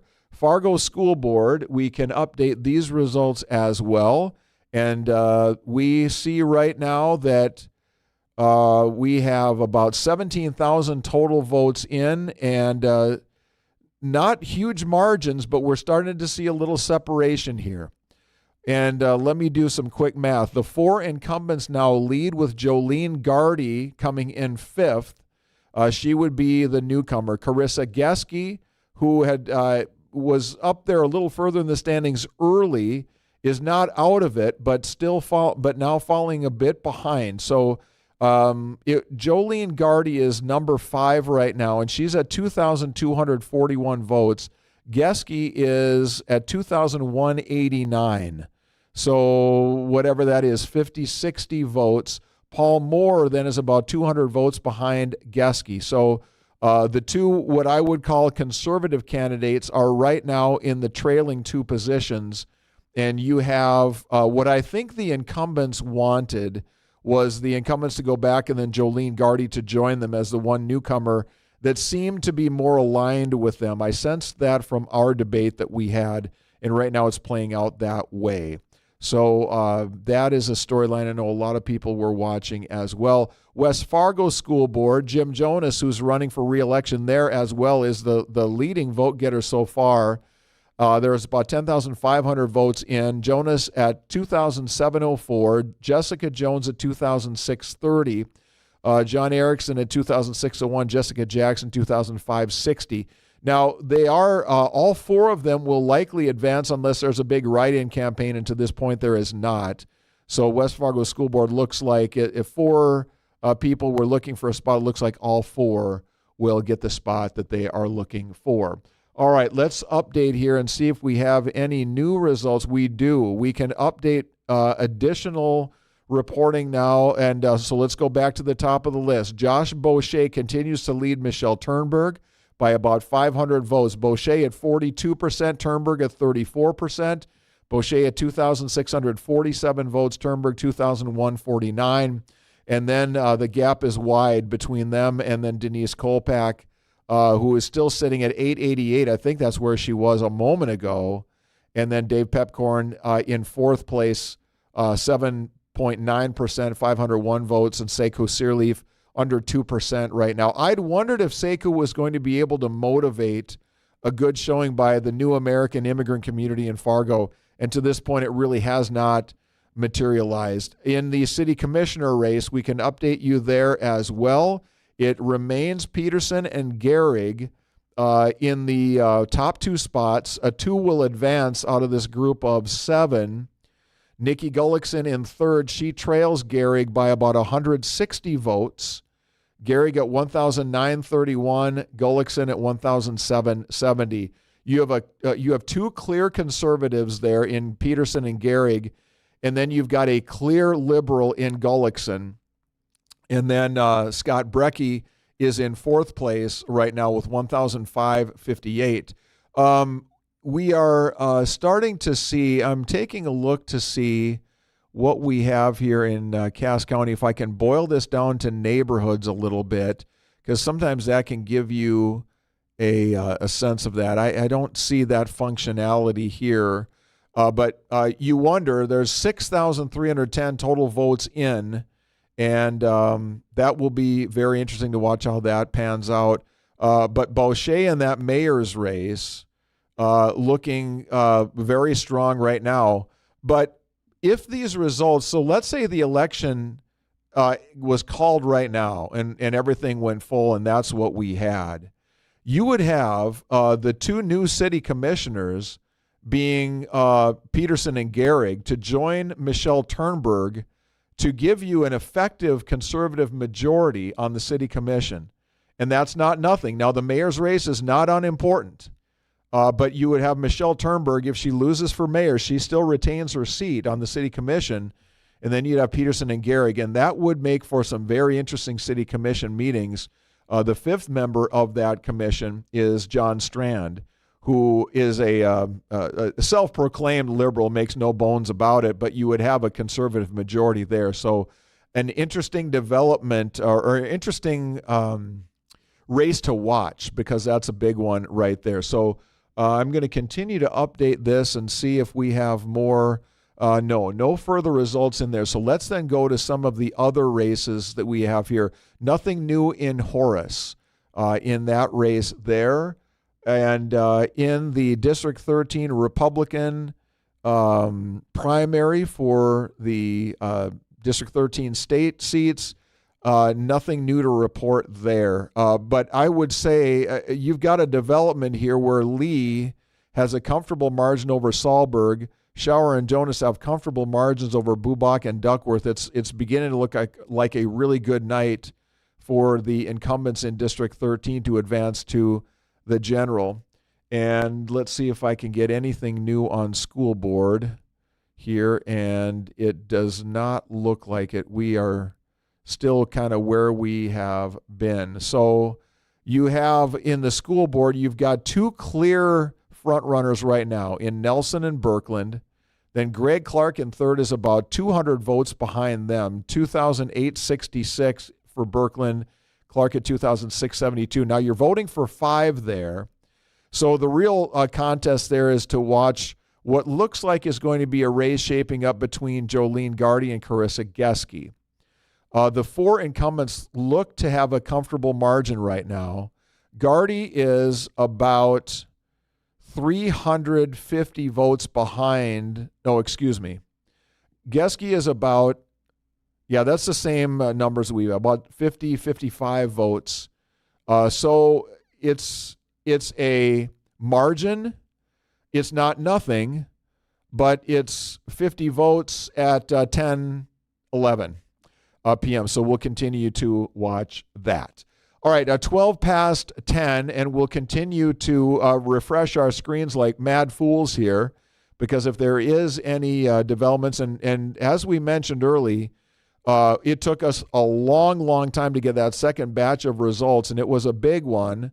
And so we could get these races going final literally any second right now. It's generally about 10:15 to 10:30. The way it's been going, you would understand if it's going to be a little bit later than that, but we will stay on our toes here. Meanwhile, Chris Larson from our newsroom is out at the Turnberg watch party, and let's check in with Chris. Chris, take it away. Steve, I'm here with Michelle Turnberg at Fargo Billiards and Gastropub. Michelle, a big dump of results come in just minutes ago. Looking at what we have early, obviously no precincts fully reported yet. How are you feeling at this point? Amazing. I am so encouraged by not only the turnout to our watch party, the amount of voters that turned out today to the polls, and it just shows with how delayed these results are, there's just a lot of votes to tabulate. As the night goes on, I mean, how are the feelings? I mean, you watched the race. It's a very close race right now between you and Josh Boucher. It is very close, but, surprisingly, I am not nervous. I just feel really good. I'm so humbled by how many people have come not only to the watch party, but have reached out to me all day long, showing support, good luck. prayers that have been sent. I feel really good, and I'm still very confident. This is, you've run for Fargo City Commission. Obviously, this is a little bit bigger of a race. What have you learned through this experience that you're going to take, past this race, regardless of how it happens? What have you learned? Oh, boy, so much. Maybe to be quieter on social media. That would be a good one to learn. It's every day is something new with a race like this because there's so many different departments, so many different types of residents, and different priorities that people have. So there's always something to learn. And I think I've learned to know that I'll never know everything, but I can know enough and surround myself with the people who are experts. Should you be elected mayor, what is day one going to look like of the Turnberg mayorship? We will get rid of the needles and crack pipes and booth kits. We will meet with the chief of police and set a plan for the month, the quarter, the year to get more officers and what that will look like. And we will start attacking the budget with the new commission. Michelle Turnberg, best of luck. We'll keep checking in with you. Thank you so much, Chris. Steve from Fargo Billiards and Gastro Pub. It's a busy night. Results continue to come in. I'll send it back to you in the studio. Thanks very much, Chris. Let's send it over to Scott Hennen. Scott's been calling around, getting some perspective as well on the races. Scotty, what occurs to you about what you're seeing right now? Well, in Cass County, in the city races, the total right now is 6,310 votes. 2 years ago, 55,000 people voted in the city elections. So you still are very, very early on. We have no precincts fully reporting, and we have partial results from 23 of the precincts. But obviously, again, I don't know what that is percentage-wise, but I don't know that you are in a position with 6,000 votes out of 55,000 to be able to say there's anything other than some early trends. But a long way to go before this one's over in the city of Fargo. Yep, right you are, Scott. A good reminder on that, yes. I will, again, as we're still in the early goings here, but I will mention that the infrastructure, the 1 penny sales tax, continues to grow in its lead. The last dump of ballots that went in there moved that from about a 66.33 to 69.30. And that one now 4,234, yes, 1,870, no. So that looks like it's in pretty good shape to continue there. And that's one that most voters are going to just see that and say, shoot, why would I not want to have other people coming to town to help make those payments for me? So that one probably figures to be in pretty good shape here as the night goes on as well. We are continuing to update the statewide numbers as well, and the Fedorchuk-Balazs race has been called a long time ago. Looking at the constitutional measure, keeping one idea per initiated measure, we now have almost 100,000 votes across the state of North Dakota, and this one has not been called by Associated Press, and I can't understand why it's not. 57, it's basically a 2-to-1 margin, 66-33 on this one. That it looks like people want to have simplicity in their ballot, but as of right now, no call on that one. But right around 100,000 total votes there. And this is an interesting watch, certainly, to see what's happening there with 220 precincts fully reporting now across the state. So we're starting to see some of the smaller precincts and counties maybe finishing up and being done here this evening, while we still seem to be very early in the game in the Fargo race. We have not had any change in the last probably 15 or 20 minutes to the numbers that we gave you earlier. And as Scott mentioned, we're at 6,000 total votes in Cass County altogether, whereas there was Scotty's number was 55,000 that voted in the last midterm or the last city primary. So it stands to reason that we've got a lot that's still out here right now. It is 18 past the hour, 10:18, and we continue to refresh and watch and wait to see what's happening. A couple more texts have come in here, And one text says, I'm willing to bet the Ramada's taking the longest because it's right in the center of town. Therefore, it likely has the largest number of votes to tally and get delivered. That could very well be. It could very well be. There was a good crowd at the Fargo Park Sports Center. I've got to think the Fargo Dome was sort of the site that all the Northsiders went to, so my guess is a lot there too. But I was really impressed with where I went today to vote, and I think it really speaks well of Cass County, state of North Dakota as well, that we've got this many polling places that were available. There were, I think, 15 places, maybe 20 in the county, and it was not hard to find a place to go that was not a long drive. Steve, Josh Boucher has the polish and political doublespeak of a career politician, which puts me on edge. But take a look at the success story of Mayor Mamdani in New York City. Don't hate on someone because of a label before you see if they can fix your city. Well, if I can take off my reporting hat and put on my talk show guy hat, I don't think I need to wait to see if Zoran Mamdani can fix New York City. I think that story is very clear to anybody that can see things objectively there. And also, we just want to let you know we are continuing to watch a pretty significant line of storms that are moving east from western North Dakota. And we're seeing that line now kind of coming through the Jamestown area.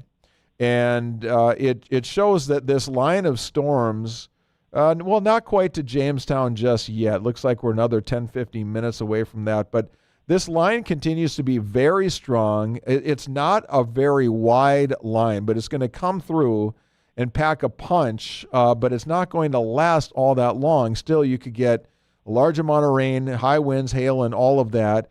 There's a high dew point, which gives you a sense we may get some tornadic activity, but we've not seen that reported with these storms here. But we're still looking for it to be sometime around midnight or so where we start to see the tough stuff hitting Fargo. And it doesn't show from any of the radar images that I'm seeing as far as projecting what this looks like coming through the Red River Valley. It doesn't look like it's one of those that is going to quickly or easily fall apart. So we will see what happens there.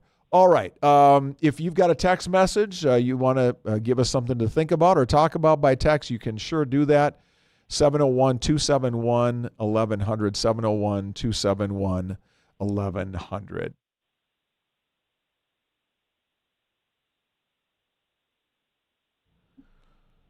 Okay. 21 past the hour, and we just want to let you know that we're continuing to take phone calls here and text messages here, 701-271-1100, while we continue to update the numbers here. And we have had another batch of ballots put in, another 3,000 ballots in. Let's take a look and see what we have. The mayor's race leaning a little bit more toward Josh Boucher right now with about 10,000 votes in. He has 4,510 votes. Michelle Turnberg in second, a clear number two at 3,051. So she's about 1,500 votes behind. Boucher at 45%, Turnberg at 31%. Denise Kolpak continues in third, but she is quite a distance back right now. Again, still fairly early, we believe. But 1,367 votes. Dave Pepcorn, 821 votes. He's got about 8%. City Commission, it continues to be Peterson and Gehrig at the top of the board, but Nikki Gullickson closing the gap now. Peterson with 17%, Gehrig 16%, Gullickson 15%, Aaron Hill very close as well at 15%, Anna Johnson at 14%. So all of the City Commission, and Scott Brecky at 2,341 at 13%, there's not a lot of separation there between, really, we've got, I mean, there's like 200 votes between everybody, it seems like, first through fifth or sixth place there. So still very competitive. We have now about 17,000 total votes in on Fargo Commission. So we, I don't know. You might say we're getting to halftime or so, maybe even a little bit past that. There was 55,000 votes in the county, Scott said earlier, in the last in the last primary, but how many in the city of Fargo? We wouldn't have had 55,000 there. So we may be getting into the second half there. 55,000 was the city of Fargo. Hi, Scott. You're still there, I see. Okay, listening in. All right. Yeah. Okay, so that was the city. Okay, so let's talk about this, Scott. If you're thinking that there's going to be more than there was last time, and there was 55,000 last time, what's your best guess on what you think the total vote number looks like out of Fargo tonight? I think it'd be a little more than last time. It'd probably not a lot more. Trying to figure out why there's 9,900 votes so far counted as mayor, but on the city commission race, the number's 17,000. That doesn't make any sense. Well, unless people, there were more, I mean, you can have people that are not voting for everything on one and not the other, and then you've got people voting for two candidates for commission and only one for mayor. So that probably makes sense. You might have about twice as many for commission. It's 17,000 total votes for commission and 9,900 total votes for mayor, because you're only voting for one for mayor and voting for two for commissioner. I got it. So it's not total voters, it's total votes. Yep. Yeah, Unique voters is probably more along the lines of what you're seeing in the Fargo mayor's race, about 10,000 or so. Yeah. So, I mean, again, that's just say they get to 60,000 votes in Fargo, considering it was a hotly contested race. There's still a long ways to go here. That makes sense. And where this one too, Scott, I mean, if the downtown and north precincts are reporting early, for example, that could certainly explain Boucher. Or it could be that he's doing well through the whole city. We really don't know. It's a little different than like the state measure about, one subject per initiated measure, where it's the same thing. It doesn't really matter where you live. This one, Josh Boucher figures to do very well in downtown and on the north side, kind of his territory. Turnberg probably better on the south side. So we're not able to tell from the Secretary of State's website. By the way, they've done a really nice job with this website. Some really nice upgrades here, but you're not able to break it down like when you see Bill Hemmer on election night when we're electing a president. He's boiling it down to the neighborhood in Schenectady, New York. We're not quite there at Secretary of State's office. But let's continue to update here, because we will be able to give you some more updates. The infrastructure sales tax continues to grow on the yes side, and that margin continues to widen. I don't know how that doesn't go through at this point. 71% now to 29% there. West Fargo City Commission, we now have about 4,500 total votes in, but you still have a clear 1-2, Patty Stedman and Tyler Erickson, and then a clear 3-4 with John Severson and David Withy. In the Horace race, there's not a lot of votes that have, I have to correct that. We had a massive influx of ballots here. I don't want to say massive dump more than I have to here on the radio. It just doesn't seem like the right thing to say. So a massive influx of ballots. We now have 879 total votes in. No precincts fully reporting there yet, but partial from both. Ross Renner and Chad Chalmers are in the 1-2 spots there. You're voting for two out of these three. Ryan Moran in third. Moran had been first or second most of the night, but that was with only about 15, 20 votes in. Now we have almost 900 in, and Renner at 361, Chalmers 287, Moran 188. All right, let's take a look at that West Fargo legislative primary on the Republican side, District 13. We're continuing to see Judy Lee's lead over Philip Sahlberg grow. She now has a 536 to 406 vote lead there. So that's 57 to 43%. And we continue to see both of the incumbents on the state representative side faring well also. Austin Schauer and Jim Jonas. Schauer with 592, Jonas with 572, Everett Duckworth at 321, and Russell Bubach at 320. It looks like there's a lot of voters who are voting in tandem for one pair or the other. So the incumbents continue to look very strong there. Let's get an update now on school board here. And we've talked about that the West Fargo School Board, the four that are running will win because there's four people running for 4 seats.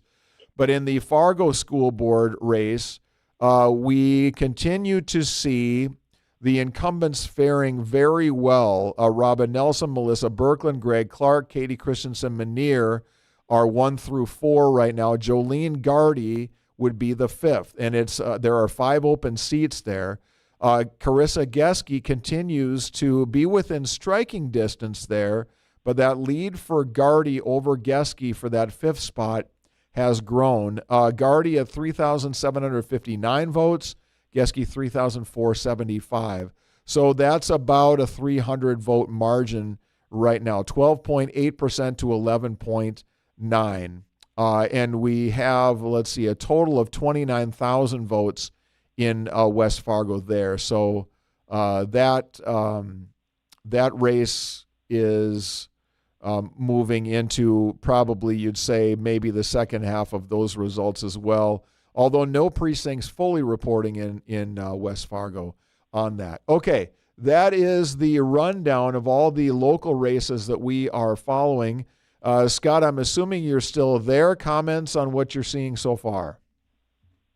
It's painful at 10:30 at night to have, looking at the statewide report, there's a total of 358 precincts. 250 of those have fully reported, so coming up on 70% of the precincts reported. Yet, in Fargo, you don't have one precinct fully reported yet, right? And you've got partial on 23. So for the life of me, I do not remember sitting here on a city election night at 10:30 going, we got a small percentage of the total vote in. But we're sitting here, and again, according to Cass County, we were down there hanging outside the auditor's office, a flurry of activity, and they were all very clear that there was nothing out of the ordinary, and they're just waiting to put these through. And it's I don't know, it's odd to me that it's taken as long as it is. I mean, it is what it is at this point. But in the mayor's race, 9,045 votes. I'm looking at the Fargo mayor's race 2 years ago, 50,000 votes. So a lot left to be determined, no doubt about it. Yeah, to your point, Scott, there are 358 precincts across the state of North Dakota. 250 of them are fully reported already. And so you've got partial from the other 58, I guess, that you'd have. No, Exactly. 108. So, yeah, we got a ways to go. I'm saying. I mean, if you got 250 fully reported statewide, that's 70% of the vote. Only 59 left to go, but for some reason Fargo is lagging way behind that. So although they're claiming everything's fine, that just seems odd. The constitutional measure number 1 on, I call it the ballot simplicity measure, that just is not changing at all, even though more votes come in all the time. It still leads 66 to 33. About 92,000 total votes so far. I guess that's probably a pretty good barometer for how many people have voted statewide, since everybody everywhere would be voting on that one. 92,600 total votes, and the yes has 61,000, no 31,000. So don't see any path forward where no would overtake yes on that one. All right, 10:31 here on the flag. I hate to go to a break because we're expecting to continue to see some big updates with an influx of votes coming in. So we're going to keep it right here. Let's take a look at some text messages that have come in here. Steve, it looks like there's a large storm system sweeping in from the west. Yep, we've been talking about that. Expected here in Cass County between 11 and 12. Where we'd start to see the first signs of that. Also from the text line, I truly appreciate your service to North Dakota. AM 1100 goes out of its way to keep the population informed. Scott, Steve, Kevin, Alex, and Jay, the thought of losing AM stations in new vehicles is ridiculous. Fight for AM radio. That comes from JR in Horace. Thank you, JR, our best friend. And we'll have you make a commercial out of that because they couldn't have said it better. And we appreciate the support, my friend. That does mean an awful lot here. It's been a long day for all of us so far. But these are big races and a lot of potential impact here. And so Scott has been reminding us all, and rightfully so, that we're still sitting at 9,000 votes, whereas we had 55,000 city votes in the last mayor's election. And so we're maybe only, 20% of the way toward our final number, so you can't read too much into this. I will say just the numbers are what they are to this point. Josh Boucher has widened his lead on Michelle Turnberg at pretty much each ballot dump we've had so far. Right now he's got a 1,500 vote lead with about 10,000 votes in. City Commission race is shaping up to be a very interesting race if the current trends hold. Chad Peterson and Tony Gehrig have been in the lead most of the night with right around 2,900 votes, but Nikki Gullickson at about 2,800 is just a short distance behind. And these are, let's see, 4, 5, 6, 7, 8 people going for 4 spots, or excuse me, for 2 spots. So that's the race to watch between 2 and 3. So we'll continue to watch that. Aaron Hill is right behind Nikki Gullickson. Anna Johnson is right behind Aaron Hill. And Scott Brecky is in the 6th slot right now, and he's about 200 votes behind Anna Johnson for that 5th spot there. So if you're taking a look at the Anna Johnsons and Scott Breckys, you now need to find about 500 votes to get yourself into that top. Now, if we still have another, if we still have another 40,000 votes come in or 50,000 votes come in, we are still statistically very early. We just don't know what that turnout is going to be like. We're expecting to be at least where we were at the last primary, which was 55,000. So 60, 65 maybe we might get to with a mayor and a city commission race in Fargo especially. Some very important and high-profile races there. So, Steve, yeah, go ahead, Scott. I was going to tell you it's not related to the election results, but there was a pretty significant accident at 45th Street South and 32nd Avenue South. Looks to be like 2, 3 fire department responses, several Fargo PD, and an ambulance. So just avoid that area for the next little while. But members of the fire department directing traffic right now and trying to stay on top of that. So just want to give you a quick update there if you're out and about as we are. 70% of the precincts in North Dakota have reported, and fully reported 252 out of 358. So that's the 70% number. And still down to 65 left that are partially reported, 23 of which are in Fargo. Mm-hmm. So the rest of the state doing a little better job counting than Fargo tonight. So watching that one rather close for you. The Public Service Commission races we've been watching rather closely, and tight race in one. Jill Kringstead, although she's actually pulling away now. I think this is an update from your last numbers. 59% of the vote for Kringstead, 40% for Chris Olson. Yes, that is an update.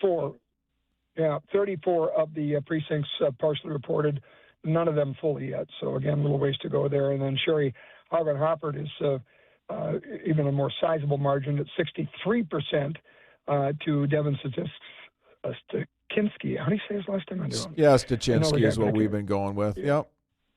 He's at 36% of the vote. So a little more in that race. That's really one of the the hotly contested statewide races, other than I guess the primary for the House race. Julie Fedorchuk winning that overwhelmingly against Alex Balaz, and so far Levi Bachmeyer, 54% of the vote to 32 for his next closest challenger, Lane Foss, and Charles Tuttle is putzing along at 12% of the vote. So the perennial candidate for pretty much anything is not growing his coalition by much, Charles Tuttle. So just a couple of things on the statewide race for an update as we await Cass County and Fargo giving us some numbers.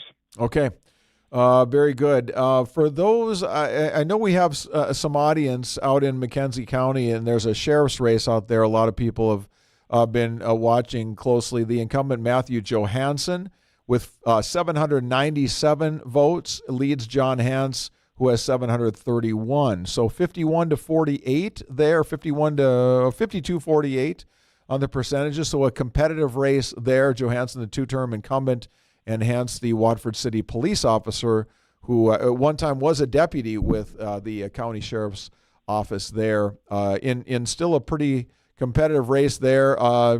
There are not full results in on that one yet, but McKenzie County's been reporting pretty quick tonight. So it looks like we're getting close there, about 1,535 total votes there, with Johansson still in the lead on that one there. All right, we continue to refresh screens here, and we still see no new updates here from anything in Cass County. So I think we've given all the updates. This might be a good time. Let's take a 2-minute break here. Give us a chance to rest our vocal cords for a minute, because we would be telling you basically the same thing that we just told you.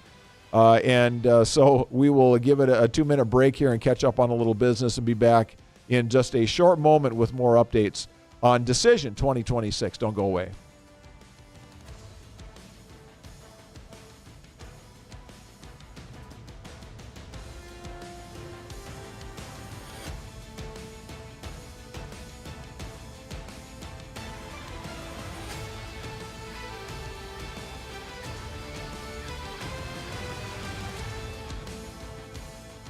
Decision 2026. Your calls at 701-271-1100 and more election coverage in minutes on The Flag.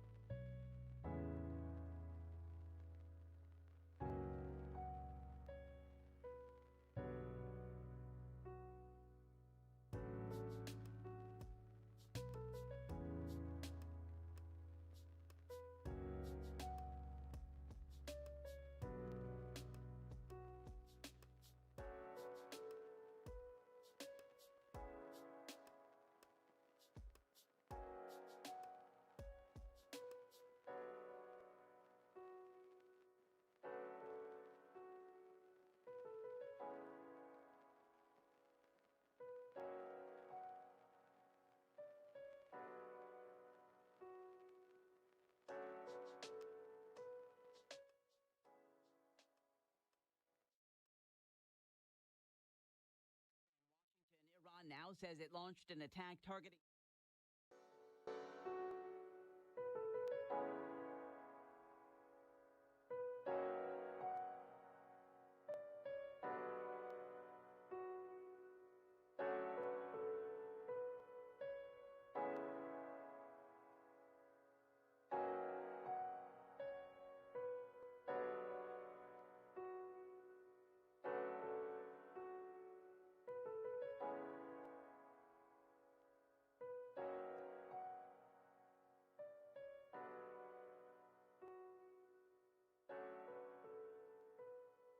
Cloudy, breezy, and humid through the evening hours, with temperatures remaining in the 80s, and we will see storms developing out in the western and central part of the state. Those will be moving east towards the valley after about 10 p.m. Some of those are expected to be severe with damaging winds, a good likelihood. And then those storms move east of the area overnight, will drop off into the mid-60s, and then a few scattered showers and storms on Wednesday. From the Flag Skywatch Weather Center, I'm Chief Meteorologist Dean Wysocki. This is Decision 2026 on The Flag. Steve Hallstrom in election headquarters tonight here in South Fargo. Scott Hennen on location, checking in at the watch parties and the different events happening tonight. Got a message from the Gehrig campaign here a couple of minutes ago, and they just wanted to make a clarification that when we look at what happened last time in the city elections, that was with approval voting. And so, yes, we may have had 55,000 votes, but that's when you could vote for up to 7 or 8 people. So there is some thought out there that we may be very close to the finish line, or at least in the red zone, and maybe closing in on some final results coming up very soon. And that's a really good point when we're talking about the number of votes this is the first time now we're doing this city. Well, not the first time, but the first time we've gone back from approval voting. So We do not have anything that has been called final. There are no precincts in Fargo that are fully reporting. That's important to mention. And we have about 10,000 total votes in on the mayor's race. So as it stands right now, Josh Boucher, if we are close to the end, Boucher is in a commanding lead position at about 4,500 votes. Michelle Turnberg in second at 3,051. But the other storyline that we've been following on the conservative side of this this city is that you have Chad Peterson and Tony Gehrig 1 and 2 right now in the city commission race. Peterson is the leading vote getter at 3,065 votes. Gehrig at 2,890. And Nikki Gullickson is third at 2,776. So she is more than 100 votes behind Gehrig with about 17,000 total votes in. So if the elections were called right now, you would have Michelle Turnberg staying in her city commission seat, and where you have Denise Kolpak and Dave Pepcorn leaving, you would then have Tony Gehrig and Chad Peterson coming in, and you would effectively have a conservative majority then on the Fargo City Commission for, dare I say, the first time since we started caring about what kind of way the commission was leaning, as things have gotten a little bit more polarized politically in this world and this city. So I guess we're waiting for those final vote calls to be made. I can tell you, based on what we're seeing on the Secretary of State's website, there have been no calls made, or there has not been any indication that the final results are in. So with the mayor's race, it's 1,500. That's a little different than with commissioner. Between second and third, you're dealing with 120 votes or something like that. So again, we have had two major influx of ballots tonight at two different times. One came about an hour after the polls closed, and the other, it took about another hour and a half to almost 2 hours. That was about 10 o'clock. And we've not had anything new in 45 minutes. So we continue to refresh our screens and wait for anything that might be showing up as a final result. This is the first time using this particular website, so it is certainly possible that with this website in play for the first time, that you may have some glitches or some things that take a little while to get sorted out. But as of right now, we are not really calling any races as final. I think the only ones that we can say are over right now, I think you would say, would be a couple of statewide ones, with Julie Fedorchak beating Alex Blas. That was called early by the Associated Press. North Dakota voters also are overwhelming in their opinion, 2-1, that we want you to have one simple to understand explanation of your initiated ballot measure, and we don't want confusion or multiple subjects in there. So that's been strong as well. Other than that, because we are going from approval voting last time to one person, one vote, or you vote, if there's two candidates, you can only vote for two. We don't exactly know what those numbers might look like. And it's hard to tell from this perspective if, okay, we've had, 9,000 people voting in Fargo for mayor, what's the final number going to look like? Will there be, 11,000, 15, 20? But we're getting a sense from some longtime political observers that we may be very close to the finish line. So we will see. We will not speculate. We will not make calls until we know. And in the meantime, we'll stay here with you. If you've got a text message or a phone call, be glad to hear from you tonight. 701-271-1100 works for either texts or phone numbers. I'm going to check back on the District 13 race here to see if there's been any change. There has not in West Fargo, where Judy Lee leads Philip Sahlberg in the Republican primary for state Senate. And on the House side, Austin Schauer and Jim Jonas have a fairly comfortable lead. There are only about 950 total votes in the Republican primary. Now, you had to decide if you were a Republican or a Democrat today. So this would be different than voting for mayor or something like that, where you can't exactly tell how many there are because you just have the Republicans on the one side. If you take a look at how many Democrats have voted, you can kind of put the puzzle pieces together to figure out how many in District 13 at least have voted, and that number would be about 1,300 or so. If we take a look at some of the city races here, and we try to figure out what we have, the park board has had about 22,000 total votes as well. The mayor has had 2,300 votes, and in the city commission, there's been about 4,500. So my guess would be that unless people didn't vote for Eric Jurdevig for mayor, which they didn't have to, and skip that question, you might say, well, we've got somewhere around 2,300 to 2,500 total voters in West Fargo. And in Fargo, you'd have about 4 times that. I would expect that if you base what the turnout's going to be tonight in Fargo versus usual versus what West Fargo is versus usual, I think tonight's is going to skew a little unique in Fargo because we have had a mayor's race and a commission race and school board races that people have gotten very excited about. So I think you're going to have a lot of motivated voters out tonight in City of Fargo. Now, what that turns out to be in terms of numbers, only time will tell. Scott Hennen, are you still hanging with us tonight? Okay. He's not. So, Scotty, he's like the wind. He comes and goes. And we'll check back in with him here in a little bit. We have, let me update a couple of races that we haven't talked a lot about, but are still ones that I know a lot of people care very much about. Let's talk about park boards here. City of Fargo, you're voting for 3 people. And there are a number of candidates who want to get in on this one. We've got 1, 2, 3, 4, 5, 6, 7 candidates going for 3 positions.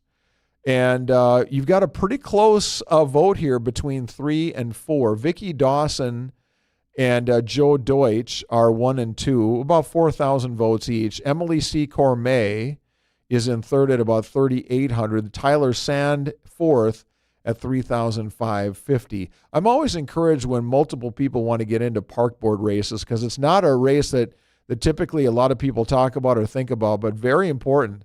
Those park districts have significant budgets, and we've seen in Fargo the park district can do a lot of damage, quote unquote, whether you think that's good or bad damage with the big building on the south side of town, the Fargo Park Sports Center. So right now, a pretty good race there with about 22,000 votes in. There are no precincts in Fargo that have fully reported, none in West Fargo either that have fully reported. So wanted to touch on that one. The West Fargo City Commission is a race that has been the 2 that started the night in first and second place remain there, Patty Stedman and Tyler Erickson, both with about 30% of the vote. John Severson in third at 22%. David Withy in fourth place at 17% there. Horace City Council, let's see if we've got any updates there. Yes, we've got a ballot dump in Horace that we can report. We still don't have any precincts fully reporting, but we're now up to 1,060 total votes. You're voting for 2 of these 3, Ross Renner, Chad Chalmers, and Ryan Moran. Right now, Renner, the clear leader at 437, Chalmers a distinct second at 350, and Moran a clear third at 227. So if they are getting close to the finish line in Horace, it's looking good for Renner and Chalmers to be on there as well. You might be wondering about Horace Park Board. There are 2 candidates running for 2 positions, Paige Schockman, Nicole Farley. Certainly they will advance on that. And in the West Fargo park system, you've got you're looking for 3 there out of a group of 4. And it's been the same real story there in terms of who's been ahead and who the 3 might be. Chris Heisey, Jake Lauritsen, and Bob Rasmussen are all between 26 and 29%, and then Tom Paskman a distant fourth at about 14% there. So park board races, not anything that we want to skip over either. Very important races there. We continue to get a few votes here and there on some of the statewide matters. The Republican congressional primary was called very early for Julie Fedorchak, and that margin for her has not really changed. It's been about 70-30 all night long. Fedorchak now at about 72% to Balaz at 27%. Fedorchak, 57,000 votes, Balaz 21,000, and that race was called very early. I will echo what Scott Hennen said earlier on in this. Alex Balaz is a good man. He's a man of faith. He's a solid conservative. He's a small government, small taxes, believer in crime, sentencing, national security, borders, and all of that. He is a great asset to the conservative cause. He has tried to run for this office a couple of times, and he's just run up against a machine in Julie Fedorchak, able to rally significant support and significant resources. And Alex Balaz someday could very well be a very effective Republican House member. But as Scott mentioned earlier, and I've said this too, Alex needs to, I think, in the future, go to Bismarck and be on the Public Service Commission and work his way up, let people get to know you. If Kelly Armstrong likes you, that means something in the state of North Dakota. And if he starts supporting you and endorsing you, that means a lot. And resources and attention follow those things. And Alex has tried to do it as a cottage industry to take on an establishment candidate. It's just very hard in the state of North Dakota. And so I hope this is not the last we see of Alex Balaz.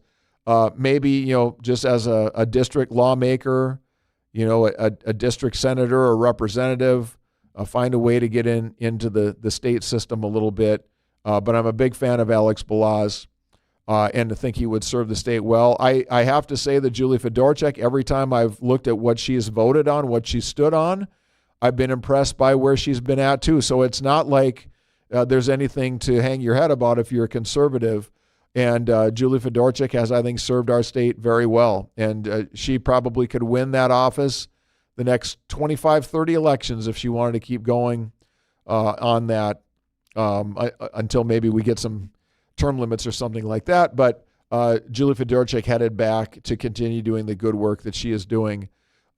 We have now across the state of North Dakota 278 precincts fully reported of 358. So statewide, the results have come in pretty good. We've still been way behind locally until now. A big influx of ballots has come in, and more of the same in the Fargo mayor's race. Josh Boucher is opening up his lead.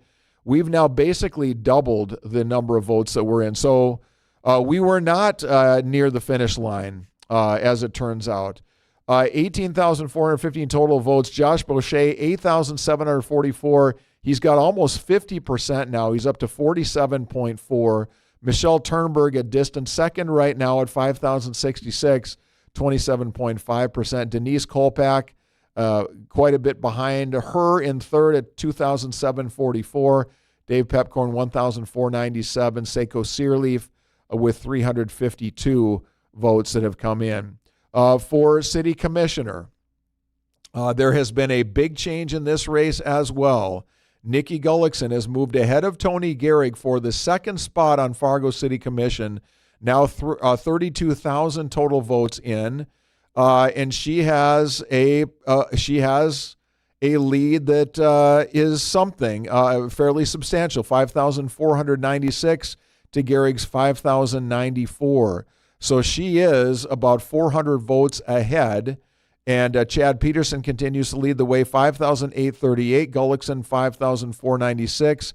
Gehrig, 5,094. And Anna Johnson is now within striking distance of Tony Gehrig for third place, 4,922. Aaron Hill behind her, 4,692. Scott Brecky then in sixth place, 4,102. So that is a massive race right now. It looks like Josh Boucher is in very good position to win the mayor's race, and Turnberg in second place.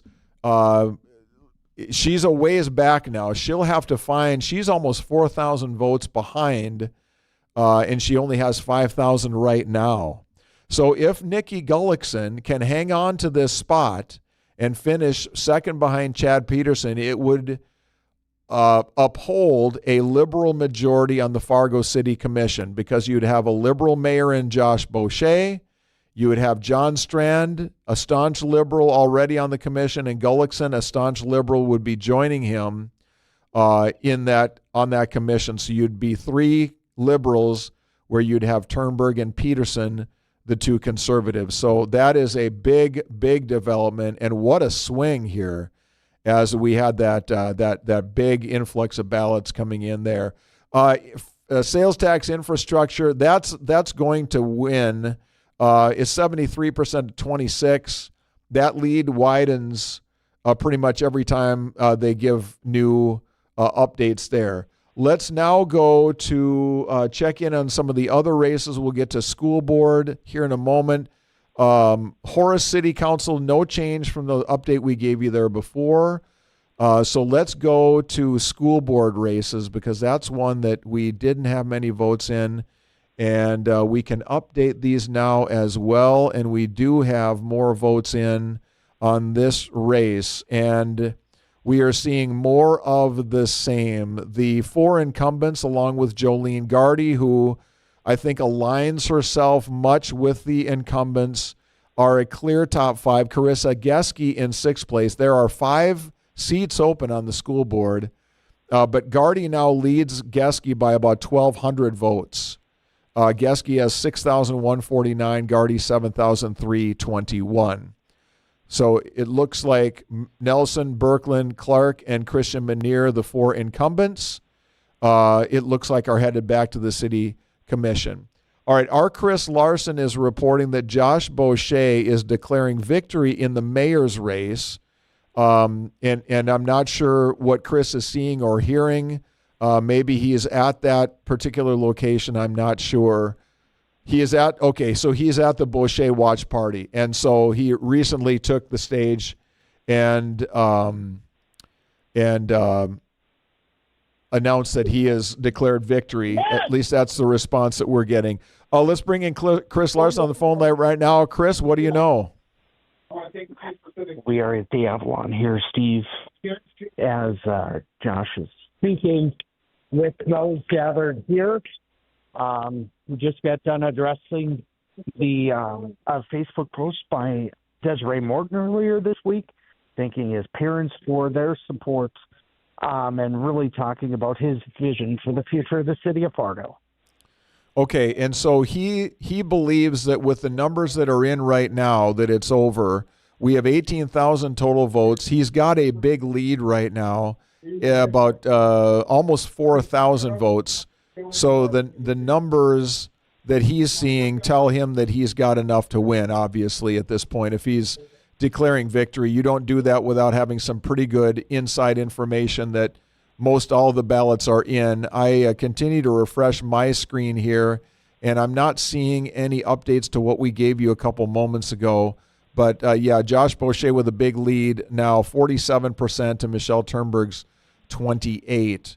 And if we are in that kind of situation where we are close to the end, and we've been kind of evolving our understanding of the votes, is that, yes, we had 55,000 votes in the last mayor's race or in the last city commission race, but that was when we were under approval voting, and you could vote for many. So maybe the 18,000 we have in the mayor's race, unique voters, is very close to the finish line. Certainly seems to be if Josh Boucher has declared victory. Scott Hennen, what do you have? Well, I was going to say, still in Fargo, you don't have any precincts fully reporting. So, again, I hesitate to read too much into this. I didn't hear Chris say on the air that he declared victory. I guess he was reporting earlier declared victory. That would seem to be super premature to be able to do that. And, again, on the 55,000 votes, that was on 3 ballot measures. So approval voting didn't affect there. It wasn't like you were voting for multiple, so the 55,000 votes total were the yeses and the nos on 3 ballot measures in 2024. So, that to me is very indicative of how many people voted in that race. So that's where I get the 55,000. Approval voting would have impacted the mayor's race or the commission races, but not the total amount of voters in ballot measures. That makes sense? Yeah, it does. So if Josh Boucher with 18,000 votes in, and you're still of the opinion, Scott, that we're going to have 55, 60,000 votes, Boucher would be extremely premature, and it would be foolish for him to be here at this point unless he feels like he's got information that says we are, inside the 5-yard line on this. Yeah, I mean, it seems odd. Again, we don't have any precinct fully reporting. So out of 23 precincts, exactly 0 are fully reported. Yeah, well, meanwhile, we've had that happen before. 77% statewide are fully reported. So, we're at 0, and the state's at 77% fully reported out of 358 districts, 278 fully reported. So I, again, am perplexed as to why Fargo is lagging behind, but I think that's where the number gap is, because we don't have 23 precincts fully reporting yet.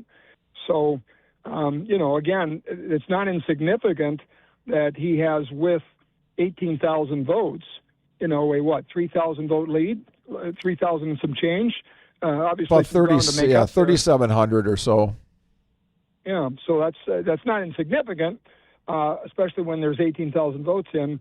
When there's 55, does that change? I had one other political operative tell me that the districts represented by Democrats are fully reported. The districts represented by Republicans in the legislature are not reported yet. So again, where these come from is extraordinarily important. Yes, too. it is. Yep. Josh Boucher may have somebody that knows that, and that's why he's confident at this point. But I need some more data. Do we still have Chris Larson with us? Is Chris still with us? Okay.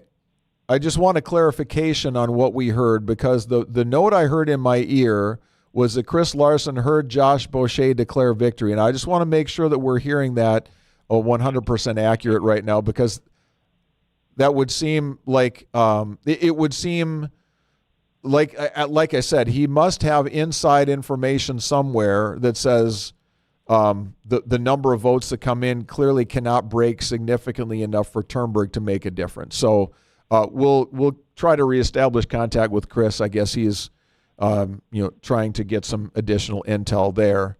So we're not seeing that in any reporting elsewhere that Boucher has declared a victory in this race at all.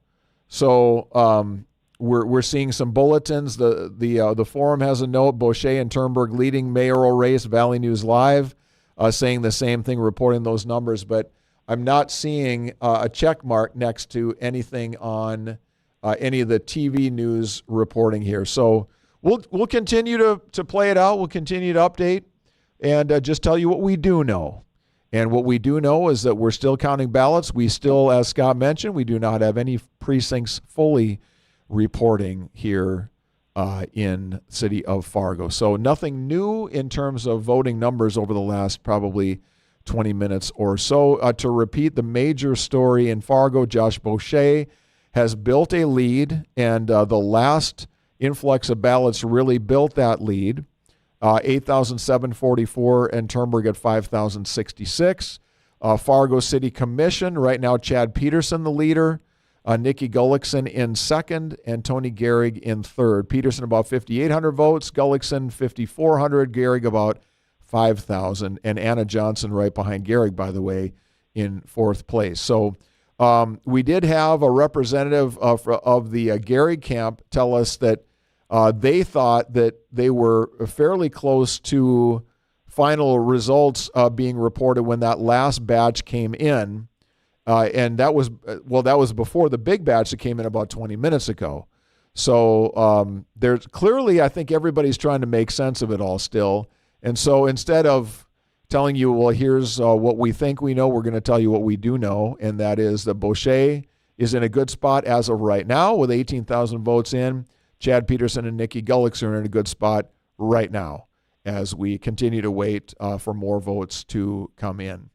On the statewide, a lot there has been decided. I have kind of given up updating you on much of anything on the Balazs-Fedorchik race or the Constitutional Measure 1, but the Public Service Commission races have been interesting to me because Chris Olson, the newcomer there, had a good, strong showing early and has held on to what I would say is a fairly strong showing throughout here. The last numbers we had on this now, 75,000 total votes. Jill Kringstad leads Olson 54% to 45. So she's got a 6,000 vote lead here, and we've got 310 precincts fully reporting. It's getting late in that race. And in the other Republican primary on Public Service Commission, Sherry Haugen-Hoffart has had a pretty significant lead on Devin Stachinski all night long, and she continues to maintain that. 47,000 votes to 25,000. I'm going to check back on Horace results here in a moment, just because we've seen some updates there when there haven't been much else. Nope, nothing new on that. Ross Renner, Chad Chalmers in good position there. Checking to see District 13 in West Fargo, if we have anything new there. And we do not. School board, if we have anything new there. And we do. We do not. The same results there. With the four incumbents looking to be in very, very good position, and Jolene Gardy looking very strong to be the fifth to join the one newcomer to join the four incumbents there. And that will be seen by the four incumbents as a big night for them. That all four got reelected, and you could tell in our debate that they were kind of bringing Jolene into their club, if you will. You could just sense that it was a little bit more collegial between those five, and then you had Kariska Geske and Paul Moore that were there as well. And those are the ones that I would tell you, just speaking on their beliefs and their platforms and how they're going to interpret the world around them and how that relates to education would definitely be more on the conservative side. Right now, it's not looking good for either of those two. They are in the final two places, and Geske now about 1,200 votes behind. If we are anywhere close to the finish line there, that story is basically written as well. It is 11:11, and this is WZFG, Dilworth, Fargo, West Fargo, Moorhead, USA. We are continuing to update our information here. We have now 324 precincts fully reported across North Dakota of 358. So 90, basically 9 out of 10 precincts fully reported there.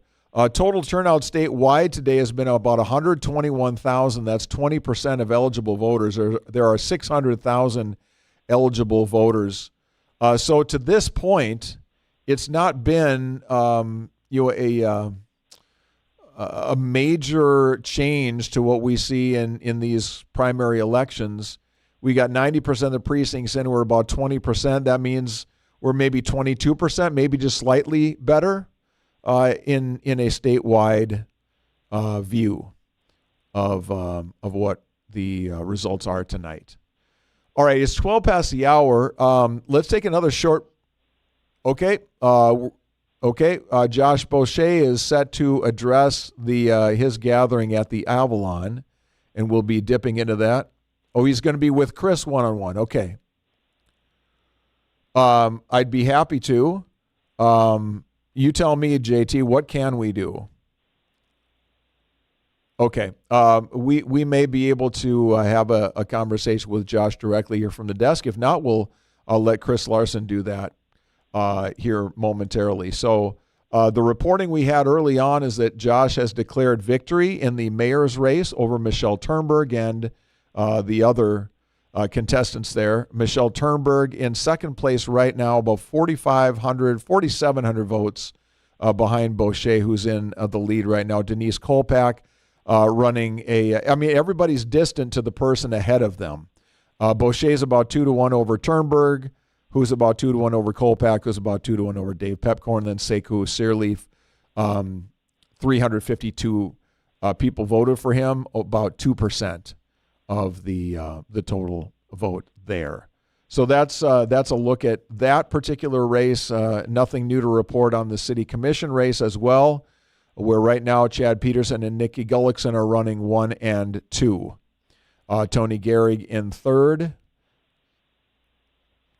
All right. Our operations manager, JT Thaden, has got a copy of the statement that Boucher has apparently put out to the media. JT, what do you have? Well, this is what he said at the Avalon. He said, "This is as much as a win for you as it is for me." All right, that was the quote. Yep. Okay.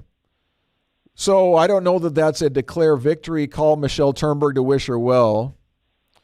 But we are now joined by Josh Boucher. And am I visiting with Josh, or is Chris going to do this? Gentlemen, okay, wonderful. I'll have a chance to visit with Josh Boucher, who is running for mayor of Fargo. Josh, good evening. Thank you for making time for us here. First of all, just so I can understand, get things clear on one item, there's reporting out there that you have declared victory in this race. I would just like to have you clarify what you know, and if you have chosen to make that statement now, what has led you to have the confidence level? Just based on the numbers of votes in already in the reports we had earlier today in terms of what voting turnout looked like. So the decision was made to call the election there. Okay. And have you been able to gather, so right now in your race, there are about 18,400 total votes that have been cast in this and counted. Do you believe that the 18,000 is very close to the finish line of what we're going to have altogether? What are you hearing about how many votes may still be out there? From the staff that are working with me, it sounds like there might still be a couple thousand left out there, with reporting today saying that there was 10,000 votes by about 3 o'clock. And then with the early vote count that was already published throughout the news media. So we anticipate there's still a couple thousand votes out there. Okay. So if there are a couple thousand votes out there, your lead then would be insurmountable, as you are right now about 3,700 votes ahead. So every one of those would have to go to Michelle Turnberg for there to be any kind of a turnaround in this one. I will, out of respect for the process, I will wait to say congratulations officially, Josh. I will be happy to do that at some point when we get those final results. I don't have any reason to doubt your numbers and what you're saying on any of that. So I want to be respectful to you on this and respectful to everyone else. But I will say that to this point, it's been a very impressive display and a very impressive showing. I'm sure that you were confident and optimistic going in, but if the final numbers look like 47 for you, that's almost a 50%, and the next highest at 27, that's got to be a tremendous boost of confidence to you if you are to take that next step and be the next mayor of Fargo. Yeah, to us, it's a testimony, especially with a traditionally low turnout election, engaging voters who don't traditionally vote in June elections, and specifically young voters throughout our community that we saw show up to vote today. So, it's exciting to continue to be a voice for a new generation of leadership in Fargo, and we'll continue the community engagement and listening as we move forward. Is that the storyline, you think, Josh, that where you were successful in this is you motivated those young voters to turn out when maybe they haven't been in the past? Do you think that's the headline to this story if it finishes up this way?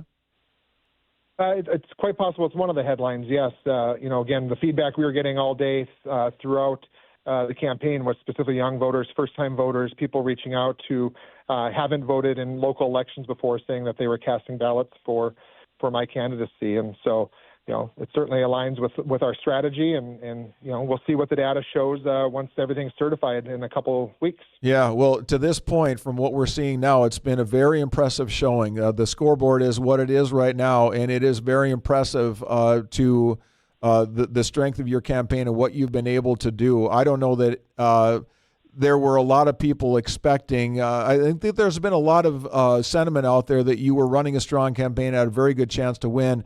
I'm not sure that many people saw 47-27 between the first and second slot. So kudos to you and your team. I know you've worked very hard, and if the official congratulations and we see some final numbers coming up soon, we'll be back in touch and we'll offer the proper congratulations at that point. But thank you for taking a few minutes here right now with us, and we'll let you get back to your party. Appreciate it. Thank you. Thank you. Josh Boucher joining us here on election night coverage. Scott, you probably listened in on that. Your thoughts on what you just heard?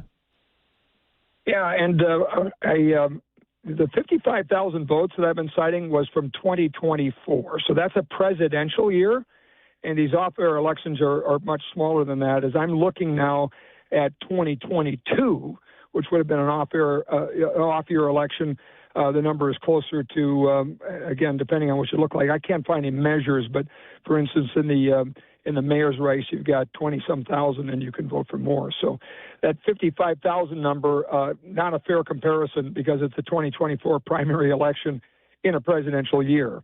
So it brings out a lot more people than an off year. So, again, what Josh is saying is what they anticipate the vote is going to be in total, meaning we know who early voted. We had that number, and we have the trend. So he's All right. Looks like we lost Scott there. We'll try to get him back here a little bit later. I mean, we're at 18,000 votes now for mayor, and boy, that last influx of ballots really showed that to be a big jump forward there for the Boucher campaign. We continue to wait for a call on this where we get from the Secretary of State that all of the precincts have fully reported. 23 of 23 have partially reported, but none fully yet at this time. And here we are at 11:20. We certainly thought by now that we would have something more along the lines of a final result, and we don't. But if all of the logic that we're trying to figure out what looks like we're going to have for a turnout tonight, I think Scott's kind of last iteration on this is probably what seems to make sense here, that you're 20,000, maybe a little bit more than that, and we're at 18,000 in right now. And Josh Boucher saying his people are telling him there's maybe only a couple thousand votes left out there. And so we will offer a proper congratulations if that time comes. But as for right now, we just don't want to be premature on anything. And it's not that we don't trust those campaigns, but crazier things have happened. And so we'll wait to see the final results there before we do that. We continue to look for more updates as far as final numbers. We do not have anything further past what we've had before. And so at this point, I will say let's maybe take our next 2-minute break here as we wait for some final results to come in. They could be coming here at any time. I'm looking at other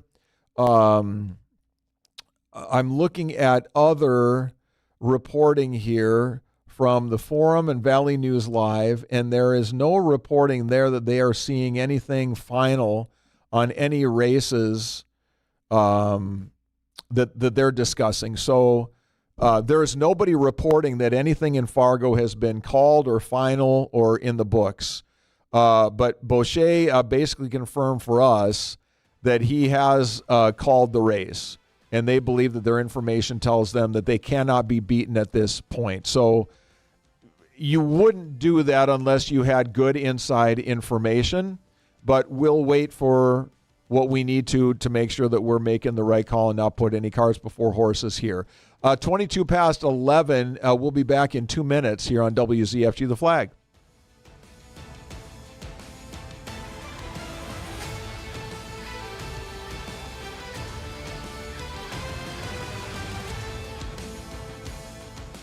Decision 2026. Your calls at 701-271-1100 and more election coverage in minutes on The Flag. What if your next corporate event just felt easy? At Avalon Event Center, it does. With 5 versatile spaces, your event fits perfectly no matter the size. From meetings and conferences to unforgettable holiday parties, everything is designed to flow seamlessly.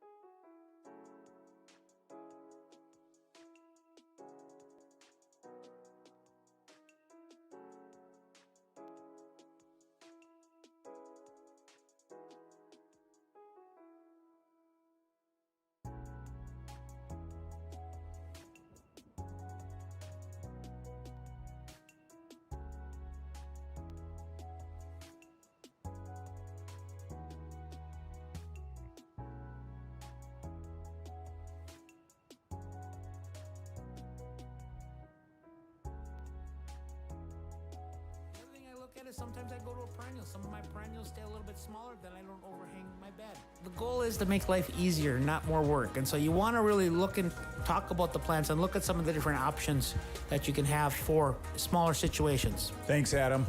Cheyenne Gardens is a great place to wander.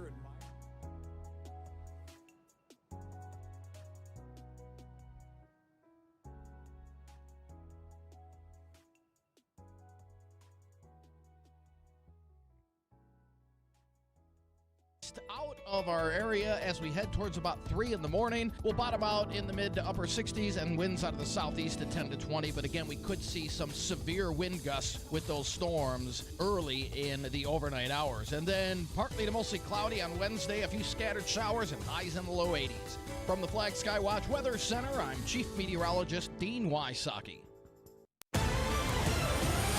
This is Decision 2026 on the Flag. Steve Hallstrom here in election headquarters with a cast of many working here tonight. We appreciate all the guys and their hard work as we are deep into election night. 11:25, and we're, by the way, on the weather side, expecting that weather front to start to move into our area very soon here. And so we'll continue to watch that for you. Chief Meteorologist Dean Wysocki is in the Weather Center. Was able to dig back to 2022.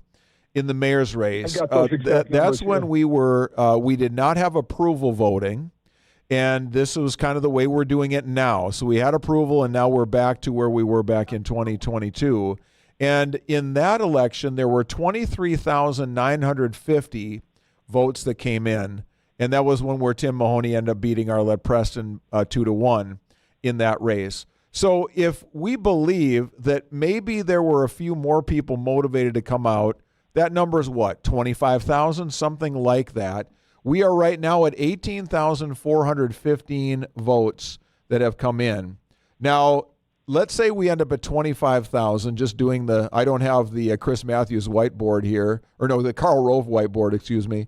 But if we're at 18,000 votes right now, and we think we might end up somewhere around 25,000, yeah, a 3,700 vote margin, especially when he's jumped out to a big lead the way it is, that's going to be hard to overcome. Now, there's conversation that, well, maybe the southern suburbs where Michelle Turnberg might poll well have not fully reported. That could change things as well.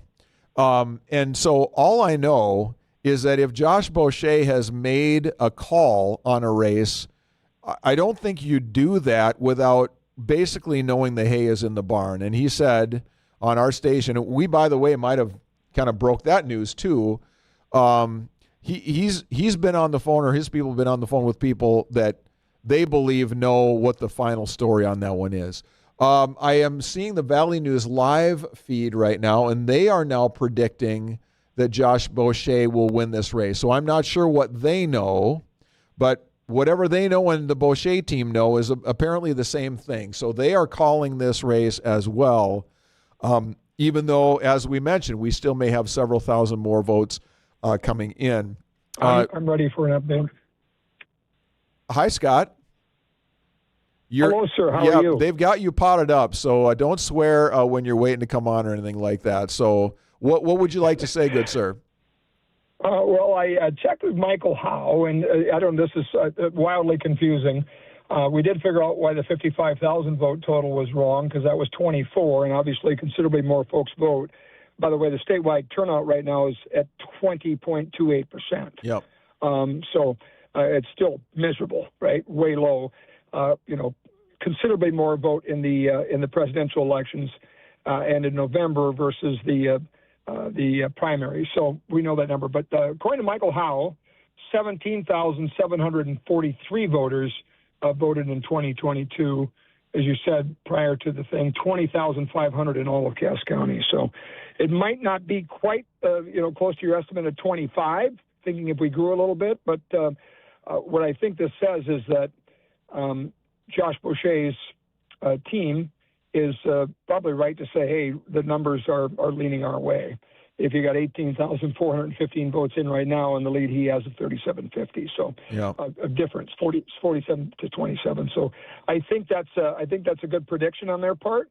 From what I'm comparing on these different numbers, still bizarre that we don't have one precinct fully reported in Fargo when 90% of precincts are fully reported statewide. So that's a bit of a head scratcher. But I think numbers wise, based on historical totals, I don't think there's enough out there for him to do that. I would also tell you the fact that they were confident enough to make that call tells me something that, I think a lot of people, when they saw the dollar amount that Josh Beauché had raised, which was 2-1, 3-1, above any 3-1, I guess, 150 to 50, him over Michelle Turnberg in total dollars raised, that the Democratic Party was really focusing on this race. Let's win one. And obviously had a good get out the vote effort, had a lot of the things that campaigns do. Usually in congressional races or, in really close legislative races, not very often deployed in a Fargo mayoral race, but looks like the Democratic Party had a good get out the vote effort and a good campaign apparatus, and that's probably why they were able to call it as early as they did. Yeah, when he was on with us a few minutes ago, he said one of the headlines to their story is that they worked really hard to get young people out who've never voted for anything before, to mobilize them, to get them excited. And I'm interested to hear more as we're able to hopefully have follow-up conversations with Josh is what was that message? Because you can talk to young people, but you still have to give them a message that says, vote for me because I'm going to do blank for you. And I want to know what that blank is. What is that? Promises made? I don't know that that's the right term, but why? Why would someone who is young and not inclined to get out and vote, what was the value proposition that he put in front of those younger voters that got them motivated to come out, if that's indeed what has happened? I mean, if you look at it right now, this is a convincing win for him. If these final numbers hold anywhere near the percentages here, he got almost 50% of the vote in a vote where you had, three city commissioners who are in the news a lot and who are in the Fargo news cycle every 2 weeks and then some. And he whipped this field, and that's not nothing. And so I think whatever the lesson is something that is going to be bottled up and probably protected deep in a vault somewhere on the Democrat side. And then B, I think the conservatives will want to try to figure out, okay, what did they do and how did they get out and what was that value proposition? So, again, we don't have final numbers here. Valley News Live is calling it. Beauché's camp has called it. I understand the Beauché party is actually wrapping up and everybody's going home. They think this is completely over. And so I think people are going to want to know, how did you do it? And I'm one of them. I'm going to want to know as much as possible. And they might not tell us everything that they did. I think it comes back to simple, campaign 101. And in this case, if you say, okay, roughly 20,000 votes, I need 10,001 to win. And you go out and you identify your voters. So if they were able, not necessarily to make a pitch to young voters, but just go to young voters and say, who you voting for? And if it's Josh Beauché, you continue to drip on them, you get them out to vote, you win. You know what I mean? And those are, again, campaign tactics that are normally deployed not in a mayor's race in Fargo, but in, congressional races. And if the Democratic Party said, we need to win a race in North Dakota to show we have relevance, let's pour our resources in here. The dollars were there, a lot of Democratic groups and out-of-state money coming in. And Josh was always careful about how he said that. He'd say, well, we have more voters from Fargo or North Dakota than we do outstate. Well, yeah. I would always ask the question, what about total dollars? Well, I haven't done the math on that. Mm-hmm. The overwhelming majority of the dollars that came in from elsewhere. But, that's nothing illegal about that. That's called a campaign. Yeah. And I don't think Michelle Turnberg, she did some of that late to try and identify some voters. I'm not sure Denise Kolpak did or Dave Pepcorn did, obviously, with their numbers. But this looks to me to be a really block and tackle kind of Democratic campaign. We need 10,000 voters to win. The total right now is 8,744 with maybe a couple of thousand left. And he identified him, and he got him to vote. And it'd even be less about, okay, what was that message that got him to vote? It's, okay, I'm a Democrat, so I lean towards a Democrat. The guy's in the legislature. I'll vote for him. They identify that voter as a Boucher voter. And there's ways to do that, with data and campaign consultants. This just looks to me, by this deciding this much of a decisive win, that the Democratic Party, to the extent they have these political tools, deployed them heavy in Fargo. Yeah, let's talk for a minute about what this means for Fargo. So if I put Josh Boucher and Denise Kolpak in the same camp, which I have done, to me, voters may not look at it this way, but I feel like if you were a Democrat or a liberal in Fargo, maybe you saw those two as two in the same genre anyway. And then Michelle Turnberg and Dave Pepcorn, you maybe put them in the same camp as well. If I'm doing the simple math here, I've got Boucher with almost 9,000 votes, Kolpak with almost 3, so about 12,000 votes between the two of them. Turnberg and Pepcorn combined for about 6,500. So that is almost a 2-to-1 margin of liberal candidates over conservative candidates. Is this a matter, Scott, of us saying Fargo's maybe a different place than we thought? Or is it a certain candidate caught lightning in a bottle with Boucher and just figured out how to mobilize these young people and figure out what that value proposition was?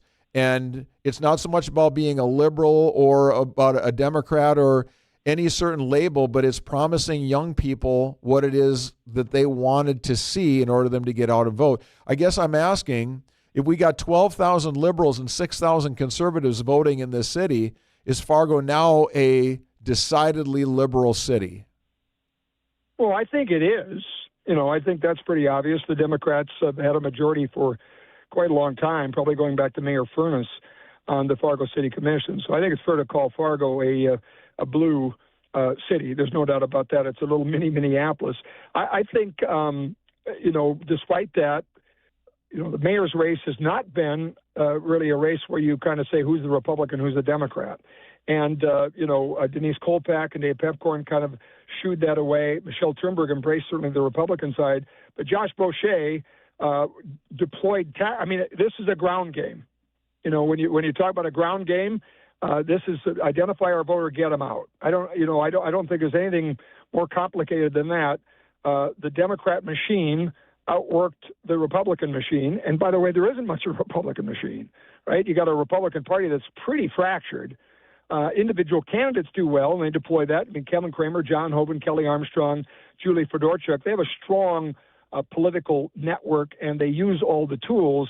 But the Republican Party itself isn't, certainly in Fargo and in Cass County, isn't organized to that level. I think what happened here is the Democrats put all their chips in this basket, and they beat us in a ground game. That's as simple as that. And again, that's just campaigning 101. And, looking at these numbers, looking at the disparity, I think that's the difference. Their ground game was superior. They did a very good job.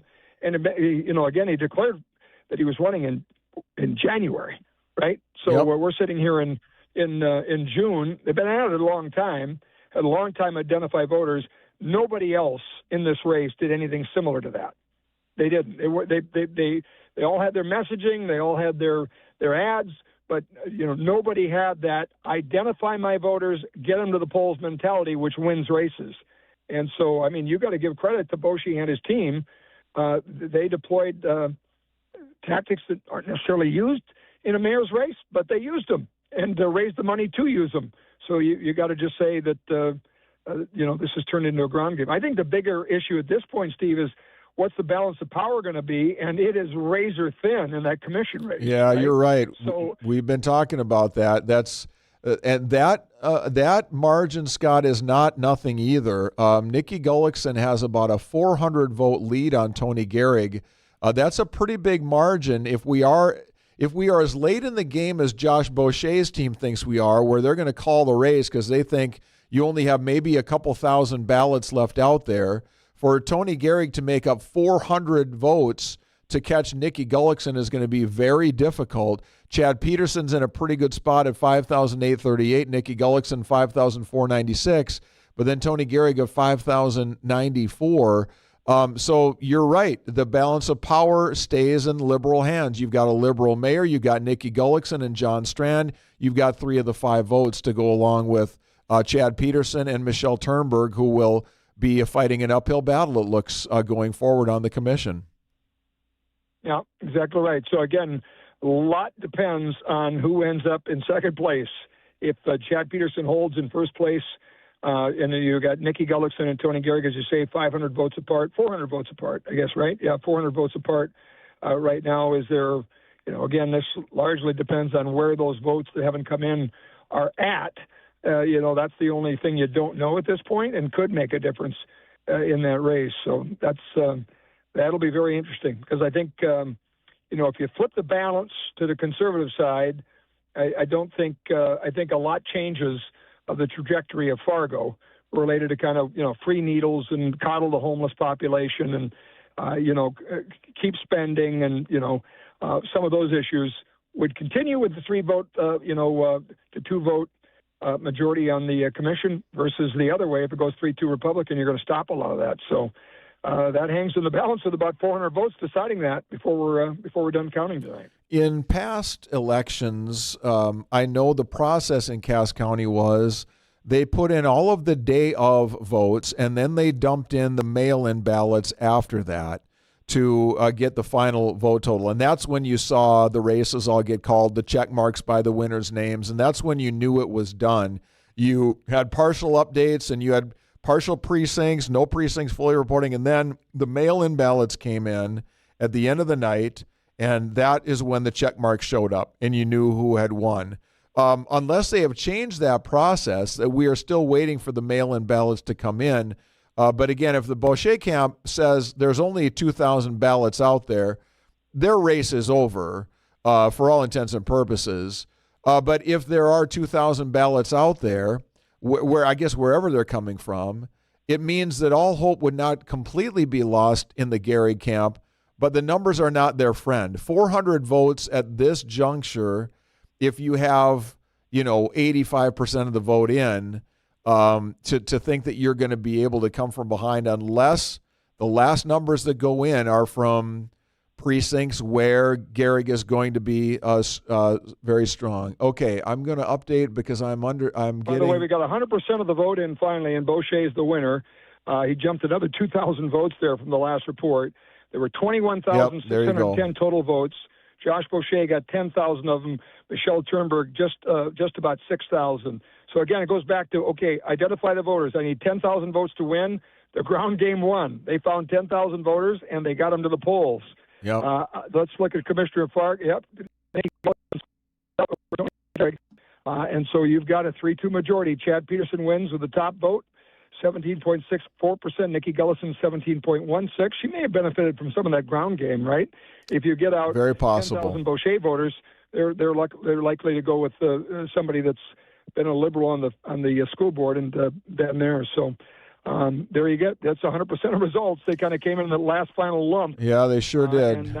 Just a second ago. And by the way, less than 21% of eligible voters. 2 in 10 eligible voters turned out. So again, a very small number. But if you're Josh Boucher, I need 10,000 to win. He found 10,000.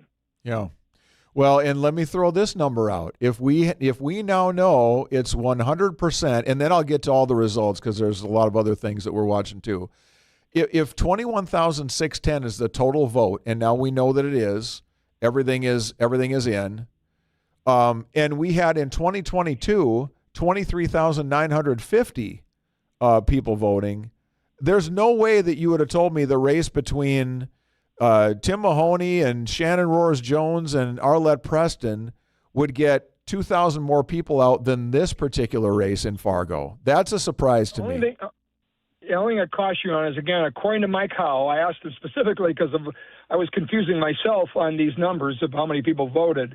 When we go back apples to apples, 2022 would have been a similar race, off year, not a presidential election.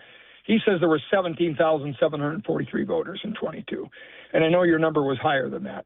But if in fact he's right, 17,743, and now we got 21,000, we did get a significant bump in that. It's still pathetic. Okay. You asked me when you look at eligible voters. I got I grabbed this off of a page where I don't know. I'm maybe my eyes are playing tricks on me here. So, okay. So with that said, I'm getting in my ear that Michelle Turnberg is on the phone and joining us here on our election night coverage. Michelle, thank you very much for giving us a couple minutes of your time. There were a lot of people here in Fargo and a lot of people in our building that were hoping for good things for you tonight, along with many of us also pulling for Dave Pepcorn as well. But it didn't end up going your way tonight. And just your thoughts after a hard-fought campaign. Are we looking at the same results? We still have a lot of reporting to do, and I'm astonished that there were already acceptance speeches and concession speeches. We still have a lot of votes to report, and I am still waiting this out. I remember going to bed with the thought that Al Gore was our president, and I woke up to George Bush. Well, Michelle, So, I'm looking to me, on the this is not Secretary over. of State's website, and they show 100% of the precincts have reported now, all of them, all 358 fully reported, and in Fargo, 23 of 23 fully reported. And so unless I'm misreading what I'm seeing right in front of me. Within the last couple minutes, Yep, then we have about 5 minutes or our so. computer. Sure. Yep. No, well, if that's the case, then we did our best, and if this is the direction residents want to go, then that's where we'll go. I have a question for Michelle too. Again, Steve's right. 23 of 23 precincts. There was a data dump way late where I moved that number up, and now it's 100% reporting. In the commissioner race, Chad Peterson, Nikki Gullickson, and Tony Gehrig were all very close, but Peterson wins with the most votes, but right behind him is Nikki Gullickson. So the balance of power on the city commission, because you remain there, is now going to be the same as it has been, 3-2. What's your reaction to what that means? Well, that means we can actually get something done. That's encouraging. I have to process all of this because I have been talking to people nonstop and within the last couple of minutes missed the data dump. So I'm encouraged that we can actually make some change. Yeah. I'm sorry, you must be, but I'm saying, correct me if I'm wrong, but if Chad Peterson wins and Nikki Gullickson wins, you remain on the city commission. Chad Peterson is a solid conservative. You got Josh Boucher, Nikki Gullickson, and John Strand. They still have a 3-2 majority. Obviously, the names are changing. Josh Boucher is the mayor, not Tim Mahoney, but he's a well-known Democrat. Obviously, John Strand as well, and Nikki Gullickson has been, at least on the Fargo Park Board. So it looks like the status quo remains, different names, but the balance of power remaining the same. That's what I was curious what you thought that was going to mean. Yes. So that's very disappointing, and and not to be a defeatist, but our city will continue to deteriorate, and it makes me very sad. That's very frustrating. Michelle, as you look back on the campaign, I'm sure there's a lot you're proud of. I know you fought hard. I know you gave it everything that you had. If you look back on the campaign, what are you most proud of that you and your team did? And maybe is there something where you feel like maybe we could have thrown a curveball here or try to do a little something different there? Anything you'd do differently? No, my team was amazing and did such great work. There's nothing, looking back, there's nothing I would do differently. And I felt very good about today all day long, and it felt like we gave it all we got, 100% effort. And now the voters have spoken, so we know what people want, and it's not the direction that I wanted to see Fargo go. Michelle, are you surprised at the messaging that you and Dave, who I would lump in kind of the conservative category together, you guys both pounded on the needle program and the enabling the drug use and the overspending and the lack of focus on crime and those kinds of things. Are you surprised that the people of Fargo didn't respond to those messages more than they apparently did? Yes, I guess surprises me that people now have chosen continued overspending, continued needle programs. Nothing will change. This will be the direction we're going. It's shocking, and quite frankly, makes me very sad for our city. Michelle, if I look at the numbers, Boucher, Kolpak, and Sekou Sirleaf all would certainly line up on the left side. If I count up the liberal votes with the conservative votes, it's almost a 2-to-1 margin when you add Boucher, Kolpak, and Sirleaf together and add yourself and Dave Pepcorn together. Those numbers are really sticking in my mind right now, that these numbers say that twice as many liberals came out as conservatives. Does this tell us something about who Fargo is right now? We've lost Fargo to Minneapolis. Yeah, it's really sad. It is, and now that's where our city will go. So it's extremely sad. Well, we know the emotions are fresh, and you're such a great sport for calling us and being willing to offer some comments there. And I'm always happy to visit with you guys. You're the best. We'll continue to do so. I had higher hopes for our city, but this is where residents want to go. And if you didn't vote, you don't get to complain. Yeah, there you go. Michelle, thank you for taking the time. Gracious tonight in a tough moment, so we appreciate it very much. Thank you, gentlemen. Take care. Thanks so much. All right, let's update everything here, kind of give you one more run at it. If you just joined us now, we have 100% of precincts reporting across the state, so everything is final and complete. Let's give you the final rundown, even on the races where they've been called for a while. The final numbers in the Fedorchak-Balazs Republican primary for Congress. Fedorchak wins 72-20. Well, 73-27, 59,667 votes versus 22,182. Also, for Public Service Commission, those races final now as well. And it will be the two incumbents, Sherry Haugenhofer defeating Devin Sichinski, 64% to 35%. Jill Kringstad, after Chris Olson led this one early on, Kringstad just kept expanding that margin throughout the evening, ended up winning 54% to 45%. But if you're Chris Olson, I think you can put your head on the pillow and say, I got some people's attention in this race, and as we watch those results come in here tonight. Constitutional measure number 1, this one was over pretty early as well. People want simplicity in their initiated measures, 66% to 33% there. Levi Bachmeyer, the superintendent of public instruction, winner of that primary, 55% to Tracy Foss at 29% there.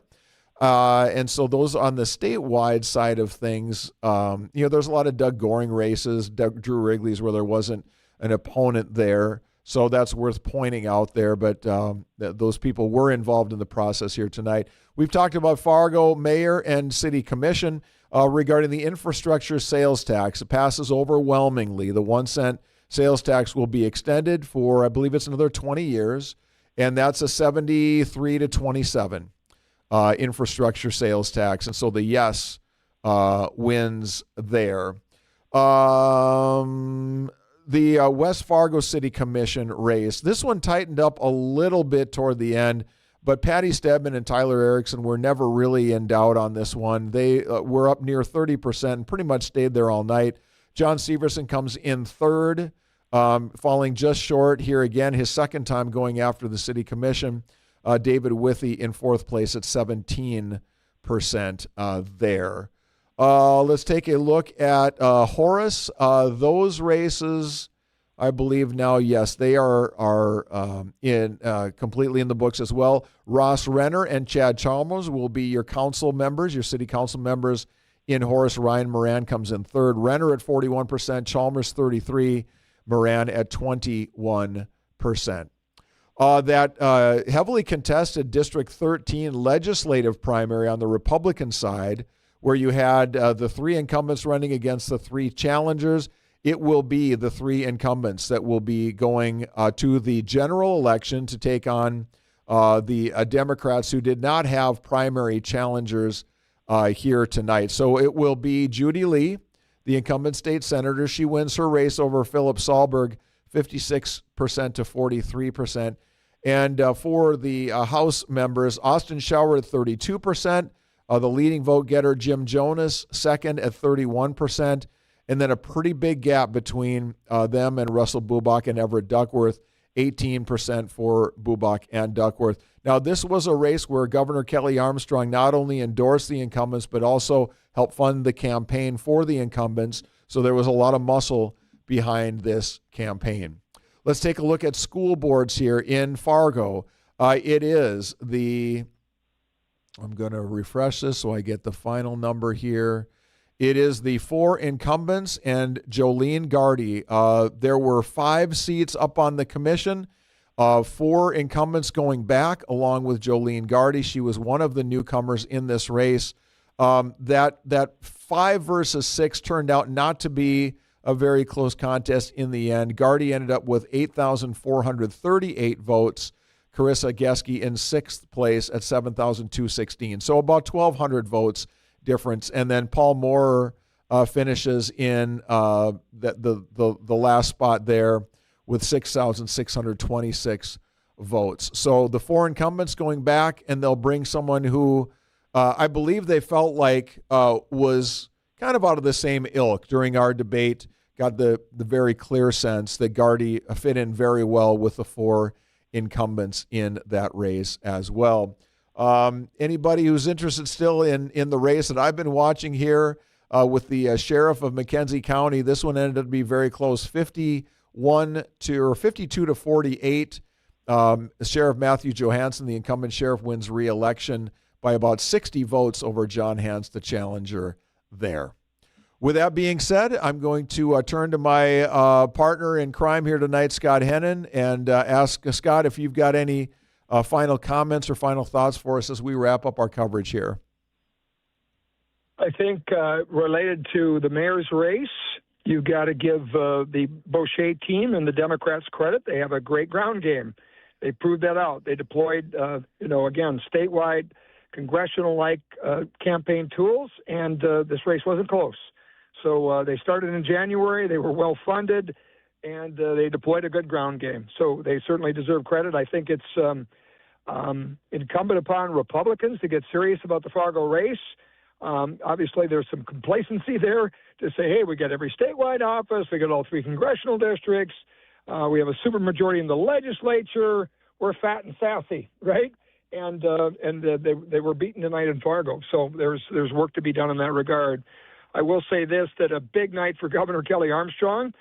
He leaned in on the legislative races, and he won big time. I don't know that I'm looking at through a few of the races. I can't see where he lost any, and some of there is a faction of the Republican Party that is disgruntled.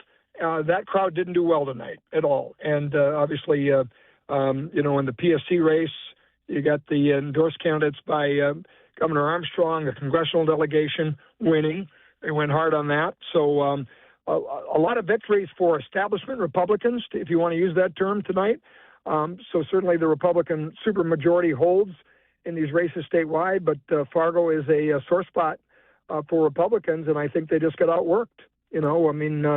Josh Poche had $150,000 before the reporting deadline. We don't know how much since, but had a significant financial advantage and used it to deploy a ground game that put him in the winner spot. But certainly from the Republican side, conservative rule statewide, a lot to like, and a lot's going to rest on Nikki Gullickson in this race. Is she, as she said, not a dyed-in-the-wool Democrat? I would guess one of the first votes that's going to happen with the new majority in July is going to be, do you want needles to continue to be given out or not? That'll be a very good benchmark on whether we have a 3-2 majority for Democrats or a 3-2 majority for Republicans. One to watch there. And my final comment on this is that if you add up the votes for Michelle Turnberg and Dave Pepcorn, it's less than 8,000. Less than 8,000 Fargo residents said, I'm tired of the overspending. I'm tired of the reckless financials. I'm tired of the homeless. I'm tired of the drug abuse. And that's who Fargo is as of right now. And that may change in time, as you said. Yeah, that's true. That's true, Steve, but also remember, only 2 in 10 eligible voters voted. So it's not like the supermajority wants that, but the ones that got out, you're exactly right. The ones that had enough were out, and there was only 8,000 of them. So, all right, will be lots to talk about tomorrow here on The Flag. Have a good night. Community-focused, conservative-minded. This is AM 1100 and 92.3 FM. WZFG Gilbert, Fargo, Moorhead, USA. The